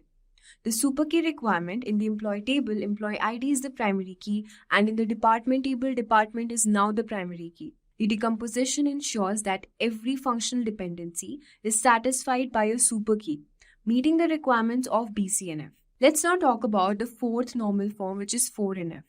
A table is said to be in 4NF if it is in BCNF and has no multi-value dependencies. So let's consider an example of a fourth normal form. Consider a table where an employee can have multiple skills and work on multiple projects. As you can see, the employee ID, skill, and the project. The problem with this table is that it is multi-value dependency. An employee skill is independent of the project, but both are stored in the same table. This leads to multi-value dependency, violating 4NF. So, in order to achieve 4NF, we separate the skills and the projects into different tables. the employee skill table, and the employee projects table. And now you can see that no multi-value dependency. By separating the skills and the projects, we eliminate multi-value dependencies, ensuring the table conform to 4NF. Let's now talk about the fifth normal form, the employee skill table and the employee projects table. So as you can see that no multi-value dependency is there. By separating the skills and the projects, we eliminate multi-value dependencies, ensuring the tables conform to 4NF. Now let's talk about the fifth normal form, which is 5NF. A table is said to be in fifth normal form if it is in 4NF and cannot be decomposed into any smaller tables, losing information, also known as joint dependency. Let's consider an example of a fifth normal form. This is a table here that records the relationship between suppliers, parts, and a project. The problem with this table is that the joint dependency. The table has a complex relationship between suppliers, parts, and projects that can be decomposed further. So how do we convert this into fifth normal form?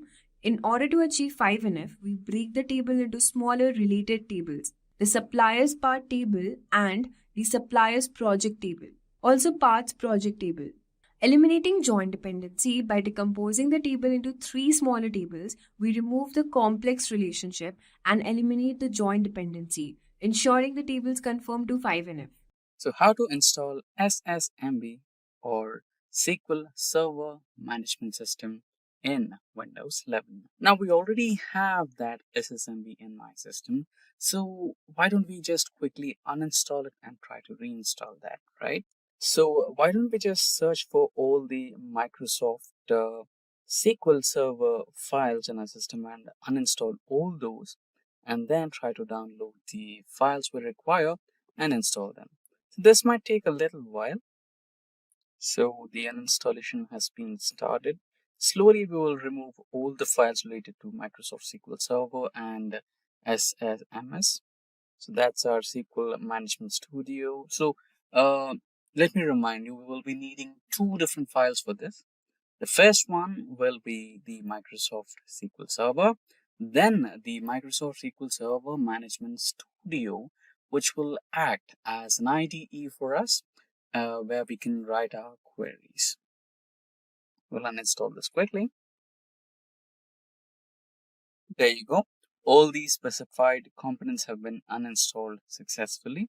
Now let's check for a few more other files if there are any and try to remove them as well. So we have SQL Server. Let's quickly uninstall that as well. So we need to choose the remove option here. There you go. Just go with the next here and select all, or you can just select everything what you have there. Go to next again. So just select remove. So we are removing all those files related to SQL Server 2022.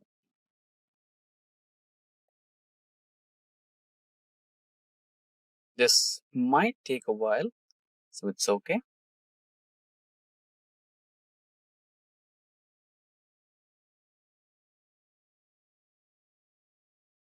There you go. We have successfully removed all the relevant files to SSMS.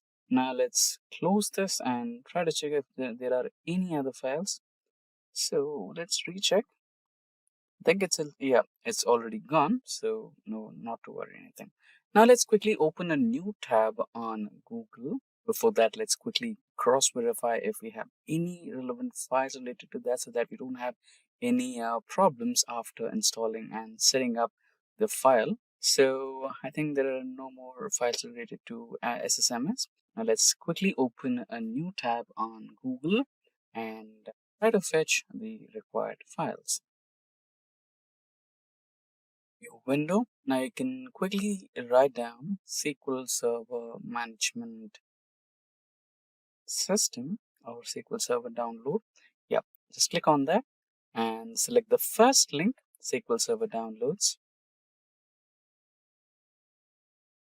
There you go. So you have SQL Server Azure, Edge, and on-premises. And there you go. You have the 2 options, developer option and express option. Since we are learning and we want some extra features, we'll go with the express version, which is for free.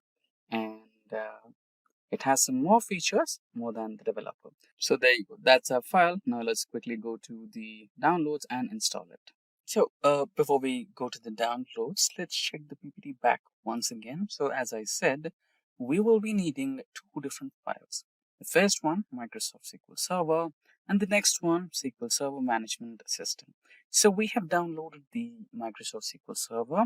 So as we begin with the installation, at the end of the process, the last step will be downloading SQL Server Management System, right? So let's proceed with the first installation, that is the Microsoft SQL Server. So we have reached the downloads. So let's open the file, which is SQL, right? So I think we have downloaded it twice, so you can choose any one. So we'll go with SQL 2022 Express 1. Yeah. So the Express edition is getting installed. So we have three versions: basic, custom, and download media. Let's go with basic. Let's just read all the agreements. You can just accept those. So this is the location of your SQL server. If you want something else, just browse and select. So make sure you have a minimum free space and download size is 278 MB. Just go to install. So this might take again a little more time. Let's wait.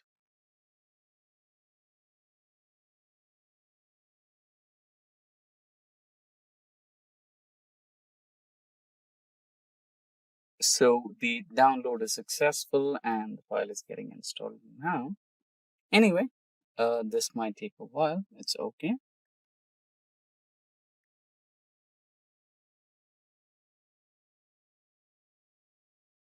So there you go. The installation process has been successfully finished. That's the connection string. That's the SQL install log folder where you'll find all the log files, and the installation media file, installation resource folder. So you can now just click on install SSMS, which will be our next step.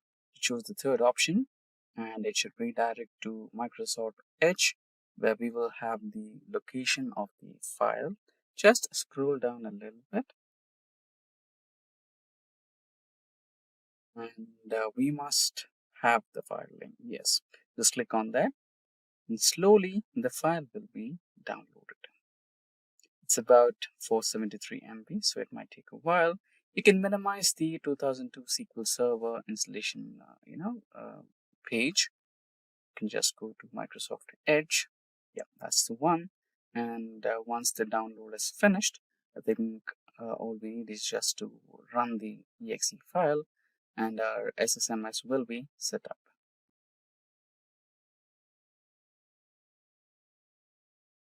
There you go. The file has been successfully downloaded. All you have to do is just run it. You can click on open file or just go to the location, and that should start the installation process. Yeah, there you go. Just click on the run button. So that's the default file location, and in case if you want to change, you can change.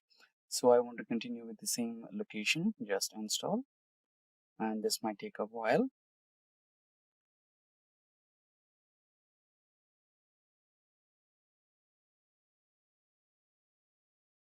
There you go, the setup is completed. So just close it and we can go to Windows and type SSMB to find the application and then start a new file. SSMB, no SSMS. So that's our application. Just run it. That's the Studio or IDE that we require to write the SQL queries. There you go. So we have started the Microsoft SQL Server Management System. So you can have some setups. So I'll go with the database engine as default, and server name will be my official name here. And we will be going with the Windows authentication. You can go with your choice, and you can just start by selecting the connect option.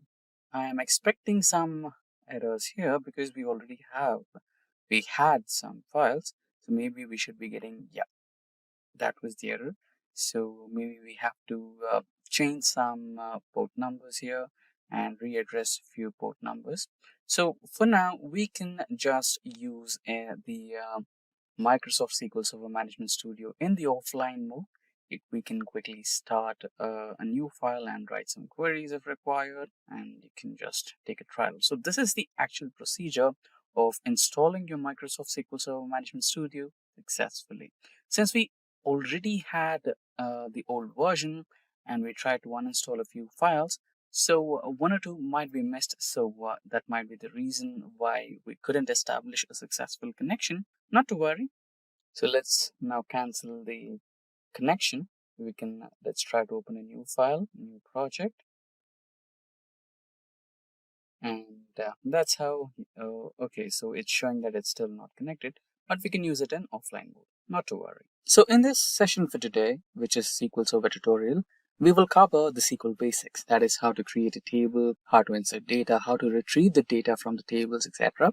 And apart from that, we will also go through some of the other fundamentals of SQL basics, which include sorting in SQL Server, and followed by that, we will also go through the group by and order by sequences in SQL Server. Next ahead, we will also learn another important part, which is conditional statements, which includes case statements in SQL.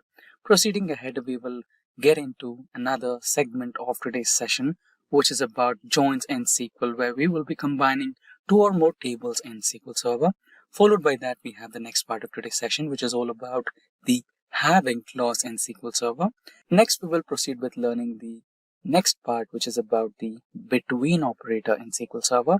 And followed by that, we will get ahead with pattern matching in SQL Server. Next, we will cover the time and date functions available in SQL Server. And after that, we will proceed with temp, which is temporary tables in SQL Server. And proceeding ahead, we have the most important part, which is about the common table expressions in SQL Server. And followed by that, we have the last part in SQL Server tutorial, which is about creating views and executing a query to extract the data present in a view in SQL. So far, so good. So these are the foundational skills in SQL Server that you need to get before becoming a pro in SQL Server. So this particular tutorial will discuss the major foundation skills, the fundamental skills, the basics of SQL Server and its operations. Now, without further delay, let's get started with one of the compilers which can help us execute the SQL Server queries. So we are on one of the SQL Server compilers available online. In case if you are facing any difficulties setting up the SQL Server Management Studio in your PC, then you can come up with this one. And we have also set a particular tutorial where you can learn how to download and install SQL Server Management Studio and how to configure your SQL Server Management Studio. And the link to that particular tutorial will be dropped in the description box below. Make sure to refer that in case if you wanted to execute these same codes in SQL Server Management Studio, right? So first, we will be dealing with two different data tables. We will be dealing with customer data and dealership data. So the first table will be about the customer data, where we will be having about the order ID, order date, delivery date, dealership pin code, product category, and car fuel type, etc. Followed by that, we will insert some rows into that particular customer table, about 15 to 20 tables. And after that, we have a dealership database, where we will be having order date, state, region, customer ID, customer name, primary key, foreign key, etc. And we will be inserting about 20 entries into that particular table. Don't worry if you have more than 20 entries. In case if you have more than 20 entries, let's say about 2,000 entries or 20,000 entries, it's not at all a big deal if you're working on SQL Server Studio, right? There you can use the wizard to just ingest the data from your source into the SQL Server, right? You can use SSIS tool to import all that data and you're good to go. You don't have to manually create the data and you don't have to manually insert the data. Just for the sake of learning the basic process of how to create a data table and how to insert the data table, you're going through this particular procedure. So far, so good. So we have also inserted the data in the next data table, which is our dealership data. And now let's query the data from our tables. And now let's select the execute data. There you go. We have the data table right over here. And let's copy this query and paste it to query the data from the customer table as well. So instead of dealership, we will be writing down customer. So if you observe closely, I'm using uppercase for keywords like select and from, and sentence case or lowercase for the variables, the table names, etc. So that there's a difference between the keyword as well as the regular variables.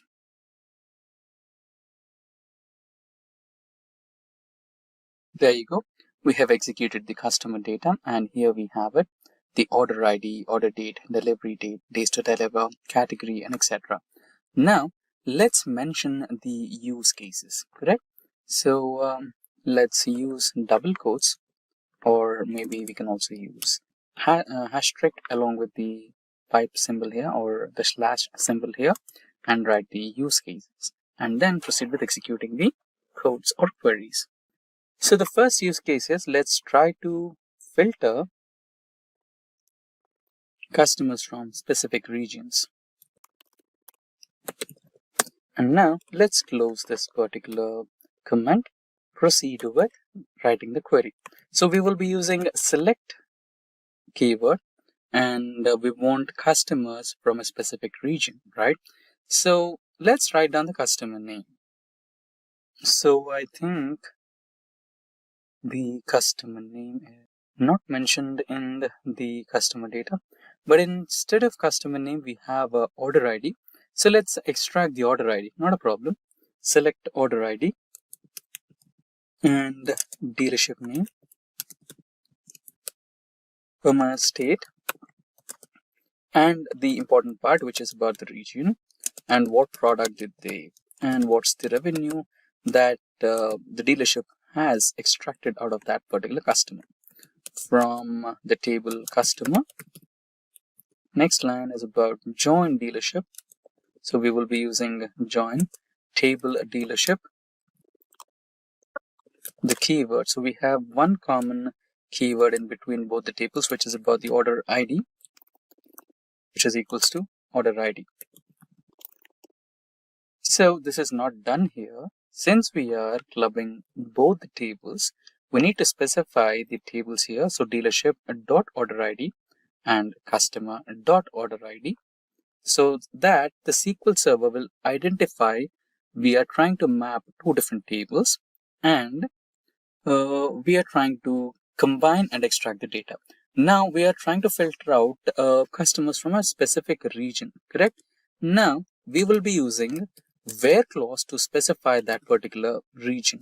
So let's go with West region, correct? Since we are using the text format here, so it's better we choose double quotes, correct? Now let's run this query. Let's give it a next try.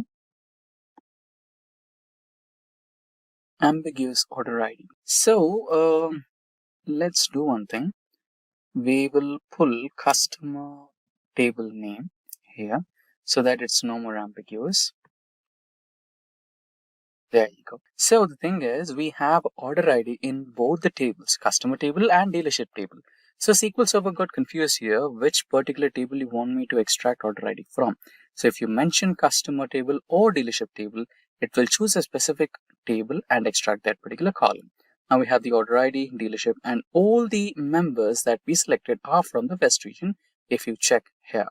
Now let's proceed with the second use case of today's session. Okay, let's continue with the same here so that it is clearly visible for us. Now let's sort, we're using the sort command here, products based on the revenue. So it's like maybe highest revenue should be in the top or lowest revenue should be in the top. Let's go with the highest revenue. Okay, sort products based on or based by revenue. We will write the command here itself. We will go with some columns. I would like to have product here, so I'll eliminate everything else, and the product will be here. And I want the revenue as well. Now I don't want the revenue, I want the total revenue. So if you're looking for total, then you will be going with the function or aggregate function, which is sum, right? I want the sum of all the revenues that particular product has earned throughout the years or that particular financial year. From which table? So I have both product and revenue in the customer table itself. So I'll go with customer table itself. I don't want to join anything here. I'll eliminate the join command. And instead of region or instead of where command, I would use the group by command here, group by product. And it is not done so far. We want to order it. So we want to keep it in descending order so that the highest grossing product is on the top and the lowest grossing product is on the bottom, right? So that we can also make sure that our inventory is filled with those products which are giving us high revenue. So we will be using order by total revenue, right? So we can give it an alias as total revenue. Right now we can use this particular term here, order by total revenue, descending. DESC is good enough. Now this is how you will sort the products. Now let's execute this particular query. There you go.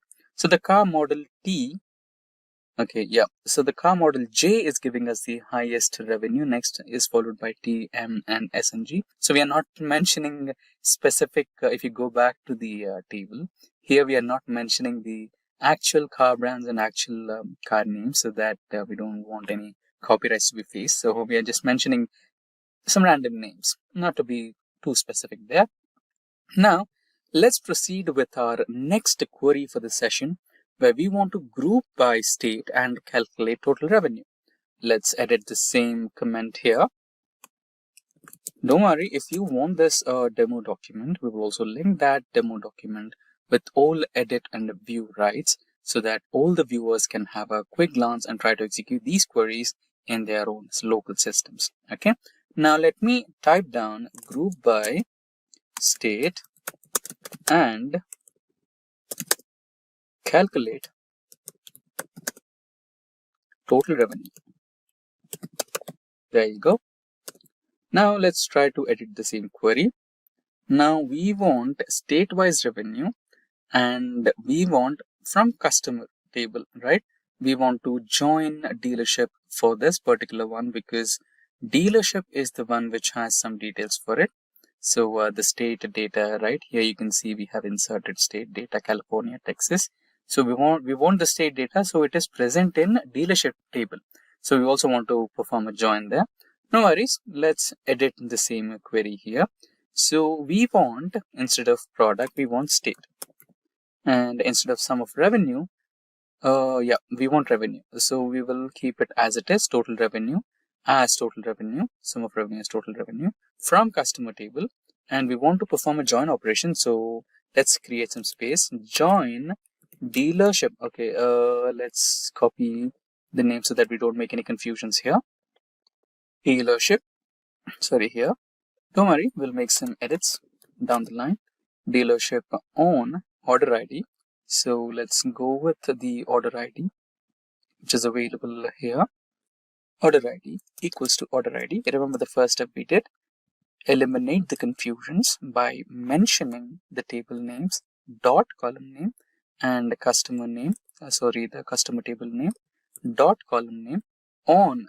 Yeah, we did it on dealership dot order ID equals to customer dot order ID. Now we will be performing the group by operation. We don't want the order by here. Group by state. Of course, in case if you wanted to order by the highest grossing state, you could have used order by there. But so far, according to the use case, we don't want that. So let's continue with the same execution here. Click execute and you will be having the answer here. So based on the states, you have their respective revenues. There you go. Now let's proceed with the next use case for today's discussion, which is about using a conditional statement like case. Using case, query, or clause for custom calculations. We'll perform some customized calculations.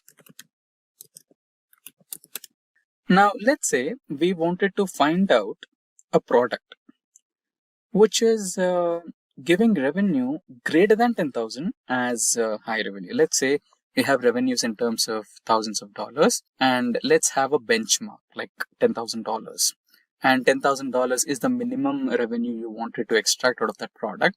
And if it is not yielding at least 10,000 for your dealership, then that product is not selling much. So that you can at least make some space in your dealership so that you can import some products which are giving you highest revenue, right? So we want to find out those products which are giving us revenue between 5,000 to 10,000 as medium revenue, and less than 5,000 as low revenue, and greater than 10,000 as high revenue. You understood the game, right? So we have three segments: high revenue, medium, okay type of revenue, and least revenue products, so that you can eliminate the least revenue products out of your inventory. Now we want order ID. So copy the order ID from here and paste it here. So we are looking for order ID, and we are also looking for product. So we don't want sum of revenue here. Let's eliminate this one, and instead of that, let's add product. From we'll extract this from, okay, before from, this from statement will be at the last. Here we will begin with a use case, right? Let's type case. Now when a specific product or revenue, okay, let's revenue is greater than $10,000, then let's not use sentence case, let's use keywords in caps, then mention it as high or high revenue. Let's copy paste the same code here. When revenue is between 5,000, and we will be using an AND operator here, then term it as, okay, we don't want alter, average revenue or medium revenue, and copy paste the same here. We'll remove the alter. And revenue is less than, okay, I think we don't want to use this. Instead of this, we can just place else, right? So we will place else. It should be termed as low revenue or least revenue. Let's go with low revenue. There you go. And now from which table you want to extract that? I want to extract all this data from customer table. So everything will go off apart from that. Now let's execute this particular code. Let's see if we get any errors. Incorrect syntax for case. I think we made some mistake here. Okay, we forgot the comma here. Should have mentioned the comma.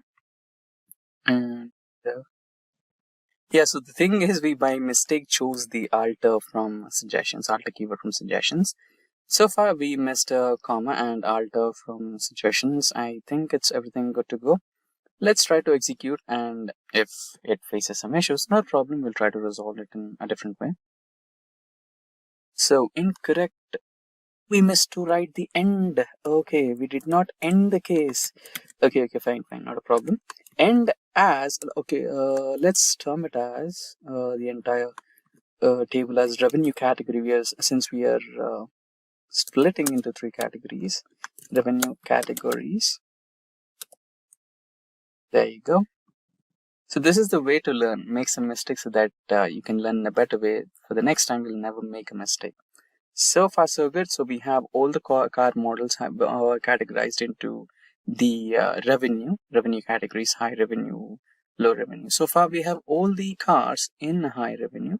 Not a bad deal. I think all the cars are performing really well. Maybe if we change the numbers a little bit, maybe if we take up 1 lakh in place of 10,000, then maybe we can get a couple of cars. But so far, so good. This is how the query works. Now, let's switch to our next query, next use case, where we will be combining data from multiple tables using a join. We already did that, but still, for the sake of learning experience, we will also perform that particular operation. So we will be naming this particular use case as combine data from multiple tables using a join. So far you have already have a good experience on how joins work, but still we will try to do that. Now we will use customer table here, customer table dot order ID, and we want customer table dot product and customer dot revenue. And, let's also say take some data from dealership. So we already know that some data of states is in dealership. So we'll also take the dealership data. So dealership dot state. We'll also take the region, dealership dot region from customer table. Let's eliminate the case statement from customer, and we want to join. Let's push this to the first line so that we don't have confusion how and where the query is going on. So here I want to join. So the second line is all about join dealership. So let's copy this.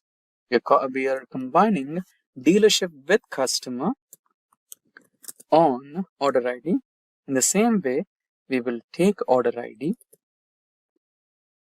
equals to order ID. Now, which order ID is equals to which order ID? The first table, customer.order ID, is equals to the second table, dealership order ID, so that SQL Server understands which columns from which tables are being joined here for what reason. Right? So far, so good. We have given the columns that we want to have in our output, which are these columns, and we are joining two tables based on certain criteria. But now, maybe we can specifically mention some more data. Let's say we already mentioned some query where we wanted the data for a specific region. Let's try to continue that, where region is equals to West. There you go. Let's close the single quote or double quote. Now what happens is it is trying to give us the details of customer order ID, product, revenue, state, region from customer table, and we're going to also execute or extract the details of state and region from the dealership table, and we're trying to join to extract those data with dealership data, and we're specifically extracting the data where the region is West. Let's execute the data. Don't worry if we find any errors in this particular code. There you go, we have the result. So we have all the details from the West region. There you go. Let me expand this so that we have a better view. Anyways, it's okay. Now let's go with the sixth query for today's session, where we will be executing a query based on having clause in SQL Server, and we will try to filter out some states.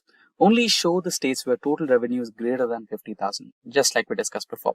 We initially used a case statement with $10,000 at least revenue, but now let's increase the number to 50,000, and we want those states which are giving us minimum 50,000 revenue. So let's rename the use case here. We will try to name it as filter data or groups with having clause. Okay, so we want state. We have state here, and let's also count as total orders. So order ID. So customer.order ID will be now count of total orders. So the count will be the aggregation function here, count total order IDs, and we can name it as total orders. And do we have revenue? Yes, we have revenue. And let's also remove the product. I don't think we might need a product here. And the aggregation will be sum aggregation here, sum of revenue. And I don't think we need to specifically mention it here. But anyways, we'll keep state first. Copy state and drop it here. We want state, count of orders as orders, and sum revenue as total revenue. What this does is it will give a clarity, right?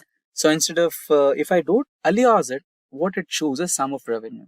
And for a generic person, it might not be as helpful as a data engineer can, right? For a data engineer or data analyst, he can totally understand by just reading the aggregation function. So we are counting the orders here, we are getting the sum of revenue here.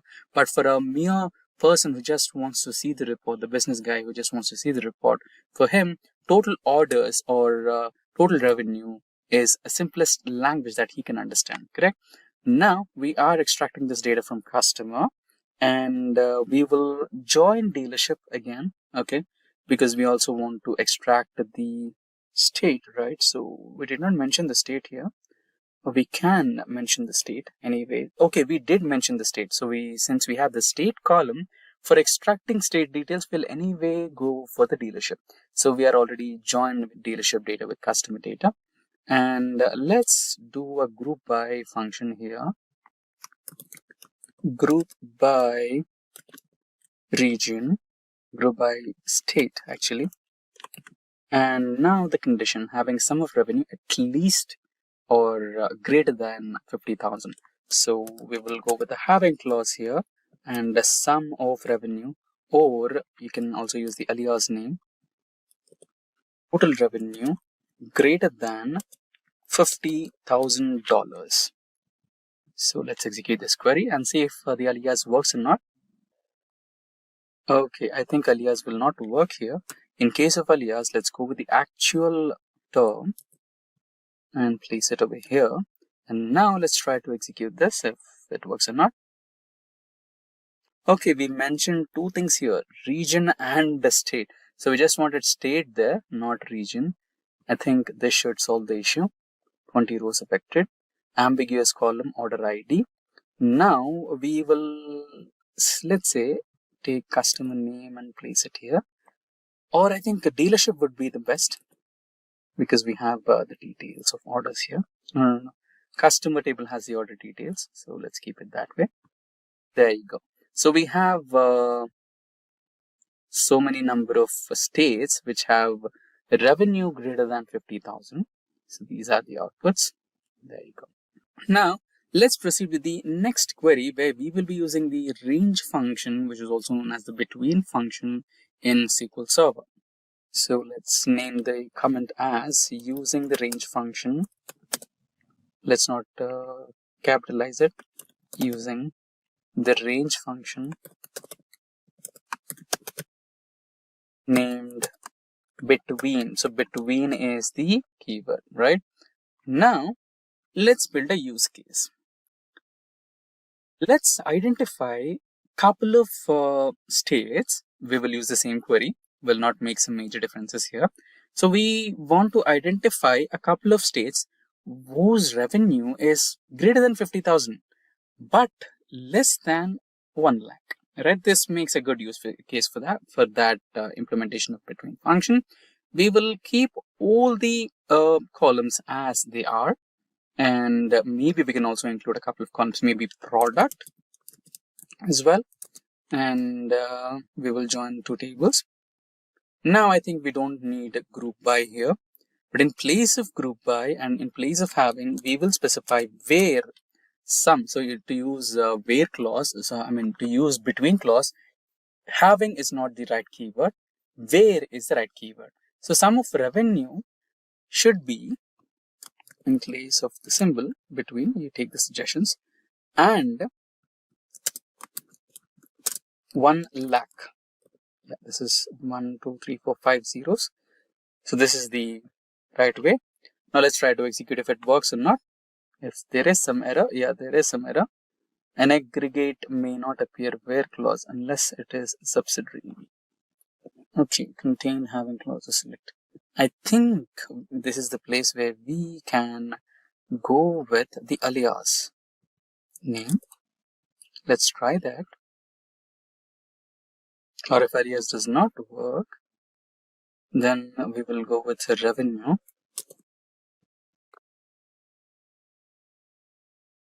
Okay, let's simplify this. Let's not go with the join statement here. Let's eliminate the join. We shall just simplify. We don't want state. We want, okay, let's not count this. There was no need for counting. I think that was one error. We will go with order ID as total order. We don't want this. And anyways, we want to take a look at the product and dealership name as well. And we also want revenue from customer table, where revenue is between these numbers. Let's try to simplify and run this query. I think it should work. Yeah, it worked. So these are the dealerships and products which yield in revenue between 50,000 to 1 lakh, right? So this is the best way to use it. So we had some extra aggregate functions which complicated the query. No problem. Now let's go with some pattern matching. Sometimes, let's say we are looking for sales from California or something like that, or we are looking for some car model, correct? And we don't know the full name, or we might have a spelling mistake, right? We have California here, but let's say we don't know the spelling of California, but we know the first 3 or 4 letters of California, right? So in those instances, what you can do is try to match the pattern that we have in our hand with the pattern which is available in the data table, and wherever it finds a match, it extracts those rows. So this is how the pattern matching works. Now let's execute a query for a better understanding. Let's keep the same query. Let's change the use case here using the pattern matching in SQL Server. So we will have order ID as it is, dealership name as it is, and product as it is from customer table, where product, so let's copy this and paste it here, like, or I like is the opposite. So let's go with like. Car model, let's check with the car models first. So all car models are the same. So maybe if we go with the fuel type, I think fuel type will help, because all the car models have the keyword car model, and the only thing is an alphabet M, etc. So it doesn't make sense for us to execute the like operator here. So instead of product, let's keep fuel type like hybrid, correct? Let's go with the hybrid one. So we will take only the first 4 letters. Let's imagine we don't know the full spelling of hybrid. So if the pattern is like, and since it's a text, we will use single quotes or double quotes. If the pattern HYBR matches with the elements or the column present in the customer data, it will pull all those columns or rows. Now let's execute this. So there you go. Okay, we missed one important thing. We missed to include the percentage. This percentage symbol will make SQL Server understand that the text should have HYBR, and after that anything is accepted. So anything which has a beginning with HYBR should be pulled out, right? Now let's execute once again and see the data. There you go. You have it. Correct? So remember the symbol percentage, right? And in case if you didn't knew the hybrid, let's say, it has some YBR in its format, right? It has some YBR in the format. Anything before YBR is okay. Anything after YBR is okay. Again, it will yield the same result, hybrid. There you go. But in case if you wanted to change, let's write the name of petrol. I don't know the spelling of petrol, so let's say PEET.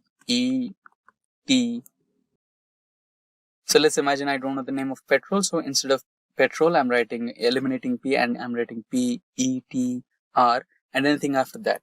Now let's run this query and see the output. There you go. So we have all the vehicles which are of fuel type petrol. So this is how you can use pattern matching in SQL Server. Now let's perform some calculations with dates, right? So we'll perform some date and time calculations. Let's rename the comment as date and time functions. Date and time and some math calcs.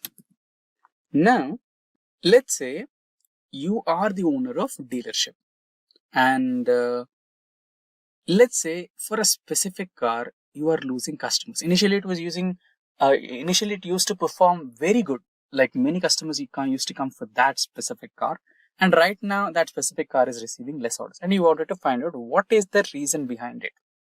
And after a general survey, you come to know that the number of days you took to deliver that car is growing. Let's say earlier you used to deliver that car in 2 days, but right now you're taking like 2 months to deliver that car, right? So that might be the reason. But you wanted to make sure that you have a solid proof that you have the number of days that you're looking at to show your sales team why is so many number of days is being taken to deliver a car. Now for that, let's go with select order ID, order date. You want order date for it. Now you can simply copy the order date here and paste it there. And you also want the delivery date and copy that and paste it there. Remember, these date and order date and delivery date are of date data type. And now you want to calculate the difference.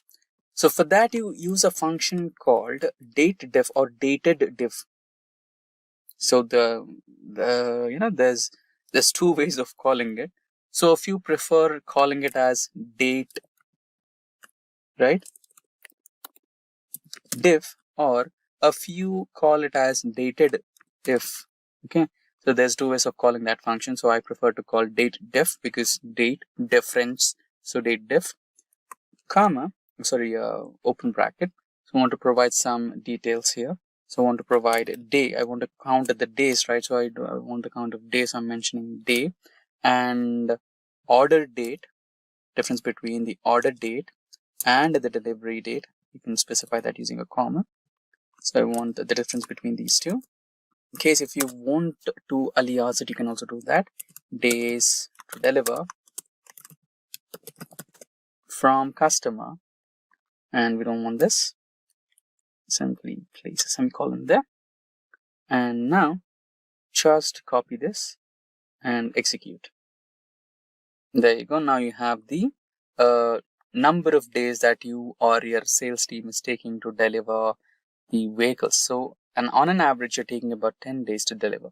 Now you can prove this to your sales team and let them know this is not good. You want to have at least a minimum 4 to 5 days or 2 to 3 days to deliver a vehicle. If this goes on, the sales might drop and it might be a little problematic, right? Now let's proceed with the next use case of today's session about the temporary tables.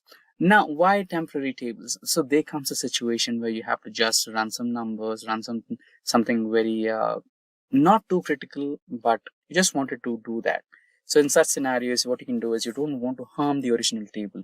So what you can do is you can create a temporary table or a copy of that table, which is somewhere in the intermediate memory storage. And as soon as you close the studio, it fades away and nothing happens to your original data table. So that is where the temporary tables come into picture. Now let's create a simple use case for that particular temporary tables, right? So we will be selecting order ID, and let's also take product, and let's also take revenue into temp order. Yeah, it's enough. Temp order tables. I don't want that. Temp order, and I don't want to alias it. And from which table are you taking that? I'm taking that from customers. You can either choose to keep it in a new line, or you can keep it in a same line, but I want to keep it in a new line. From customers, and where revenue is, I said you right, you wanted to just explore a few things which is not too mandatory, but you just want to take a look at it. That's where you take the option of creating temporary tables. And I want to find out which are those products which are giving us revenue greater than 1, 2, 3, 4, 5, $1 lakh, right? Now let's run this. It's done, but we don't know where it is. So what you can do is you just write up simple select query, select star from your temporary table. Close the query and run it.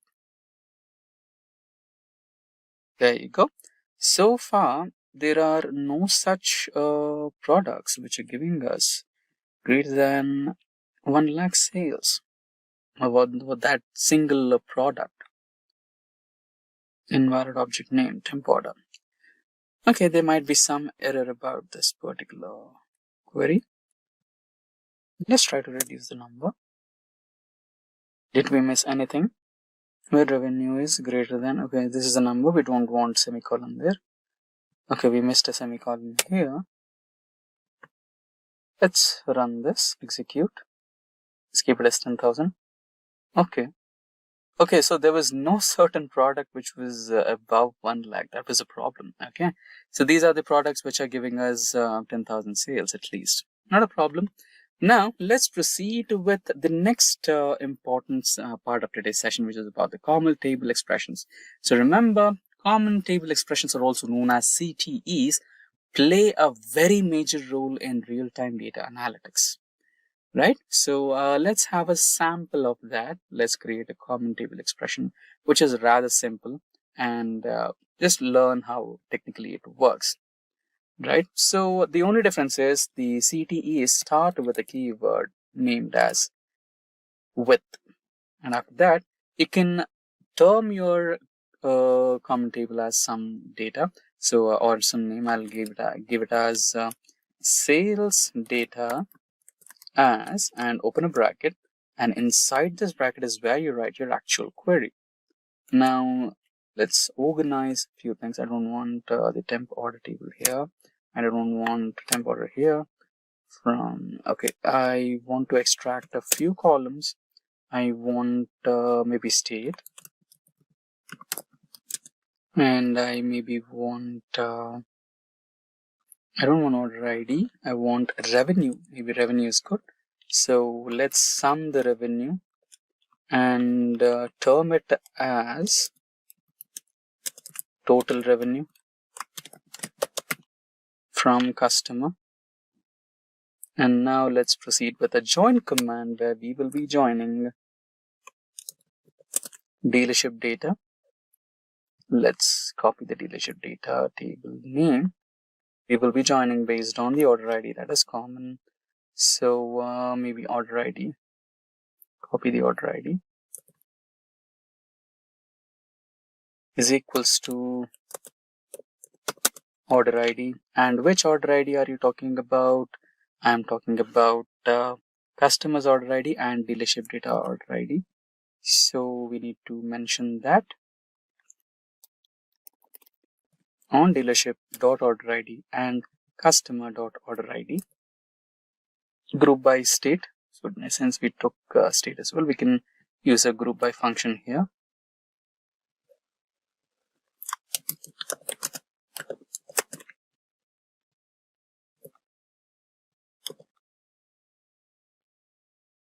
And this is not the end of everything. So semicolon may have to wait.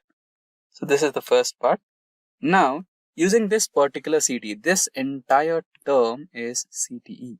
So the output of this particular query will be stored in sales data. Now, we will make use of this CTE or sales data term to extract a few more queries. So we will be writing another select statement. Select state from, okay, let's also take the total revenue which we created here. Let's take that same term here so that we don't make a mistake. From the CTE which we created very recently, which happens to be the sales data, where total revenue is crossing something about $50,000. And now is the semicolon. Let's try to execute this. There you go. So a few regions or a few states and total revenue which are exceeding $50,000 are, there you go. So what exactly is a CTE, you ask? Now, if you are a beginner in SQL, let's say you wanted to club two different tables or more different tables, maybe 3 or 4, right? So you will be using one keyword, which is join, right? And let's say you may have to create a query in such a way that you have to club different tables and you have to extract the results from one table into another and finally create a output table, right? So this might be sounding a little too complex. So basically what CTE does is it acts as a temporary table, right? Now you can write a query and save it as a CTE, right? And that particular resultant table from CTE will not be created, but will be in the memory as a temporary data or an intermediate resultant data, right? Now, whenever you want to use a join or whenever you want to use the same query inside a bracket or inside something in your query, you can just simply use the name of the CTE and then the data you require, the columns you require, and done. You will get the data. Now, this might be a little too complicated to understand in just mere words. Now, let's just go through the formal definition of what exactly is the CTE and what it does, and then let's quickly. So, it's a little too complicated to understand it just with mere words. So, let's get started with the practical examples. But before that, let's understand a formal definition of what exactly is a CTE in SQL. So CTE, also known as or also called as the common table expression, or some people also are used to call it as a with expression. So the keyword is with. So a common table expression in SQL is a temporary result set that you can define within a query. As I said, it helps to break down the complex queries, make the code more readable, and allows you to reuse the result set multiple times within the same query. Just you need to use the name of the CTE in the places where you want in your query, and it reduces the code length as well as the execution time. Now, CTEs are defined using the with keyword as we discussed before, followed by the CTE name, right? So for every column name or anything in your dataset, you give a name, right? Similarly, when you are using CTEs in SQL, you also need to give a name to the CTE, and that particular name will be used in your subquery positions that will reduce the query length and execution time. So you should be giving a name and the query that generates the result set. The CTE is available only during the execution of that particular query or specific query, right? So as I said, the CTE table, the resultant table which is created while you are using the CTE, will not be created as a permanent table in the database, right? It will be a temporary or intermediate result which will be active as long as your current query, which is using the CTE, is active. Now, let's go to the demonstration mode where we will try to create some simple queries, right? And we will understand how exactly a CTE can be beneficial in those situations. Now, let's go to the MySQL workbench. This is my MySQL workbench. So I have a lot of tables here. We have the credit card dataset, we have the Sakila dataset, SLP dataset, SIS, Superstore, World, etc. Right? So we will be using the Superstore dataset. The database. So firstly, we need to write in the query, which means that I am going to use the Superstore database, right? Sorry, Superstore. So I prefer using smaller case or lowercase for database names and column names, and uppercase for the keywords. For example, here use is uppercase and Superstore is the name of the keyword, right? So that is for identifying or easy readability, which is a keyword and which is a name, right? So let's execute this query and have access to the Superstore dataset. And in Superstore dataset, I have one table called as Excel data. Now let's quickly check what we have in Excel data. Select star from Excel data. Here we have row ID, order date, ship mode, customer care, everything, right? So we have region, we have sales, quantity, discount, profit rate. So we have a number of possibilities, a number of reports that we can generate. But let's try to keep it simple. Let's try to find out unique regions, right? Select unique of regions, right? Or just regions, Excel data.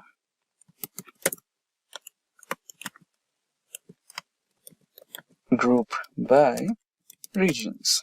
So let's quickly execute this statement and see the output, or maybe we can make some modifications to it, right? Instead of that, you might want to use distinct function so that you don't get all 10,000 plus rows. So basically, this particular dataset has about 10,000 or more rows in it, and it's not real, it's completely made up report using artificial intelligence. So we use ChatGPT to create 10,000 rows of data for 30 years, maybe from 2000 or 2001 to up to 2030 or 31, right? So we don't want all those 10,000 plus columns, sorry, rows. So let's use a distinct here and try to execute this statement so that we get 5 of the regions what we have. So there you go. We have 5 regions as expected: Northeast, Southwest, and Central. Now you can also select a kind of maybe average of sales, maximum of sales, and total sales. So this is bringing us somewhere we can try to find out region-wise sales, right? So region-wise sales grouped by years, like 30 years. What was the sale happened in the year 2001, right? We begin from 2000 or 2001 to all the way up to 2030 or 2031, right? So we can see if there is an increase in the year-on-year sales or decrease in the year-on-year sales. We can identify the best performing year, the worst performing year, right?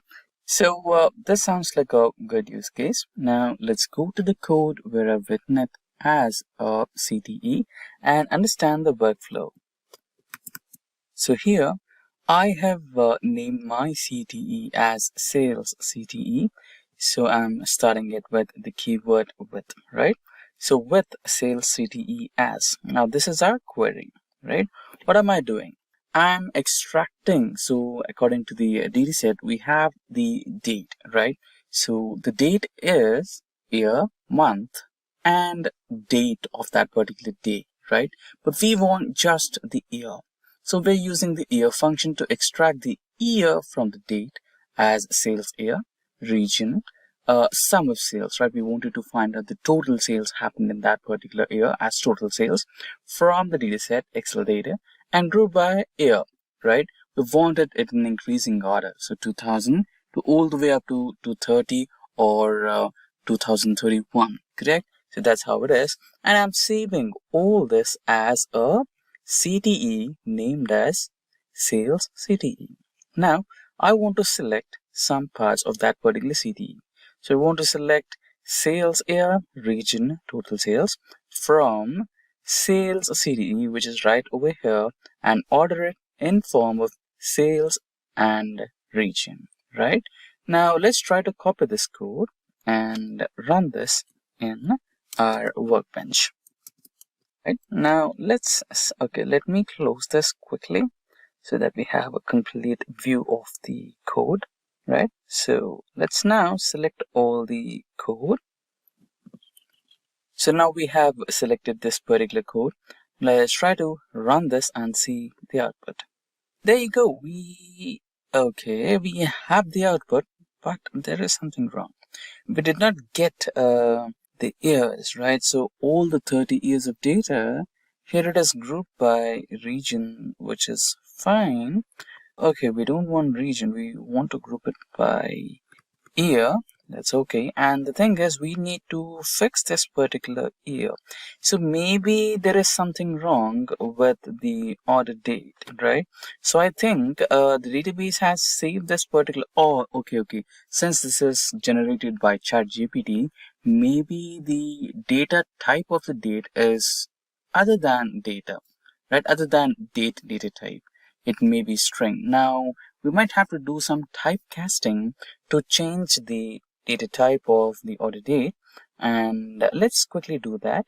So now we have updated the year. So what we have done is just cast here, right? So we have changed the string type of date to the normal date, which follows by year, month, and date. So this is simple typecasting that you can do, and rest everything. And we've also added a where condition. So where date is not added or date is equals to null, then you can just ignore that. And Now let's try to execute this query, and we have also removed that region thing, right? Group by region or order by region. So we want that to be ordered according to the year, which should start with 2001, or the first ever year, to the last ever year according to the dataset. Now let's select the entire CTE query and run that and check our outputs.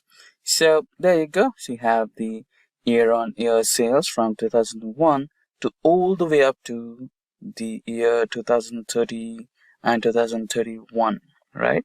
So that's how the CTE, or common table expressions in SQL, or the with query in SQL, can be used. Imagine you're at a grocery store and you need to pick up just a few items. But instead of heading straight to where your items are, you wander through every section, checking out every shelf before making your selection. Sounds inefficient, right? That's exactly how poorly optimized SQL queries work. SQL is the backbone of database management. It helps retrieve, manage, and also organize data efficiently. But if your queries aren't optimized, they can slow down servers, increase load times, and waste valuable resources. This is why SQL query optimization is so important. It's the difference between a query that runs in milliseconds and the one that drags on for minutes. Let's take a simple example. Suppose you are searching for a customer details in a database. You write a query like select star from customers where city, suppose it's Los Angeles. So at first glance, it seems fine. But here's the issue. You will pull all the columns of the data even if you only need the customer's name and the email. This makes the query slower and unnecessarily heavy on the database. So instead, an optimized query like select name, email from customers where city is equals to Los Angeles. This will retrieve what's needed, reducing load time and improving performance significantly. So in this video, we will explore the 12 best practices for SQL query optimization that will help you write faster, more efficient queries, such as using indexes effectively, avoiding select star and retrieving only necessary columns, optimizing join operations, minimizing the use of subqueries, leveraging the stored procedures for performance boost. And by the end, you will have practical strategies to improve your SQL performance and ensure your queries run at lightning speed. So let's start with our first practice for SQL query optimization, which is using indexes effectively for SQL query. First of all, imagine you're looking for a specific word in a 500-page book. Without an index, you would have to flip through every single page until you find it. But with an index at the back of the book, you can jump straight to the right section in seconds. And that's exactly how indexing works in SQL. It acts as a shortcut that helps the database find and retrieve data much faster. But then why indexing actually matters? When a query runs without an index, the database has to scan every row to find a matching data. But with the help of indexing, it knows exactly where to look, cutting down search time significantly. However, it's important to use indexing wisely. While it speeds up data retrieval, it also adds overhead when data changes frequently because indexes need to be updated. Now let's discuss the types of indexes and when to use them. At first, we have clustered indexes. You can think clustered index as a library where books are arranged in perfect order by title. Clustered indexes physically sort and store data based on actual column values. They work best for sequential, unique data like primary keys. Now let's talk about non-clustered indexes. Now you can imagine a library catalog that lists book titles separately. With the help of reference number pointing to their shelf location, that's how non-clustered indexes work. They create a separate lookup structure that points to the actual data. This is useful for lookup tables, mapping relationship, or glossary style searches. Now let's talk about the third type of index, which is the full text indexes. Full text indexes are basically indexes that search for a keyword in a massive document or email. Full text indexes help by storing word positions, making searches much faster instead of scanning the entire text. Let's look up for an example how indexing speeds up queries.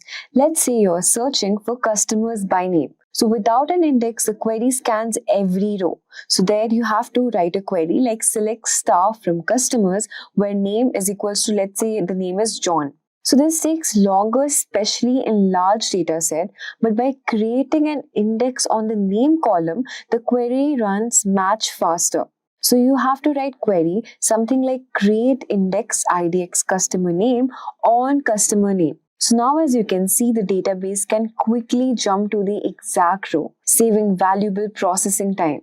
So basically, in cloud-based databases like Redshift and Snowflake, indexing doesn't work the same way. Instead, these systems automatically partition data based on query patterns. So sorting data before loading can improve performance. Indexes are one of the best ways to optimize SQL queries. When used correctly, they speed up searches, reduce server load, and improve application performance. But remember, not every column needs an index. Use them strategically for frequently searched data to get the best results. Now let's talk about the second practice is that why you should avoid using select star and only retrieve necessary columns. Let's say you're ordering food at a restaurant, you just want a burger, but instead of ordering it separately, you ask for the entire menu, appetizers, main courses, desserts, and drink, even though you don't need them. It sounds ridiculous, right? That's exactly what happens when you use select in SQL queries. Why is this a problem? Because when you use select in your queries, you're asking the database to retrieve every single column, even if you need only a few. Basically, this puts unnecessary load of the database, which slows down query execution, and then it clutters reports with irrelevant data. So instead of using select star from customer profiles, you could use select customer name, customer email, customer phone from customer profiles, which is the table name. So while using this type of query, this will make your query much more faster, optimized, and efficient. So when should you use to avoid select? So basically when you're preparing reports and dashboards, which includes column that businesses users actually need to be. You can also avoid select in data models to keep queries clean by excluding unnecessary fields. For performance optimization, because less data retrieved will give you faster execution on time. Remember, using select is just like carrying extra baggage. It slows things down and makes everything harder to manage. Be intentional with your queries, select only what you need, and watch your database run smoother. Now let's talk about how can you optimize join operation for faster queries. Joins are basically which can make or break your SQL queries. So if you use the wrong type of join, you might end up with duplicate records, which slows query optimization or unnecessary data bloating your results. And that's why understanding inner join, outer join, left join, and right join is very important for writing efficient queries. First of all, you should use outer joins with caution. Think of outer join like dumping the contents of two spreadsheets into one, keeping everything from both, even the unrelated data. Sure, it might sound useful, but it can create duplicates and bloat your dataset unnecessarily. Unless you have a very specific use case, it's best to avoid outer join and stick to more optimized options. Now let's talk about the inner joins, which would be your best friend. An inner join is like matching puzzle pieces. It only returns records when there's a match between both the tables. This is almost always the best choice for keeping your dataset clean and ensuring that you only get the necessary data. For example, we have a query over here like select, let's say customers orders, customer ID, order details dot order date. We are joining two tables. So first table is customer orders and the second table is customer ID. From customers dot customer order, and here we are using inner join orders dot order details on customer orders. So as you can see, we have used inner join over here. So by joining on multiple columns, you can ensure that only valid matches are retrieved, reducing duplicates and improving the performance. But then let's talk about which is better, left join or right join. Left joins keep all the records from the first table and only the matching records from the second table. Remember, whereas the right joins do the opposite. They keep all the records from the second table and only the matches one at the first table. Remember, always try to use left join instead of right join because it's easier to read, improves data governance, and makes debugging less confusing. If needed, simply swap the order of your tables to make a left join work. So, some of the pro tips I would say for faster joins is always use join on a common field. Make sure the columns exist in both tables. Use primary and foreign keys. This helps the database retrieve results faster. Consider joining on multiple columns. This can reduce duplicates and improve query efficiency. So by optimizing your joins, you'll speed up query execution, reduce unnecessary data processing, and then improve overall database performance. Smart joins is equals to faster results and smoother operations. So now the question is, why should you use exist instead of n? So this is one more practice where you should use exist instead of n. So let's say you're searching for a friend in a huge crowd. If you use in, it's like scanning every single face before confirming whether your friend is there or not. But if you use exist, the moment you spot your friend, you stop searching. Which one is faster? Obviously, exist one. That's exactly how it works in SQL. When checking if a value exists in smaller dataset, exist is usually much faster than in. Because exist stops searching as soon as it finds a match, whereas in scans the entire dataset before deciding, which makes it slower, especially with large tables. So instead of using query like select star from orders, where order ID in, select ID from customer where active is equals to you, true, you can use something query like select star from orders, let's say the order table is O, where exist, we're using exist over here. Select one from customer, and in this way, what is happening? Because exist will check if at least one active customer exists for an order and stops it immediately after it finds a match. So if you use exist, it will make it faster and more efficient and then scan the entire data set within. If you're wondering, with large databases, switching from in to exist can significantly improve performance and speed up query execution. Less scanning will give you more efficiency. Let's move on to the fifth practice, which is we should minimize our subqueries and use CTEs instead. Let's say imagine you're trying to untangle a giant ball of wires, which is messy, confusing, and frustrating.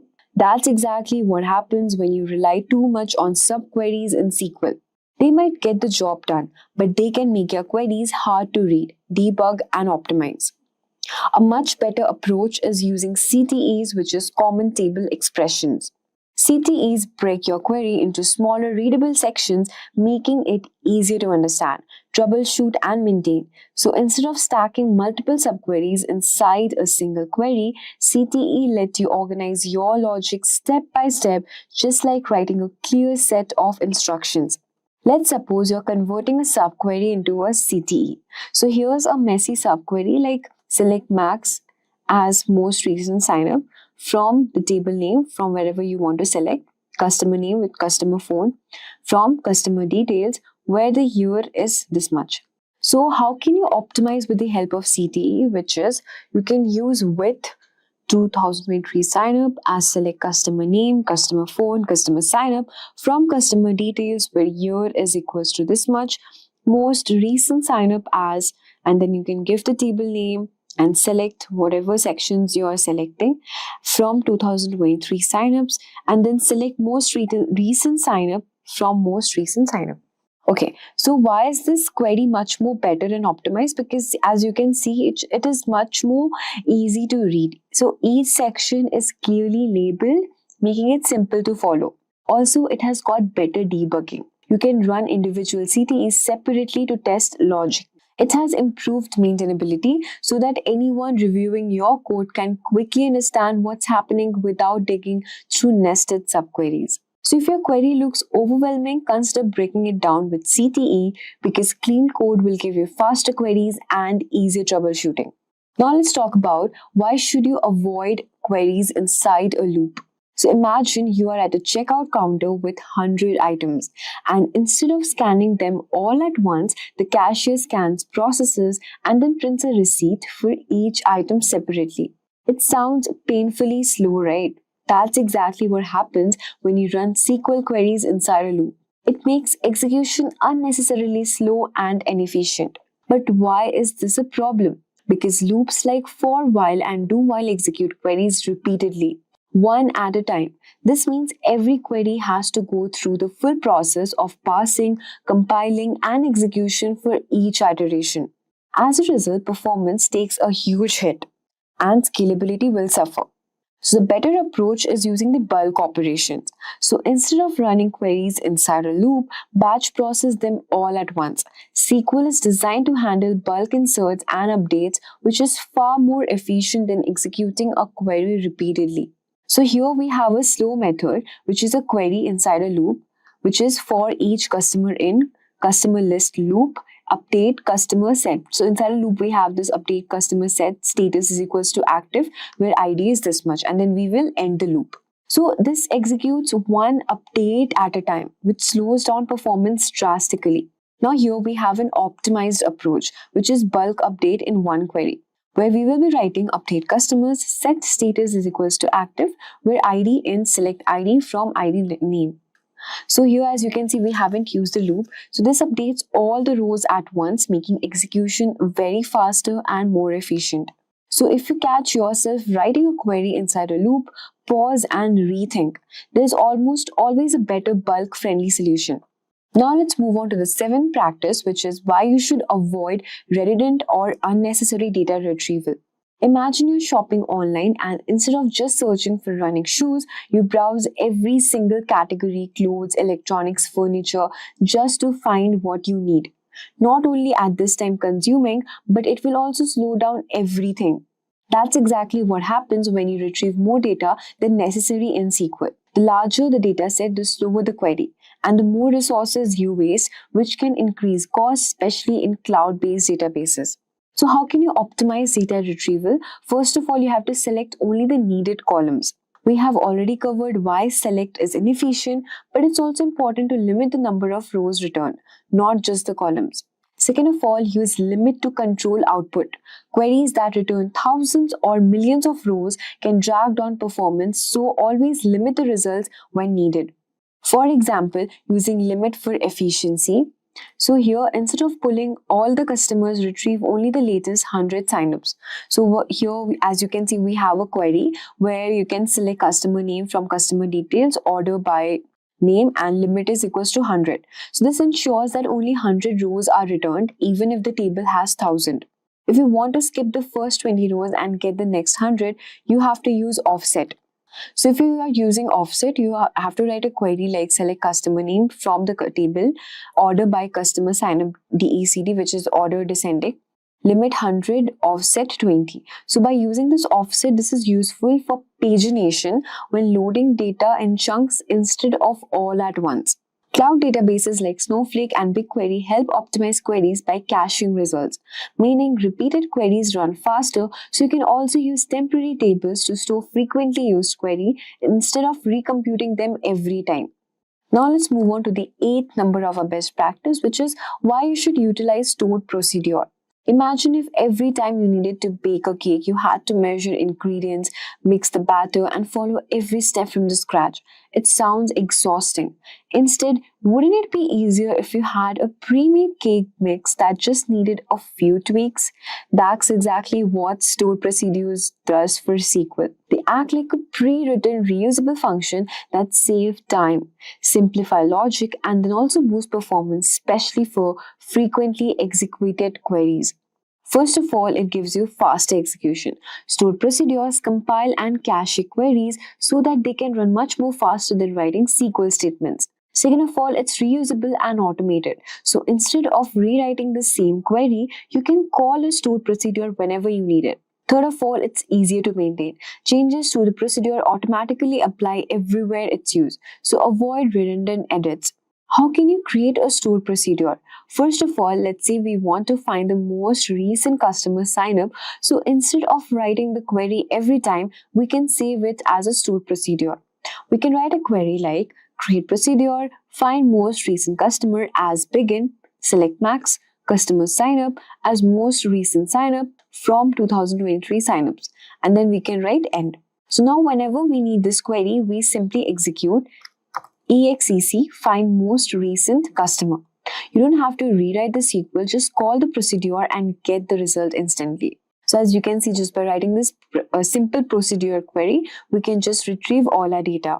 Second of all, let's talk about adding parameters for flexibility.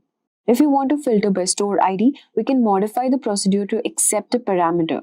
For example, we can create a procedure, find most recent customer, store ID as begin, select max from sign up, where store ID is equals to name and then end. So now we can pass a store ID dynamically when executing the procedure, which is exec find most recent customer, store ID is equals to, and just name the store ID. Suppose it's 1188. So this will make your procedure highly flexible while still being reusable. So basically, stored procedures are a game changer for SQL performance. By compiling, caching, and automating frequently used queries, they speed up execution, reduce redundancy, and make SQL development much more smoother. Now let's talk about the 9th type of best practice, which is why you should normalize your database. So think of your database as a well-organized bookshelf. If books are randomly stacked, finding the right one takes forever. But if they are sorted by genre, author, and title, everything becomes easy to find and retrieve. And that's exactly what normalization does for SQL databases. It will organize data efficiently, making queries faster, reducing redundancy, and improving accuracy. So normalization is important because it keeps data well structured and easy, it reduces redundancy, and it improves performance.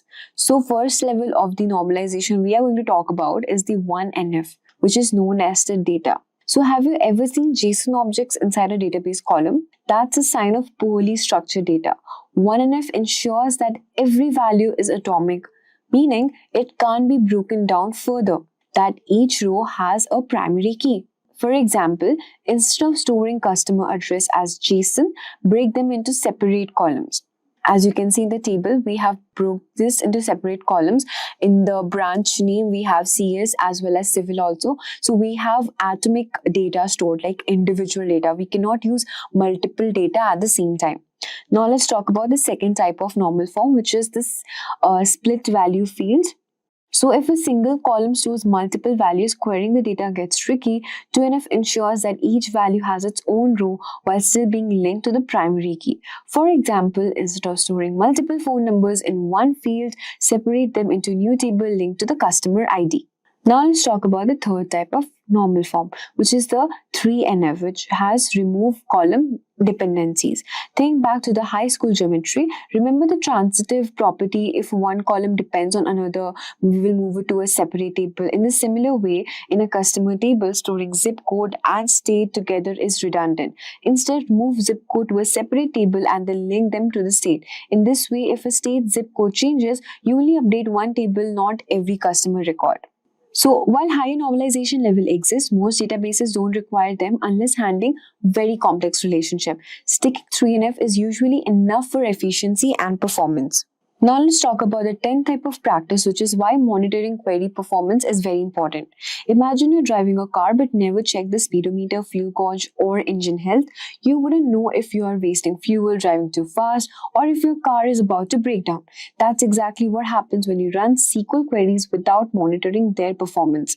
You have no idea which queries are slowing down your database or costing you extra resources. So why is monitoring query performance matters? Because it identifies slow queries. You won't know which queries need optimization if you never check their runtime. Second of all, it saves cost in cloud databases, so reducing execution time can significantly cut cloud resource cost. Third of all, it prevents system slowdown.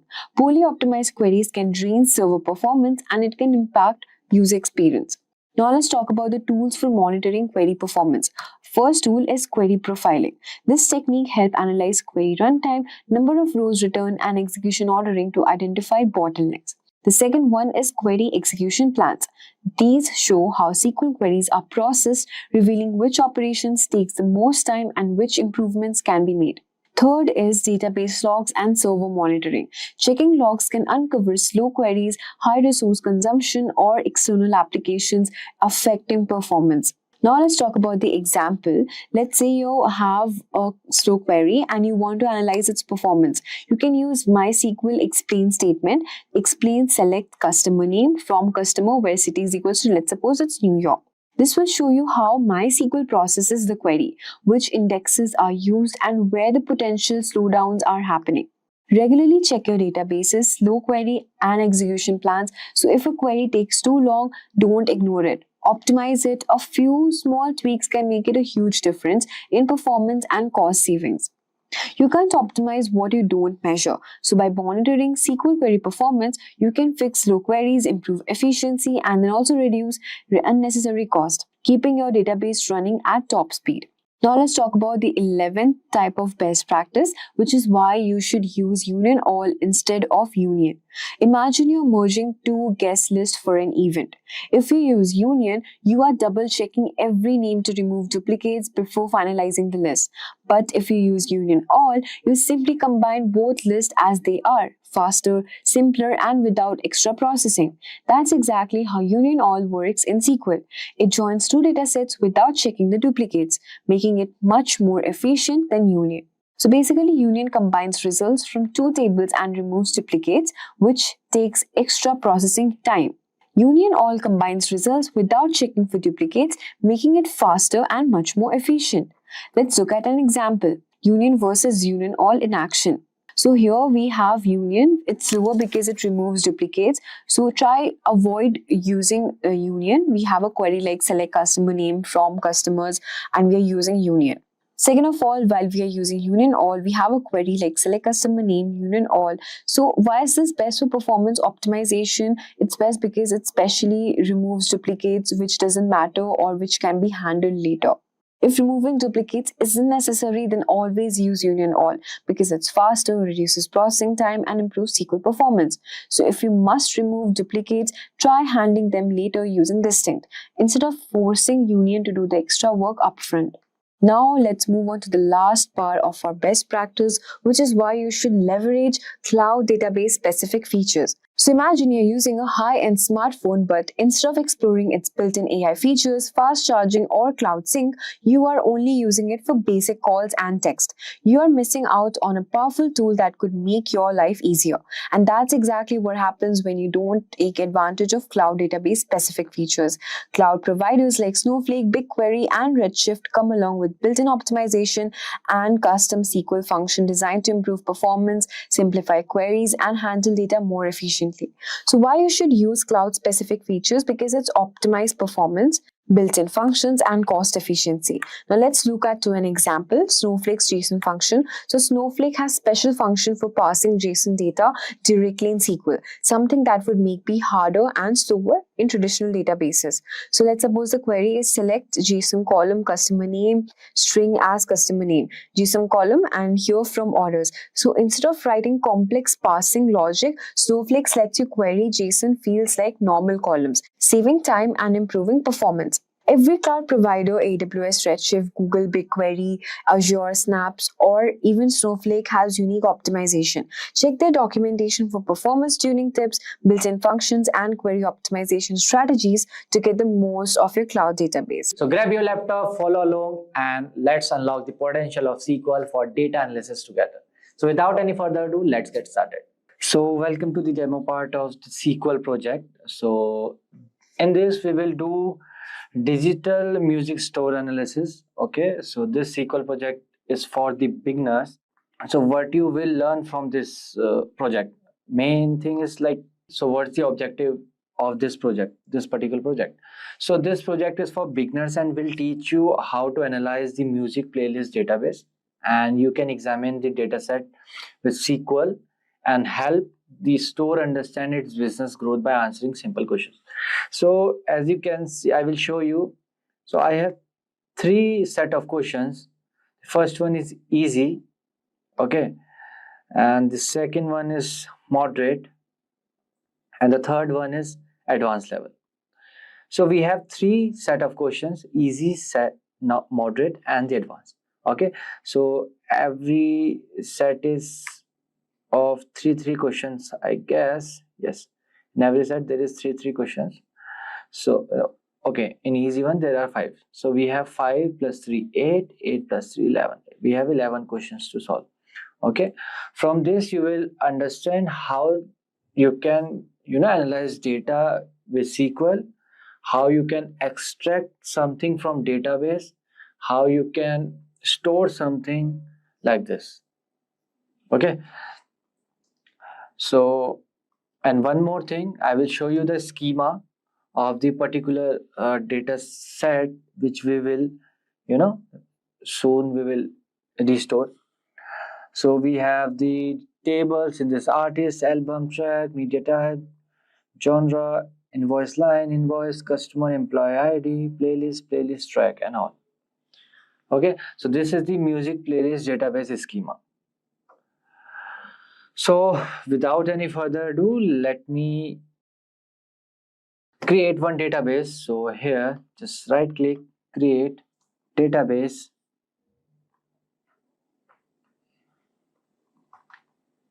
Okay, here I will write music. Okay, and save. So now our database is created. Okay, so if you will go to schema and if you go to tables, there is no tables in it.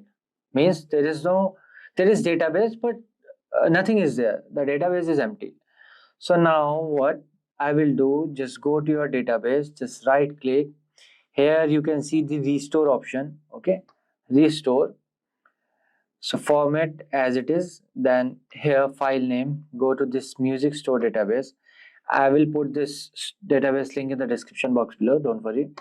Open, then restore. Process started, process complete. Some people will face this that the process is failed or something. Okay, so for that what you have to do, just go to file, then preferences. Here you have to set the path, just binary path. Okay, see I am using the 15th version. Okay, so I have set the path here also and this also, but you have to set this path is important. Okay, if you will not set this edv advanced server path, it's fine, but this path is most important. Okay, but for the future reference I have added on the both. What you have to do, you have to just see where you will find this path. Just go to this PC, then OS, then program files. Here you will find this PostgreSQL. Then I'm using C15, 15, then bin. So you have to copy this path, right? You have to just copy it and paste it here. And then select this one. After that, just save. You won't find any failed thing. Okay, the process will complete. Right, so now let's move forward and see the tables. Okay, it's still empty. Why? Just refresh it. See, now you can see all the columns in my tables. Okay, so what I will do for the checking, I will run one query here. Okay, let me close it. Okay, I will write here select star from album. Okay, let me run it. So now as you can see here, my table is working fine, everything seems good. Okay, so now what we will do, we will solve question one by one. Okay, so the first question, let's see the first question, easy one. Who is the senior most employee based on job title? Okay, who is the senior most? Okay, so I will write here like the first question is, who is the senior most employee based on job title? Okay, so this is our question. So we know we have the table name called employee. So we will select that table first. So I will write here select staff from employee. So you should know which table should to select. Okay. So here, as you can see in this question, there is word employee. Who is the senior most employee based on the job title? Most employee means employee is an employee table, right? So I will run it. Okay. So what I will do, I will just select this and run it. Okay.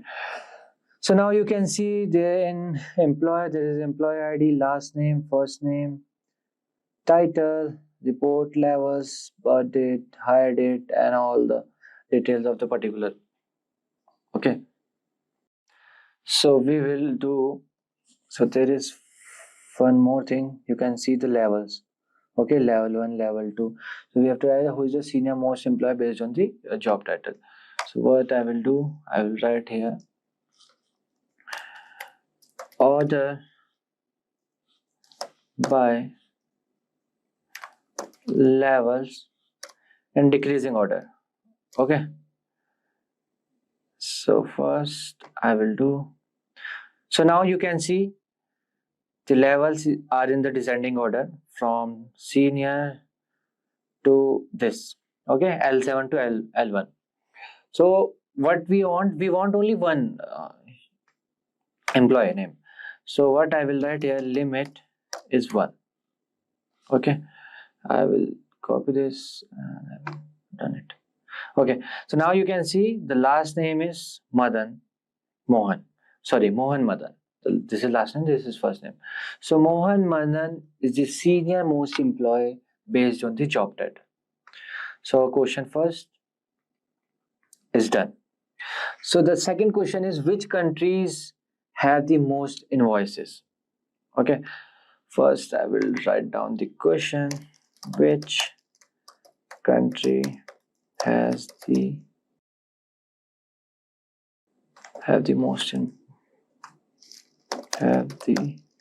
most invoices? Okay, so for this what we have to do, see, just first check. First we have to check from which table we will get the solution. So here you can see the word invoices. Okay, so we have one table invoice and invoice line. We have to select it from this. Okay, so I will write here select staff from invoice. Okay, so we have customer ID, invoice date, billing address, billing city, billing state, and everything. So here you can see we have the billing country as well. Okay, because we need the country name, so we will take this column, right? So I will write here, so I will write select, change it, select count star from name, select star billing country from invoice group by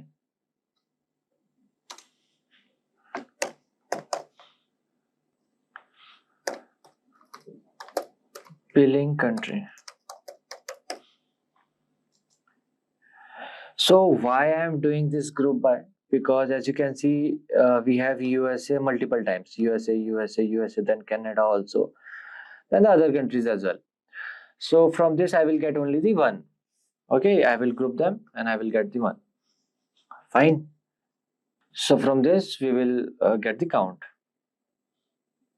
So after this I will write order by, so here I will write C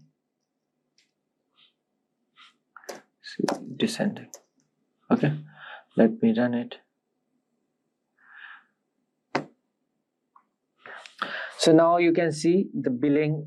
This is the billing order. Okay, so or you can say the invoices. USA got the 131 and Canada 76, Brazil 61. If I will write here again that limit 1, what I will get? See, USA. We got the USA. So USA is the country which have the most invoices. Okay. If you will remove this limit, so you will get the other country as well. Second in Canada, third is Brazil, and like this. Okay. And the third question is, what are the top 3 values of total invoices? Okay, again we need the same table. Okay, first I will write the question. Third question is, what are the top 3 values of total invoices? Top 3 value of total invoices. Okay, I know I can just solve this question by the second one, but I want to do it from the starting. Okay, so first I will select stuff from invoice. Let me run it.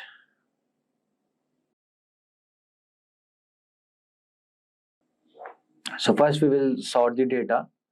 Here I will write order by total, because the last, this is a table name. Okay, total in the descending order. So first I will select. So we need just the top 3. So first I will do, everyone know, limit 3. Okay. Okay. So here I have wrote this star. That is why it's giving me all the values. If I want this, only this value, so I can write select total from invoice order by this. Okay, I will write and run it. So I have this total like 23.75999 and 19.8 and 19.8. So these are the top 3 values of total invoices.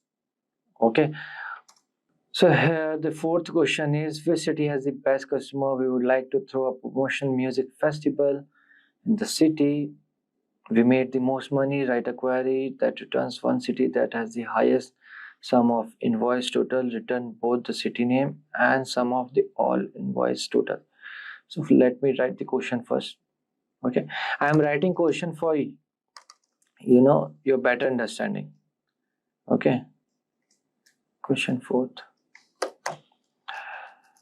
Which city has the best customers? We would like to throw a party or promotional music festival in this city. We made the most money. We made the most money. Write a query that returns one city that has the highest sum of invoices total.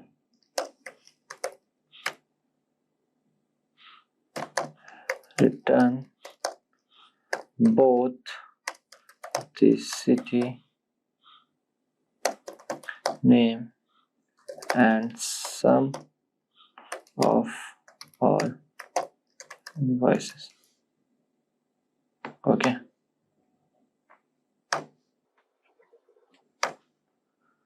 So we have this question. Okay. So which city has the best customer? We would like to throw a promotional music festival in the city. We made the most money. Write a query that returns one city that has the highest sum of invoice total. Return both the city name and the sum of all the invoices. Okay.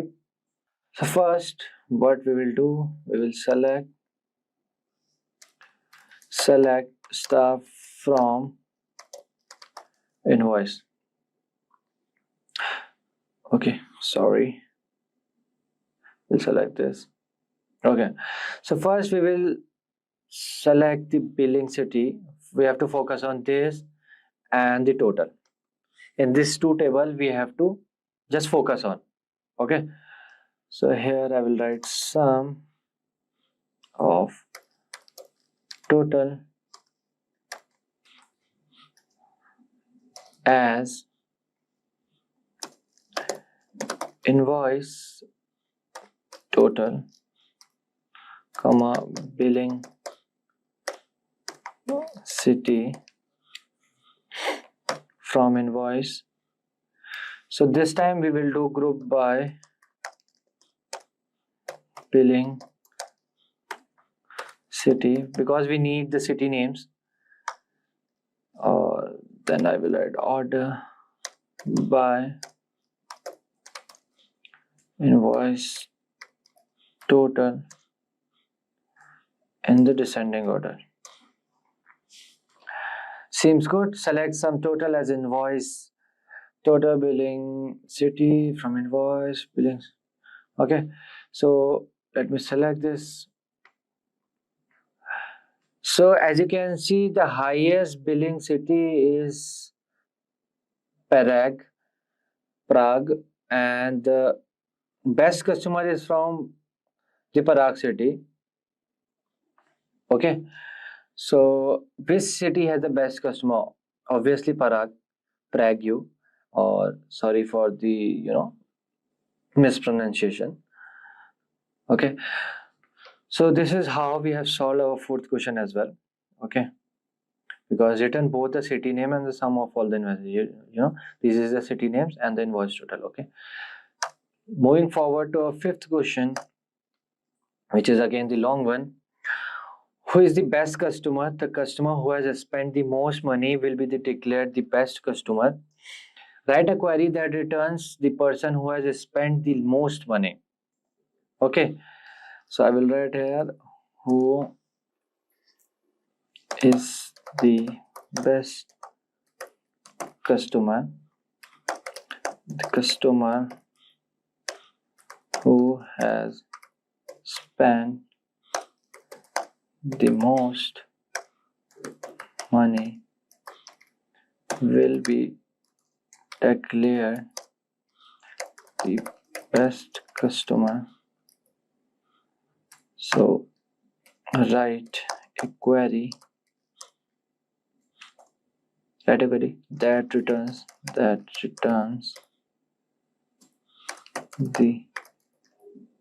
the person who has spent the most money. Okay, yeah, so who is the best customer? The customer who has spent the most money will be declared as the best customer. Write a query that returns the person who has spent the most money. Okay, so for this we have to take this customer table data. Okay, so I will write as select stuff from customer. Okay, I will select this and I will run it. Okay, so this is our table data of customer. Okay, so we have the country, fax, emails, state, city, address, last name, first name. Okay, So as you can see, there is nothing like no detail of invoice or the money, okay, which have spent by the customer. So what we will do, we will look at our schema.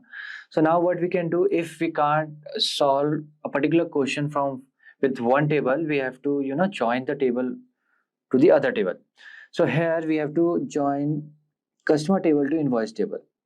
So in this you can see there is customer ID and here also customer ID. So on the basis of customer ID, we can join both the table, and with the help of this total we will sort out the that guy, okay, that customer, right?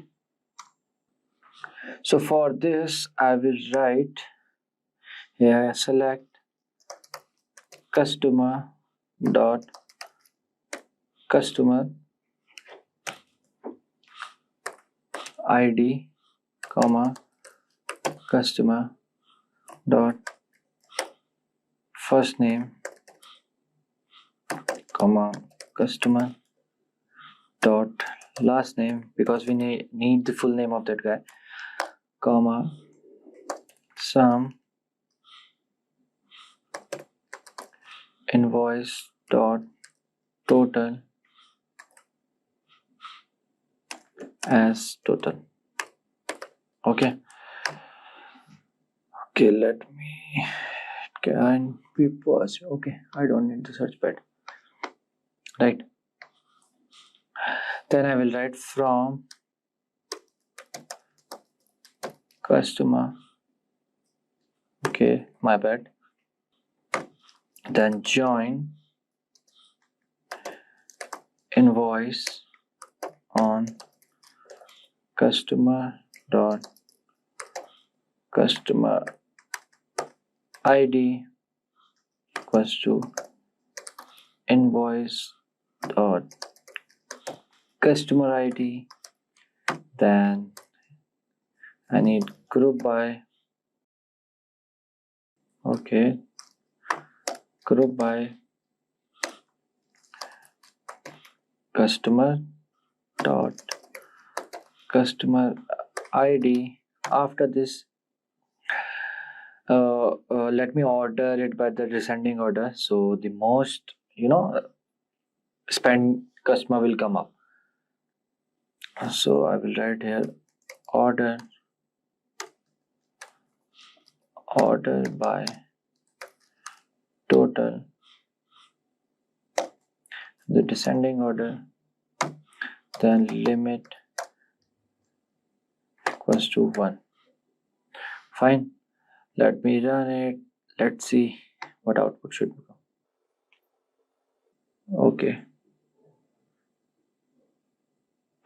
Okay, some error is coming, limit, okay, sorry. Okay, so as you can see, the customer ID is 5, the first name is R, the last name is Madhav. R Madhav spent the highest value 144.540000 and 2. So who is the best customer? Madhav, R Madhav, sorry, my bad, R Madhav, right? R Madhav has spent the most money. Okay, so this is how we are done with our easy set of questions. Now let's jump into the moderate one. Okay, so let me write the question first for the moderate. So I will write here moderate questions. So these analytics skill help you in the data analytics to become a data analyst or to become a data scientist. Okay, so the question first is write query to return, okay, write query to return the email, query to return the email, comma first name, comma last name, and genre of all rock music listener. Okay, then return your list ordered alphabetically by email starting with A. Okay, let me get the yeah.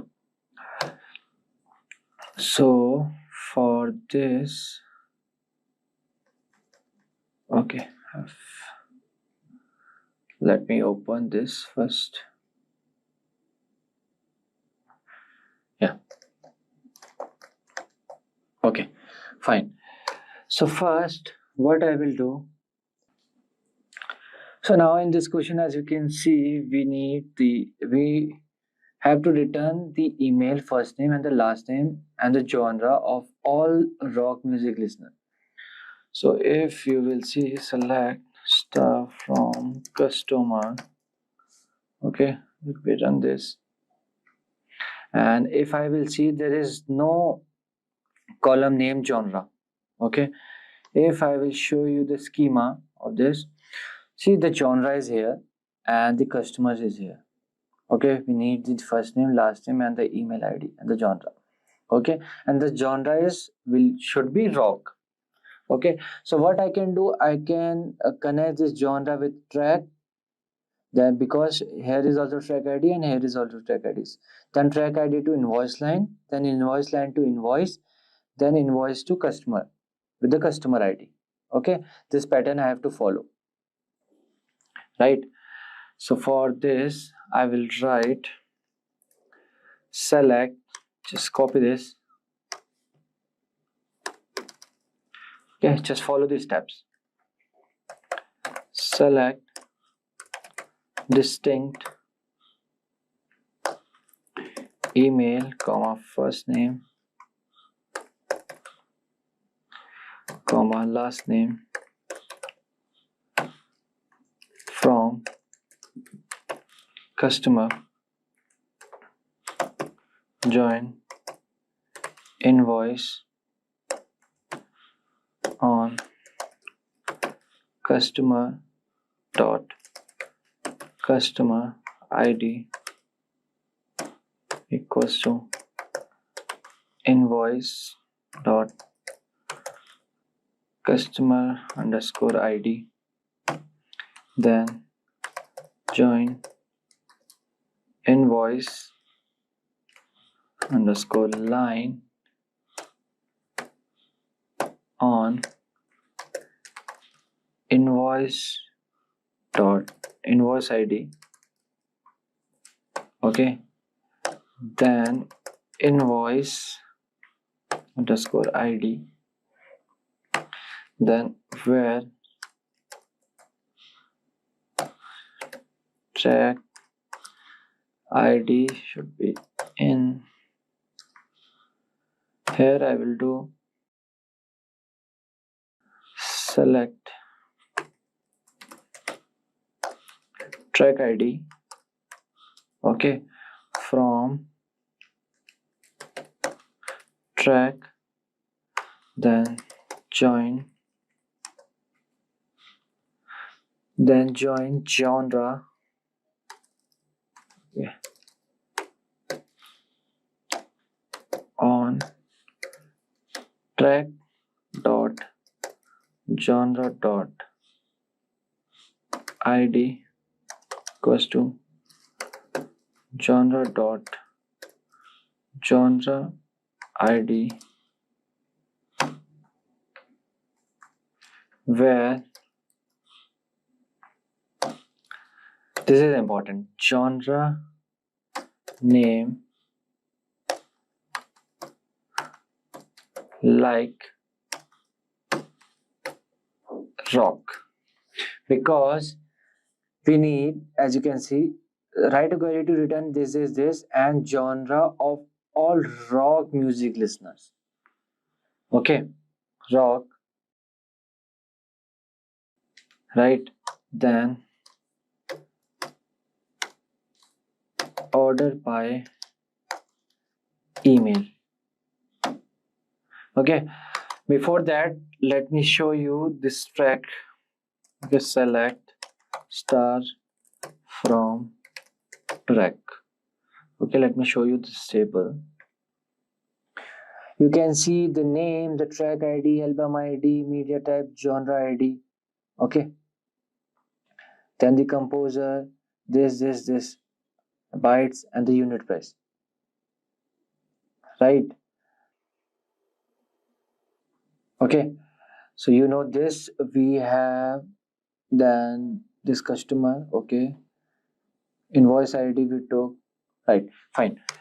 So now what I will do, I will just select this and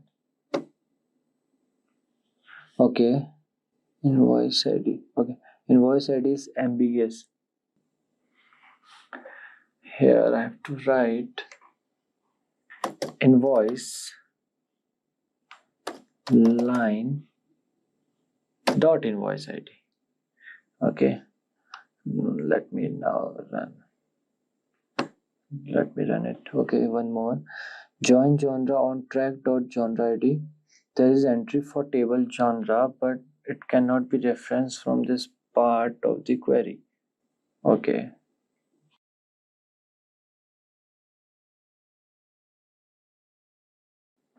Okay. As you can see here, the table name is genre underscore ID. That was the mistake. Okay, one more. Genre dot name. Spelling mistake. Sorry, my bad, guys. No issues. It happens. Okay. Now you can see we have all the people who love rock music, and we have the email, then first name, then the last name. See, Aaron Mitchell, Alexandra Roca, Astrid Gruber, like this, Camille, Dan, Edward, like this. Okay. So there are total 59 people who loves rock music from this particular database. Okay. Now question 2.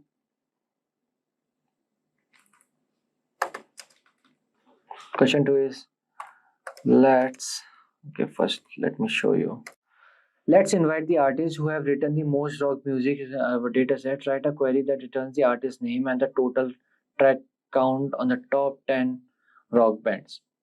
Okay, so let's invite the artist who have written the most rock music in our dataset.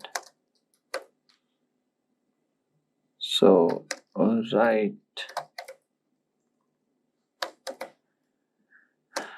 a query that returns the artist name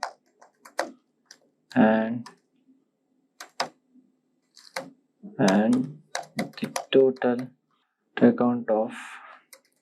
track count of top 10 rock bands.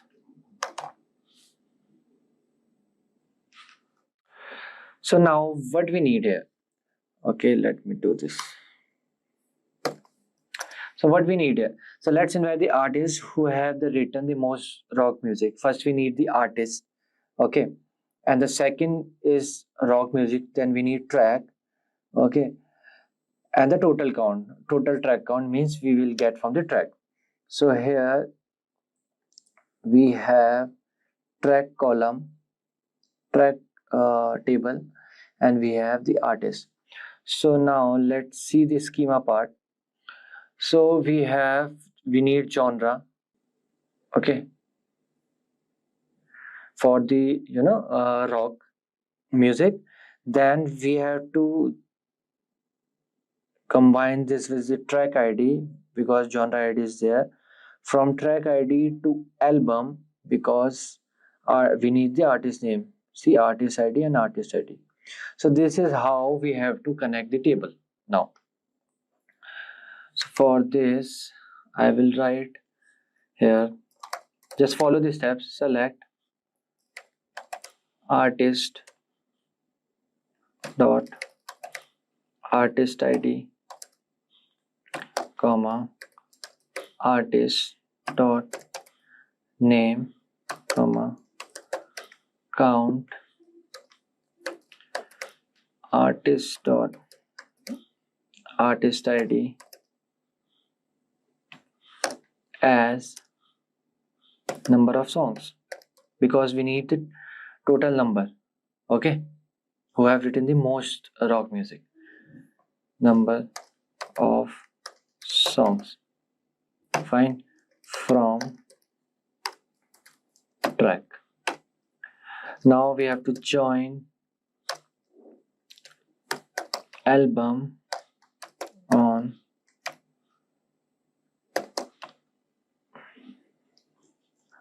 album dot album ID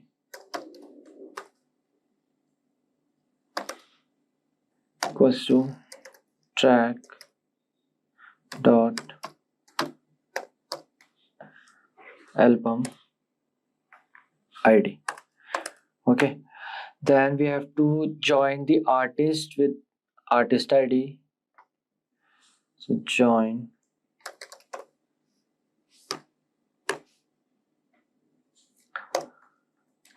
artist column on the basis of artist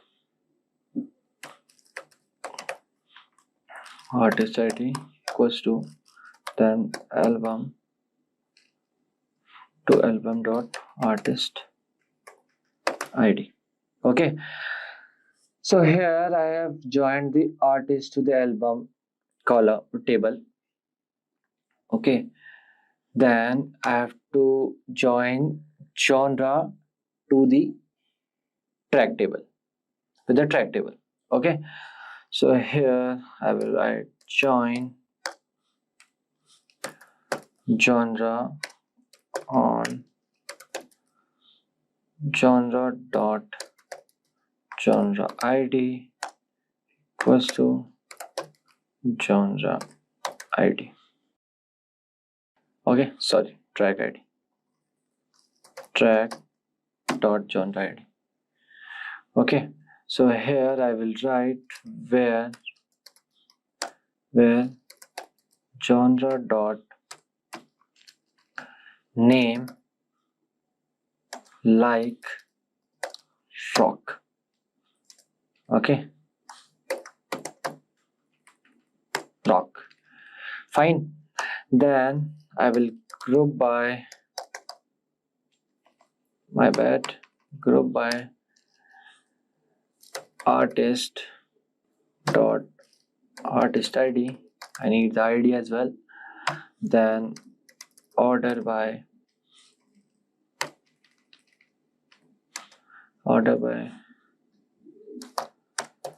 number of songs in the descending. Then limit, I need only 10 rock bands. Limit will be 10. Let me run it. Okay, let me run it. Okay, album. Okay,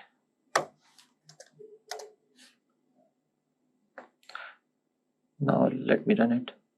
Okay, now you can see this guy, Led Zeppelin, artist ID is 22 and wrote the most songs 144. Then U2 122, Deep Purple 92, then this, then this. Okay, so this is how we solved our second question, right? So now the third question. Okay, return all the track names that have a song length longer than the average song length. Return the name and the millisecond of the each track order by the song length. Okay, so first I will write this question.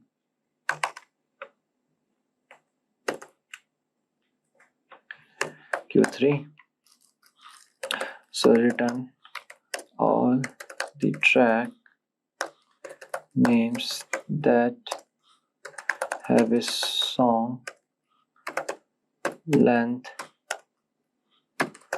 longer than the average song length.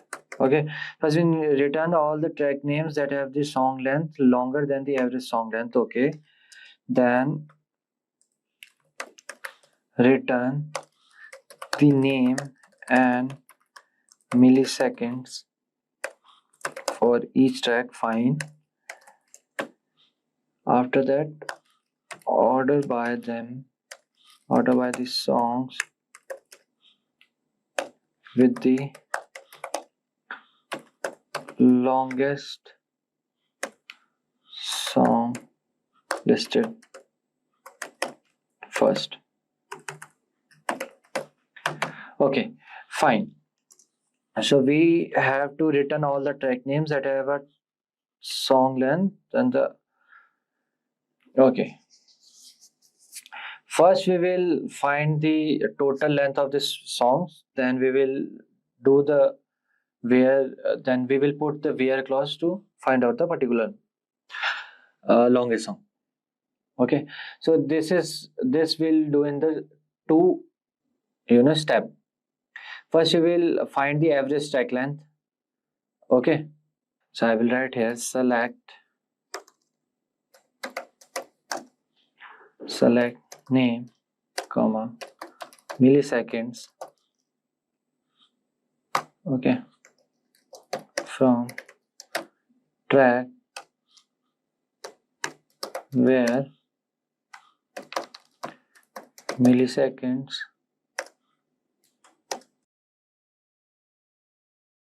here I will write select average from the millisecond. Okay, then I will write here as average track length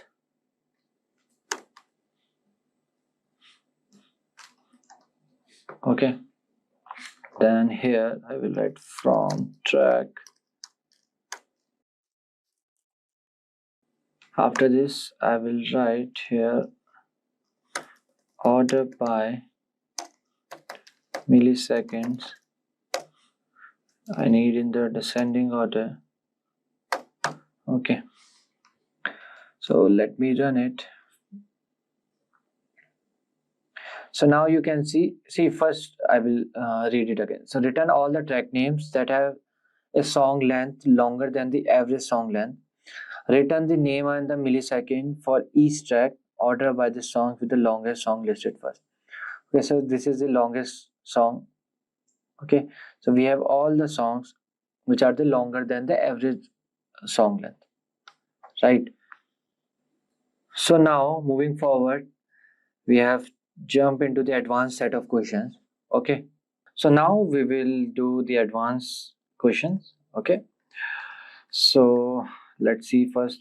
Find how much amount spent by each customer on artist. Write a query to return customer name, artist name, and total spends. Okay, so first we will write down the questions. Okay, then question one.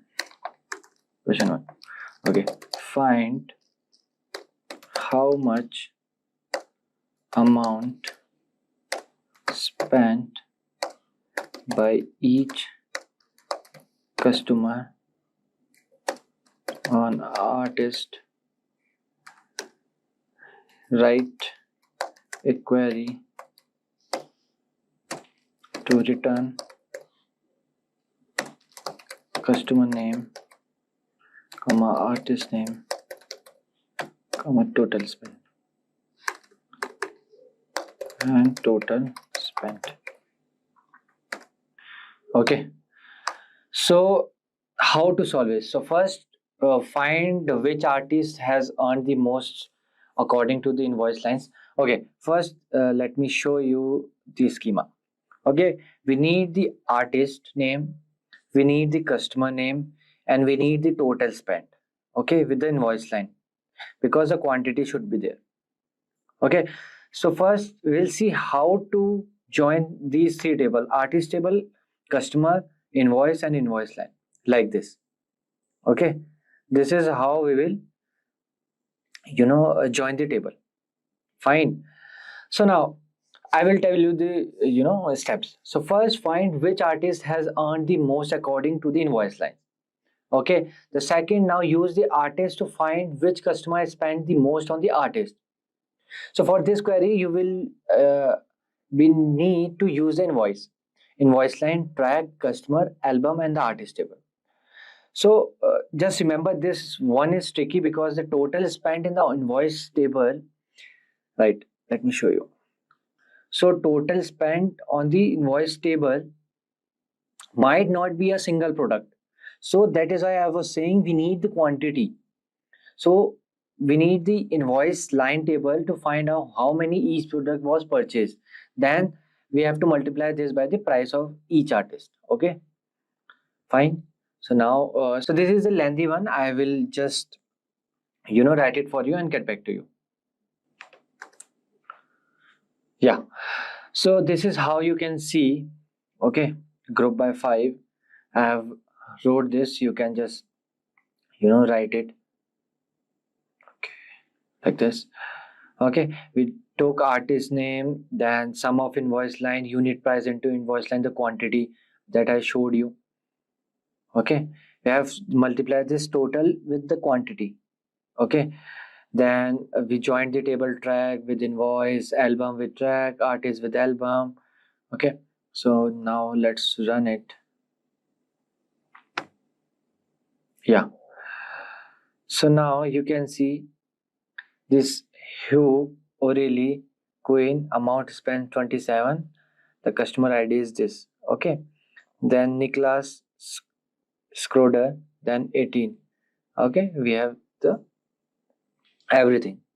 Okay, customer name, artist name, and the total spent. This is the customer name, the artist name, and the total amount they spent. Fine. So now let's move forward to the next one, which is okay.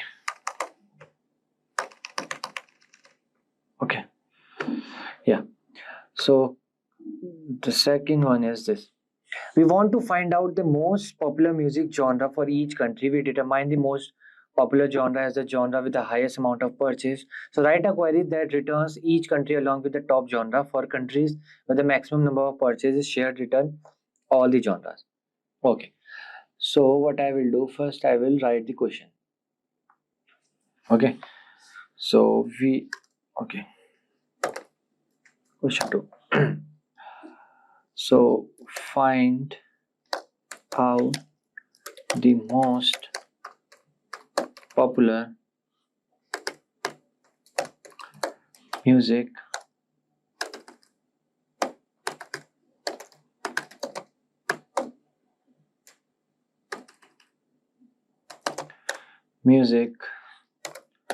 genre for each country. Okay, we determine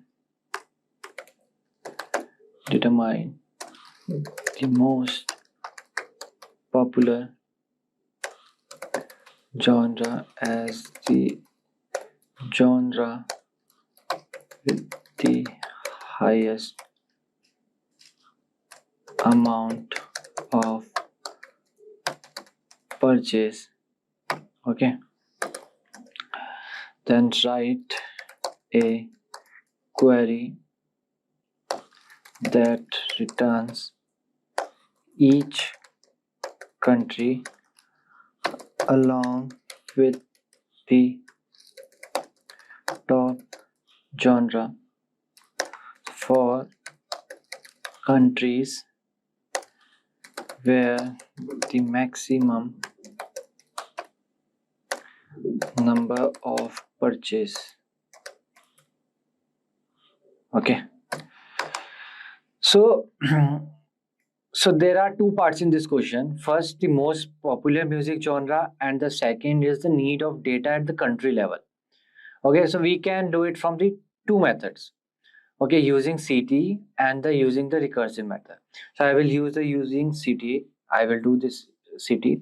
So for that you have to write with popular genre as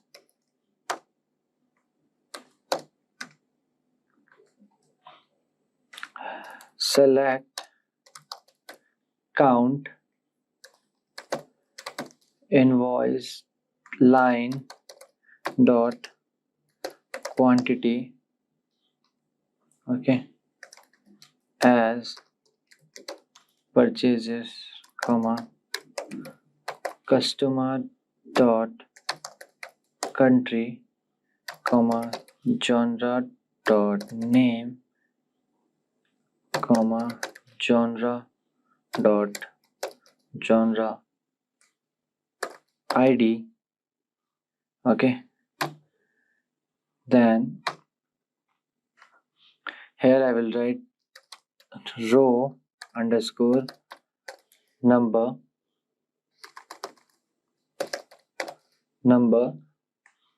then I will write over partition by customer dot country, order by count invoice line dot quantity, okay, into descending order,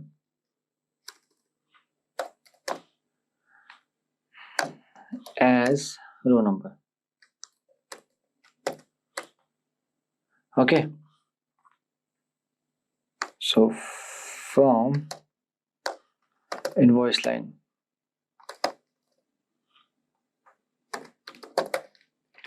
okay, yeah.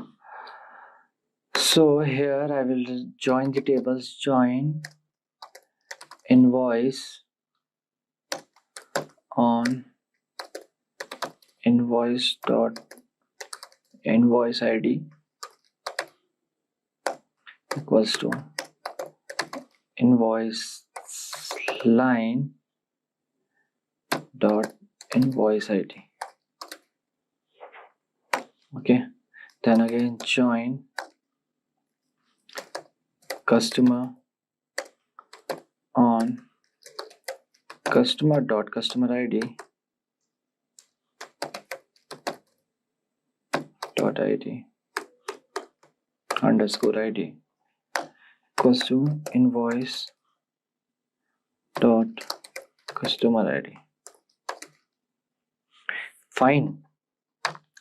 Then again we have to join track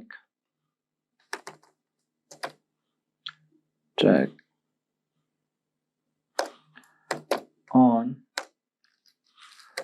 track dot track ID equals to invoice underscore line dot track underscore ID. Then join genre on genre dot genre ID. Okay, then track dot genre ID. Okay, then I will do group by 2, 3, 4. Then I will do order by 2, then ascending order, and then 1 to descending order. Okay,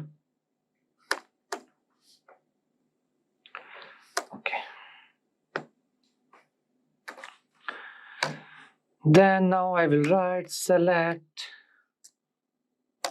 star from popular genre where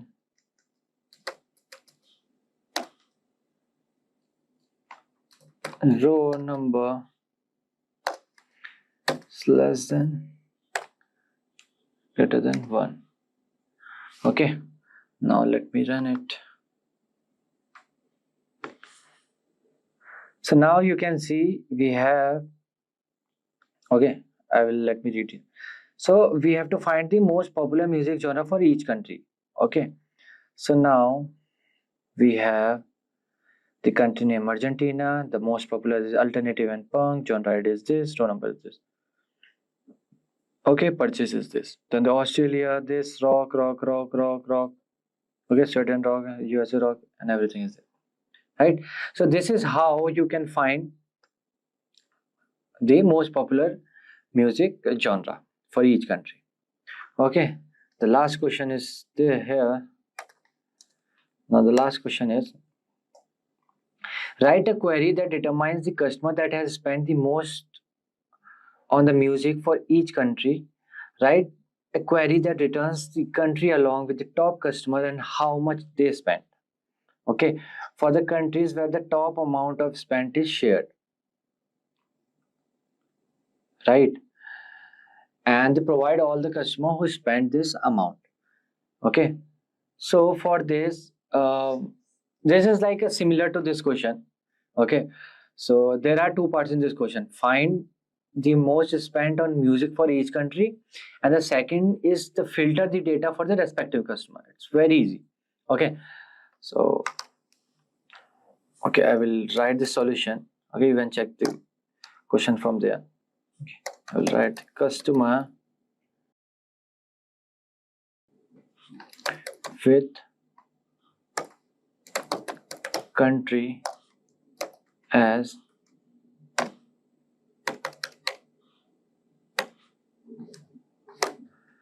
I will here select customer dot customer ID comma first name comma last name comma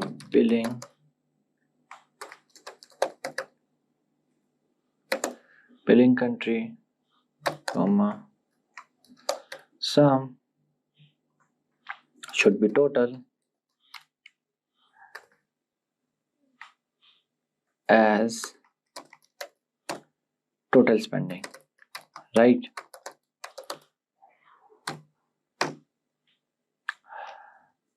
Then I will write row number same over, we have also written here now, right? The same we have to write here over, then partition by billing country, order by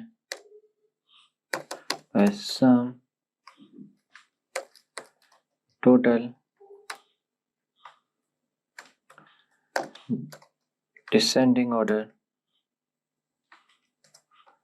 as row number. Okay, so after this I will write here from invoice you have to fetch, then again the same thing, you have to join the table, join customer on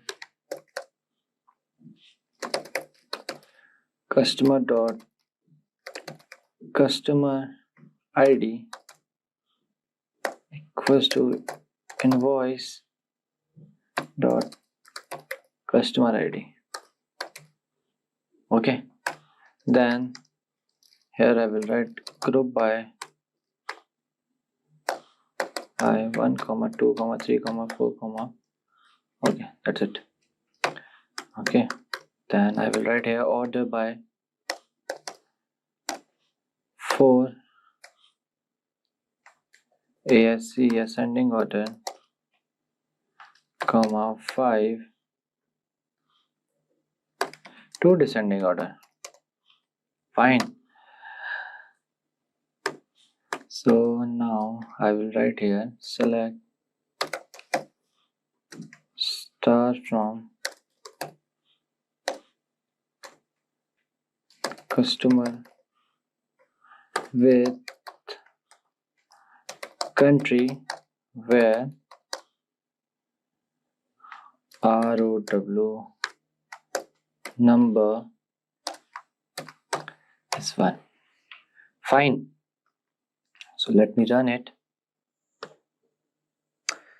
See, we have first name, last name, billing country, total spending, row number, and the customer ID. Let me show you the question. Here, write a query that determines. Okay, let me make it this one. Okay. Yeah. So write a query that determines the customer that has spent the most on the music. So customer, we have the customer name. For each country, write a query that returns the country along with this. So we have the country name. With the top customer, how much they spend, we have the total spending. For the countries where the top amount is shared, provide all the customer who spent this amount. Okay, so we have everything here, right? We have this Lewis from Brazil, this is okay with the customer ID.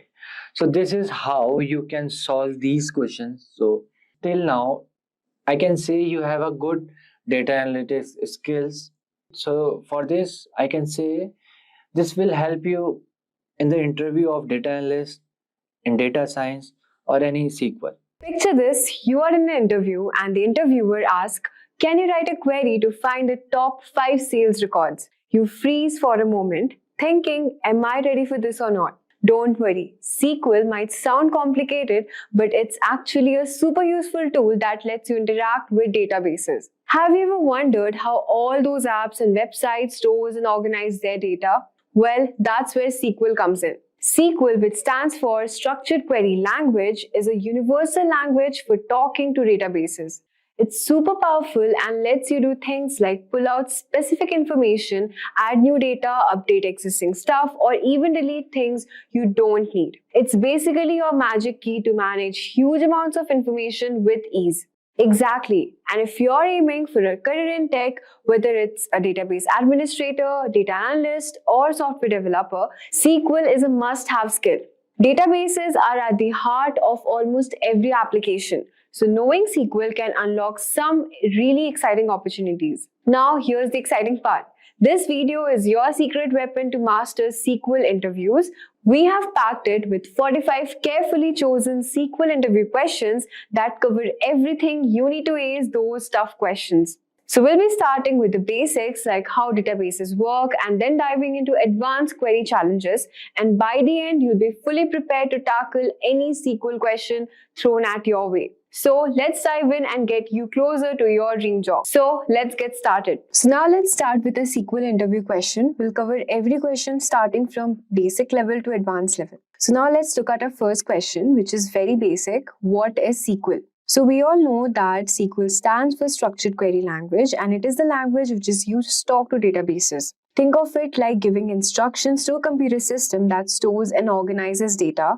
For example, if you want to find out all the customers who ordered a specific product, then SQL can help you do that with a simple command. You can also use SQL to add new data, like entering a new customer details into a database. If you want to update someone's phone number, SQL has got you covered. Or maybe you want to delete old records that are no longer needed, SQL can handle that too. Here's a quick example. If you want to find all the customers in New York, you could write something like select star from customers where city is equals to New York. So we are using this command to find all the customers in New York. Remember, if you want to find out all the specific data from the table, you have to use the star command. And if you want to add new customer, you can just simply write insert into customers, name, city, and then you can also insert value name, which is John, and you can just enter the specific location. So SQL works the same way across many popular databases like MySQL, PostgreSQL, or SQL Server, which is why it's such an important skill for anyone working with data. So now let's look at our second question, which is what are the different types of SQL commands? So SQL commands are like instructions you give it to a database to tell it what to do. There are different types of commands and each one has a specific purpose. So let me explain these in simple terms. Remember, if an interviewer asks you such questions, simply explain using the proper keywords and use proper definitions and easy language. That's it. So the DDL command we have, which stands for Data Definition Language. It basically defines the structure of the database. For example, if you want to create a table, or if you want to alter a table, or if you want to drop a table. Then we have DML, which stands for Data Manipulation Language. It deals with the actual data in the database. For example, insert, update, delete, all of these things. Then we have DCL, which is Data Control Language. It will manage permissions and access control. So if you want to manage permission or access control, then you have to use this particular type of SQL command, which is DCL, which is grant and revoke. Grant will provide access rights and revoke is used to remove the access rights. We also have TCL, which stands for Transaction Control Language. It will manage transactions in the databases. For example, commit is used to save changes, rollback is used to undo changes, and save point is used to create intermediate points in a transaction. So for instance, in a schema with customers table and an order table, data definition language commands are used to define the table, whereas data manipulation commands, which is select, insert, and delete, it is used to update customer or order data. DCL is used to control access, and TCL, which is transaction control language, is used to manage transactions. That's it. It was very simple. Now let's look at your third question, which is what is a primary key in SQL? A primary key in SQL is like a unique ID for each record in a table. Think of it as a way to ensure that no two rows in a table have the same value. Remember that no two rows must have the same value. It is also a rule that the primary key column can't have empty or null value. So these are the basic criteria for a key to be a primary key. For example, in a table of customers, you have a column called customer ID as the primary key. Then each customer have a unique customer ID like 1, 2, 3 and so on. This makes it easy to identify and retrieve specific customers from database. Here's a simple example. Suppose we have created this table, create table customers, and we have given the customer ID as primary key. We have given name as varchar, the city name as well. So the primary key will ensure that each customer ID is unique, no duplicates are there, no customer ID is left blank, that is there should be no null values, and primary keys are also important when linking tables together. For example, if you have orders table, you can use the customer ID as a reference to connect each order to a specific customer. This helps maintain data integrity across the databases. Now the fourth question is, what is a foreign key? A foreign key in SQL is like a connection or link between two tables. It's just like a field in one table that refers to the primary key in another table. This creates a relationship between the tables and ensures that the data stays consistent. For example, let's suppose you have two tables, a customer table with a primary key called customer ID and a sales table with a field called customer ID, which is a foreign key linking back to the customer ID in the customers table. So here's how it will look like. We have created this table and you can see in this example that suppose we have customers and sales table. So we have used this customer ID in our customer table as well. So here customer ID is the foreign key and in the customer table, the customer ID which we had used is the primary key. So now let's move on to our fifth question, which is delete and truncate command. What is the difference between delete and truncate commands? So delete and truncate commands in SQL both remove the data from a table, but then they work in different ways. Let me break it down for you. The delete command. So what delete command will do is basically, this is used when you want to remove specific rows from a table based on a condition. For example, if you want to delete all the customers from a specific city, then you have to use this delete command. It will allow you to be selective, but it's slower because it logs each row deletion, which also makes it possible to roll back the changes if needed, if you're using transactions. Moving on to truncate command, truncate will remove all the rows from a table at once without allowing any condition. For example, if you just want to remove all the rows just in a one go, you have to use this truncate command. Just simply write this query as truncate table. Suppose the table name is customers. It's much faster because it doesn't log individual row deletions and it simply clears the entire table in one go. However, you can't roll back a truncate operation in most databases once it's done. So the key differences is delete is for specific rows, truncate is for clearing the entire table. Truncate is much more faster because it uses fewer system resources. Delete can be rolled back if used within a transaction. Truncate usually cannot. Delete logs each row deletion and truncate doesn't. So this was all for this truncate and delete command. So anytime if the interviewer asks you such questions, just simply explain this. Now let's move on to the sixth question, which is, what is a join in SQL and what are its types? So this is one of the most important questions you'll be getting to know in the interviews. You'll be asked such questions in the interviews. So basically, a join in SQL is used to combine a data from two or more tables based on related column, like a column key that links them together. It's just like connecting pieces of puzzles. Join help you see the bigger picture by merging related data. For example, if you have a customer table and a sales table, you can use the join to see which customer placed which order by linking them through a common column, such as the customer ID. So, you all know what a join in SQL, and let's discuss its type. So join types are basically, there are 4 types of join, which is inner join, left join, right join, and full outer join as well. So what inner join will do is, it will combine rows from both tables where there is a match in the common column. Think of it as the overlapping section in the Venn diagram. Only rows that exist in both the tables are included. The left join, or we can call, or the left outer join, it will retrieve all the rows from the left table and the matching rows from the right table. Remember, the left join will retrieve all the rows from the left table and only the matching rows from the right table. If there is no match, the result includes null values for the right table's column. Think of it as including the entire left circle in the Venn diagram along with any matches in the right circle. Right join or the right outer join is similar to the left join, but it will retrieve all the rows from the right table and matching rows from the left table. If there is no match, null values are included for the left table column. Think of it as including the entire right circle in the Venn diagram along with any matches on the left circle. Then we have the full join. Full join will combine rows when there's a match in the either table. If no match is found, it includes null or the missing values from the either table. Think of it as combining both circles in the Venn diagram. Everything from both tables are included.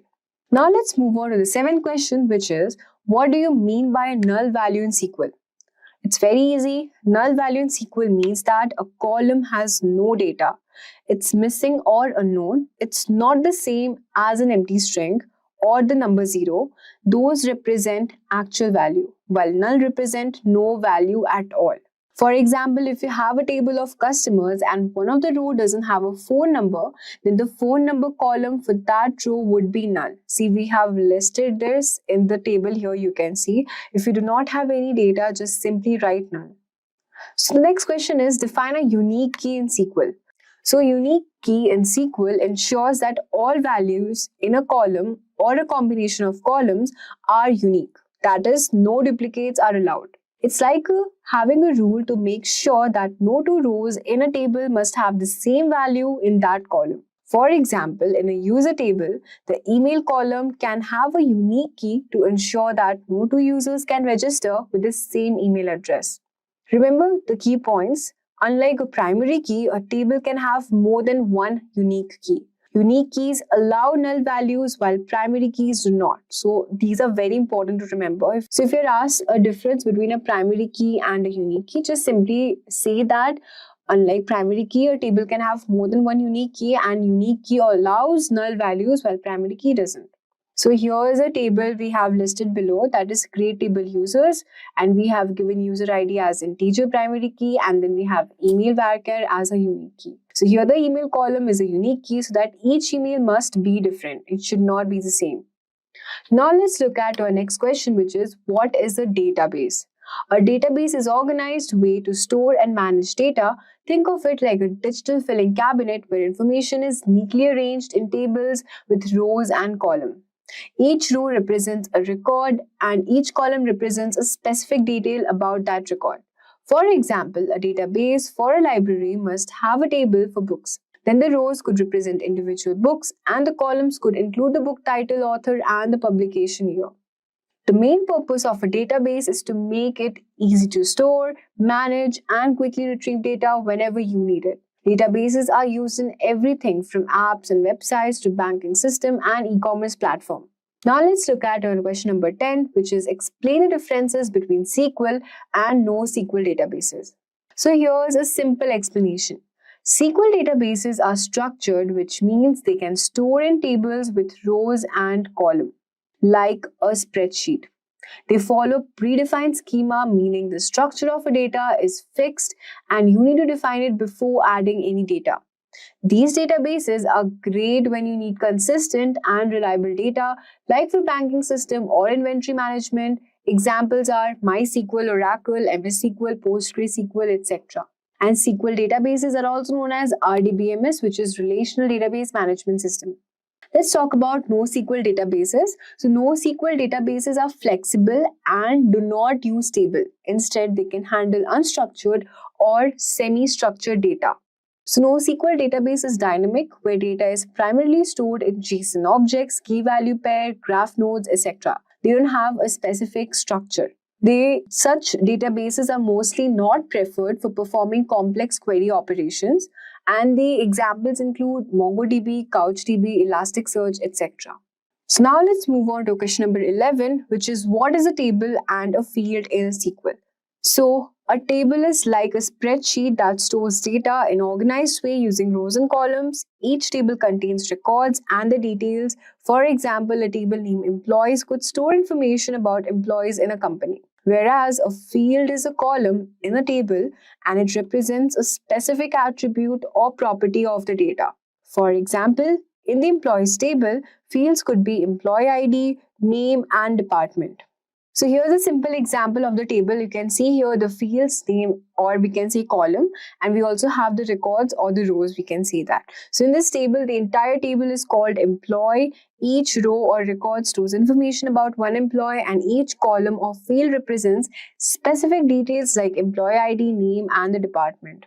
Now let's move on to question number 12, which is describe the select statement. Well, the select statement in SQL is used to retrieve data from a table or multiple tables. It's like asking databases, show me this specific information. Here's how it works. You can specify which columns you can see. For example, to retrieve all customer names from a customer table, you can select name from customers. If you want to retrieve all the data, just write this query, select star from customers. Remember, I told you before in the first question, we are using star if you want to retrieve all the data from the table. And if you want to just retrieve from a particular row or a column, just simply write, select name from customers, the field name. You can also apply filters. You can use the where clause to filter the results. For example, you can write select name from customers where the city name is New York. You can also sort the results. Use the order by to sort the data. For instance, to sort customers by the name, you can just write select name from customers and then order by name ASC. ASC means ascending order.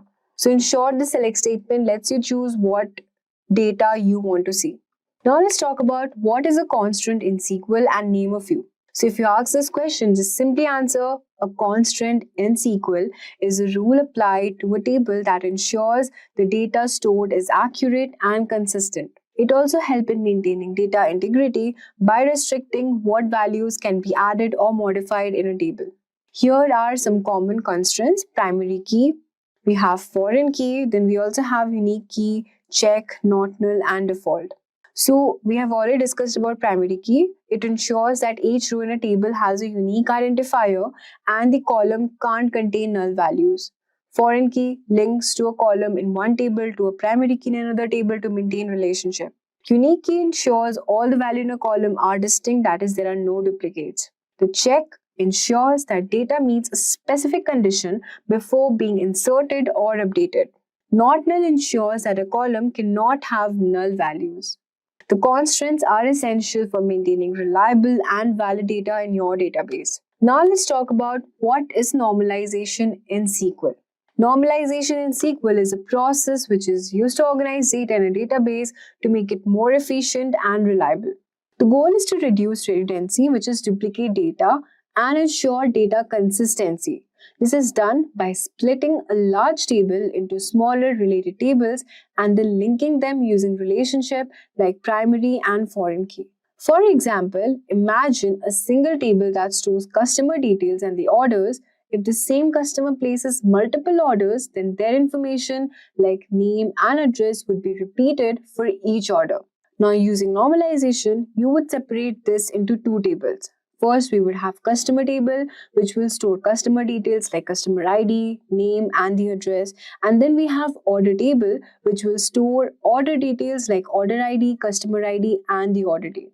Now, by linking these tables using customer ID, you can also reduce duplication and ensure that any changes to customer details are updated in just one place. Now, let's talk about question number 15, which is how do you use the where clause? It's very easy. So just answer the where clause within SQL queries serves the purpose of selectively filtering rows according to a specified condition, thereby enabling you to fetch exclusive those rows that align with the criteria you define.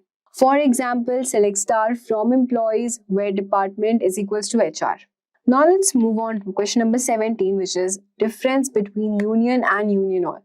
So union is used to merge the contents of two structurally compatible tables into a single combined table.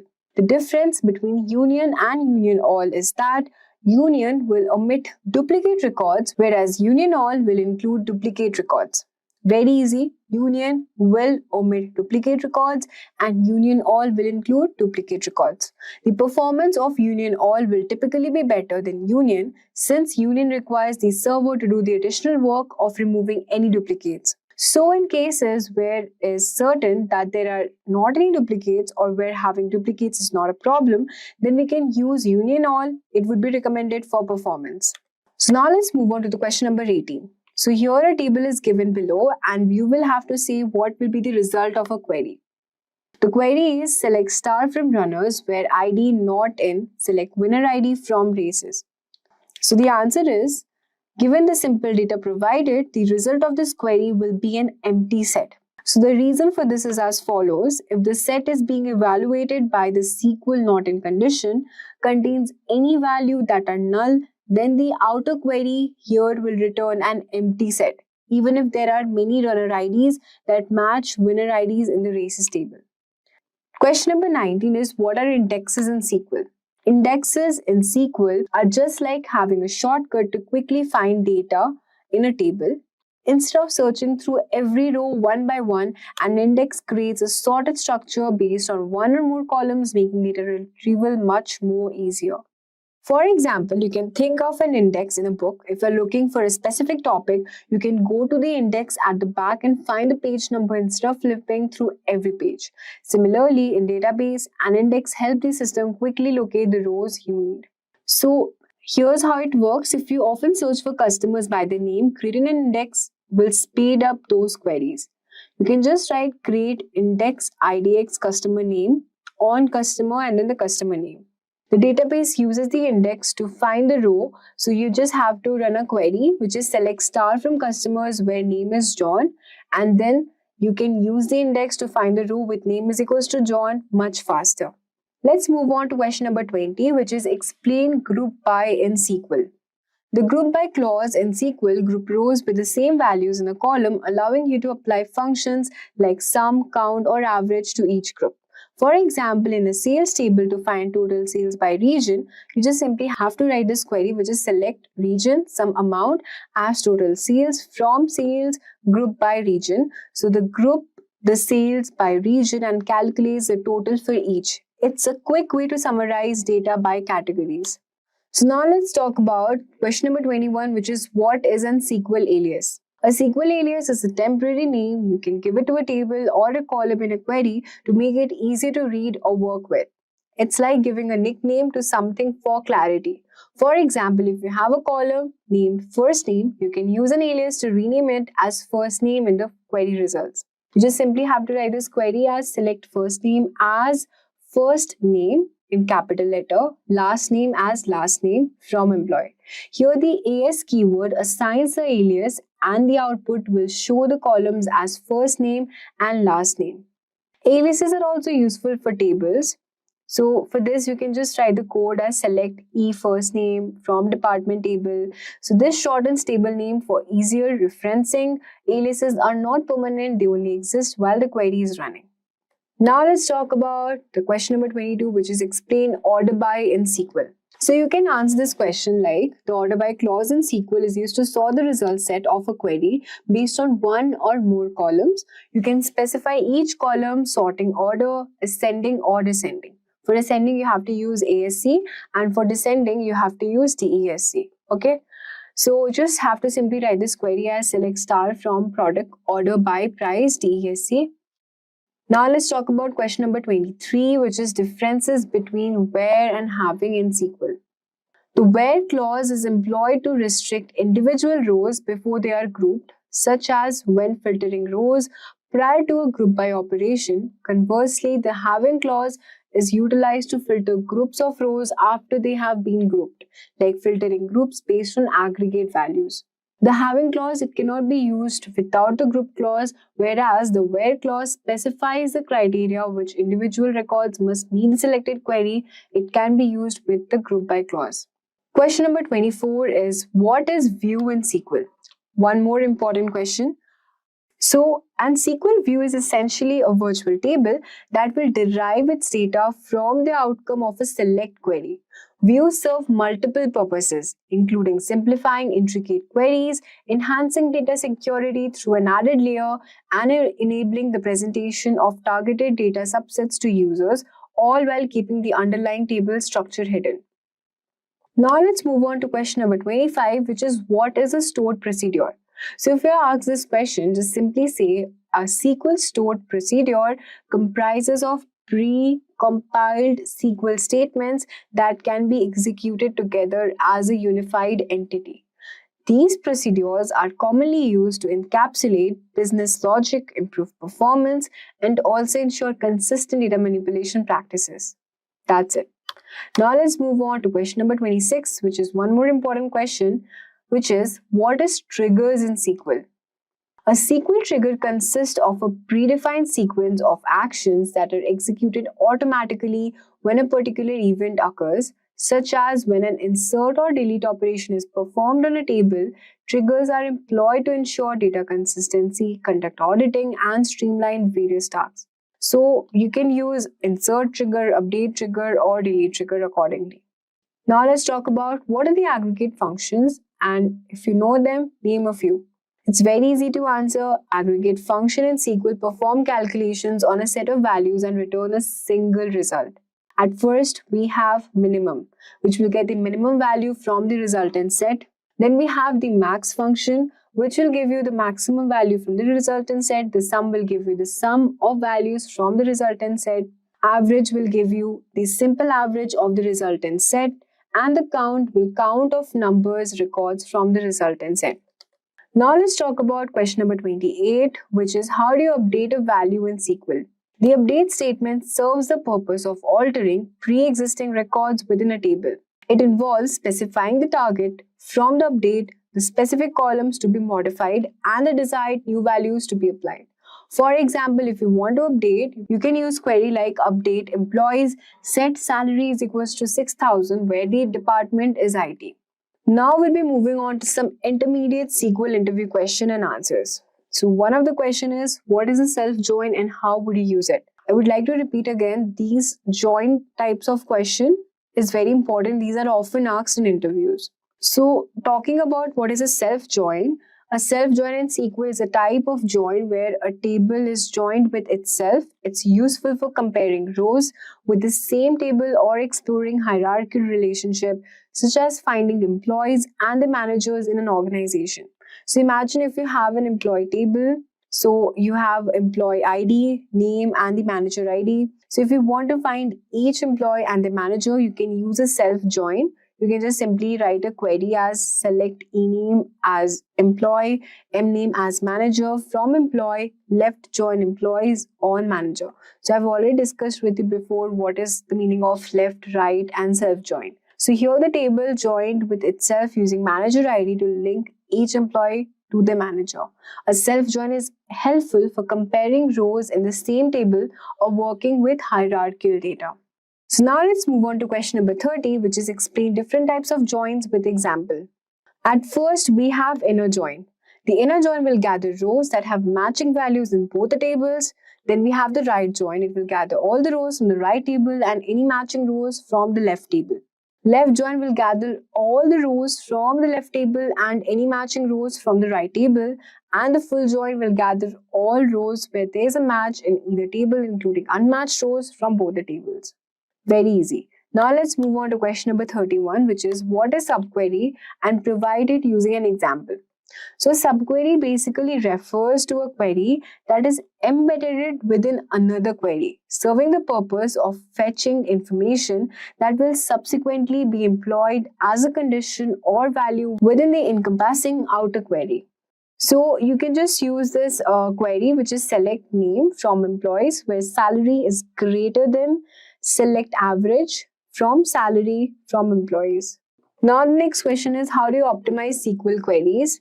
So basically, the answer to this question would be something like SQL query optimization involves improving the performance of SQL queries by reducing resource usage and execution time. Strategies include using appropriate indexes, optimizing query structure, and avoiding cost operations like fully table scans. Now let's talk about question number 33, which is what are correlated subqueries? It's a type of subquery that makes reference to columns from the surrounding outer query. This subquery is executed repeatedly, once for each row being processed by the outer query, and its execution depends on the outcomes of the outer query. Now we'll be talking about what is a transaction in SQL, and it's very important. One of the most important questions asked every time in SQL interview questions. So basically, a transaction in SQL is a group of one or more SQL commands that are treated as a single unit. It ensures that all the operations in the group either succeed completely or fail entirely. This guarantees the integrity of the database. Imagine you're transferring money from your bank account to a friend's account. Then the bank first deducts the amount from your account and then it adds the same amount to your friend's account. These two steps together form a transaction. If one of these steps fails, example, the system crashes after deducting money from your account but before adding it to your friend's account, then the entire transaction is rolled back, meaning no money is transferred and the database returns to its original state.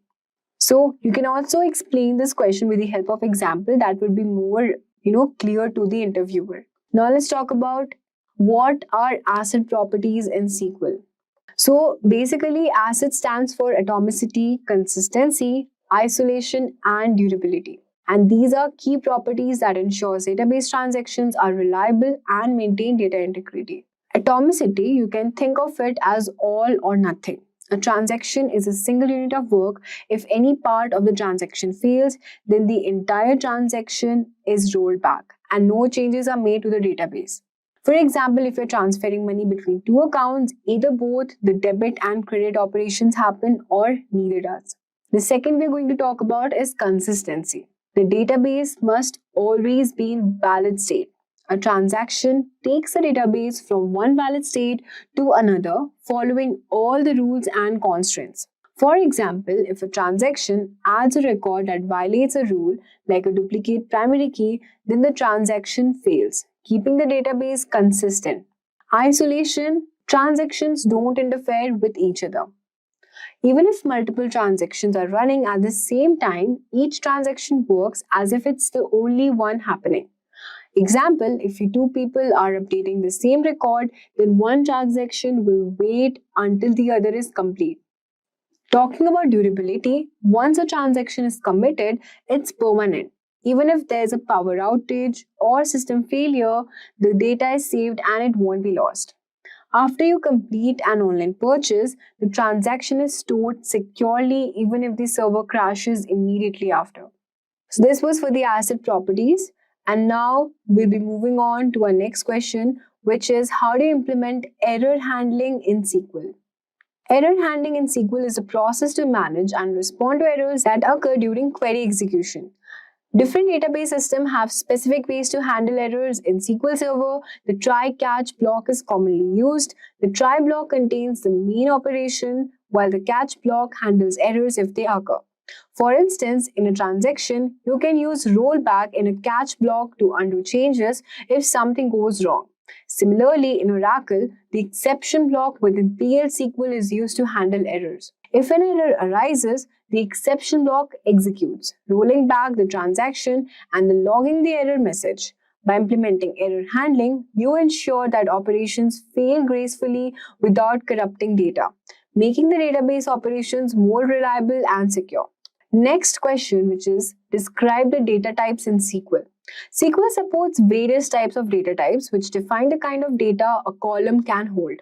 These are broadly categorized into numeric, character, data type, and binary types. So we have numeric data types like integer, float, then we have character string like char, varchar. We also have Unicode character string like encat, enttext. Then we have binary, which includes binary image, date and time, which includes date and date and time. Then we also have some miscellaneous data types, which is XML and JSON. So the next question is explain normalization and denormalization. Often this question is asked in this way also, or it could be asked something like explain the difference between normalization and denormalization. So to answer this, you have to just simply explain what normalization is, which I have already discussed before. Once again, I'm saying you normalization and denormalization are ways to organize data in a database. Normalization is all about breaking big tables into smaller ones to remove duplicate data and improve accuracy.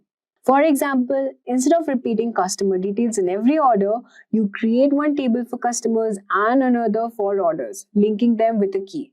Denormalization, on the other hand, is when you combine or duplicate data to make it faster and retrieve.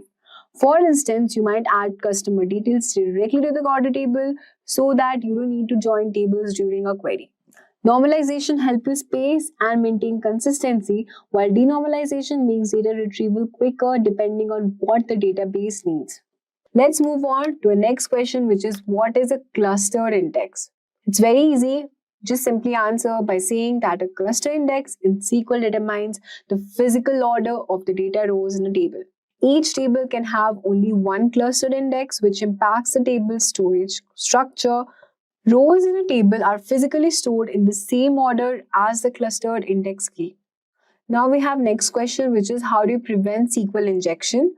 So talking about this question, SQL injection is a security risk where attackers insert harmful code into SQL queries, potentially accessing or tampering it with your database. To prevent this, you can use parameterized queries or prepare statements to handle user input safely. You can validate inputs to allow only expected values, use stored procedures to separate logic from data, limit database permission, and escape special characters. These steps help you secure that your database is free from SQL injection attacks. The next question on the list is explain the concept of database schema. In SQL, a database schema functions as a conceptual container for housing various database elements such as tables, views, indexes, and procedures. Its primary purpose is facilitate the organization and segregation of these databases elements while specifying their structure and interconnections. The next question is how is data integrity ensured in SQL? Just simply answer by saying that data integrity in SQL is ensured through various means, including constants, example, primary keys, foreign keys, check constants, normalization, transactions, and referential integrity constants as well. These mechanisms prevent invalid or inconsistent data from being stored in the database. Question number 42, which is what is an SQL injection? We have already discussed about how we can protect our data from SQL injections. So now let's discuss what is basically a SQL injection. So SQL injection in cybersecurity attack that involves insertion of malicious SQL code into applications input fields or parameters. This unauthorized action enables attackers to illicitly access a database, extract confidential information, or manipulate the data. The next question is, how do we create a stored procedure? You use the create procedure statement to create a stored procedure in SQL. A stored procedure can contain SQL statements, parameters, and variables. So here's a very simple example. You can just simply create by writing this query as create procedure, get employee by ID, at employee ID integer as begin, select star from employees where employee ID is equals to at employee ID. And then you just have to write end. That's it. So next question is, what is a deadlock in SQL and how it can be prevented? One more important question often asked in interview. So you have to answer something by saying that a deadlock in SQL happens when two or more transactions are stuck because they are waiting for each other to release resources. It's just like two people trying to go through a narrow door at the same time, each refusing to step back and let the other pass. Transaction A locks table 1 and waits to access table 2. Transaction B locks table 2 and waits to access table 1. This is just a simple example. So we can see that both the transactions are waiting for each other, neither can proceed, creating a deadlock. So it's very simple, and how we can prevent this deadlock is by locking hierarchies. Always access resources in the same order so that transactions don't block each other. Timeouts. Set a time limit for transaction to wait out for the resources. You can also use deadlock detection and resolution system to detect deadlocks and cancel one transaction and let the other proceed. Now let's move on to a last question on the list, which is difference between in and exist. In basically works on list result set. It doesn't work on subqueries, creating a virtual table with multiple columns. Compares every value in the result list. Performance is comparatively slower for large result set of subquery. Whereas the exist works on virtual tables, it is used with correlated queries, exist comparison when match is found, and the performance is comparatively fast for larger result set of subquery. So guys, that's it for this video on the top 45 SQL interview question asked in SQL interviews. And with that, we have reached to the end of the session on the SQL Full Course for beginners. Should you need any assistance or any other resources like code documentation, datasets or data tables or PowerPoint presentations and others, please do let us know in the comment section below, and our team of experts will be happy to help you as soon as possible. Until next time, thank you for watching and keep learning. Stay tuned for more from Simplilearn.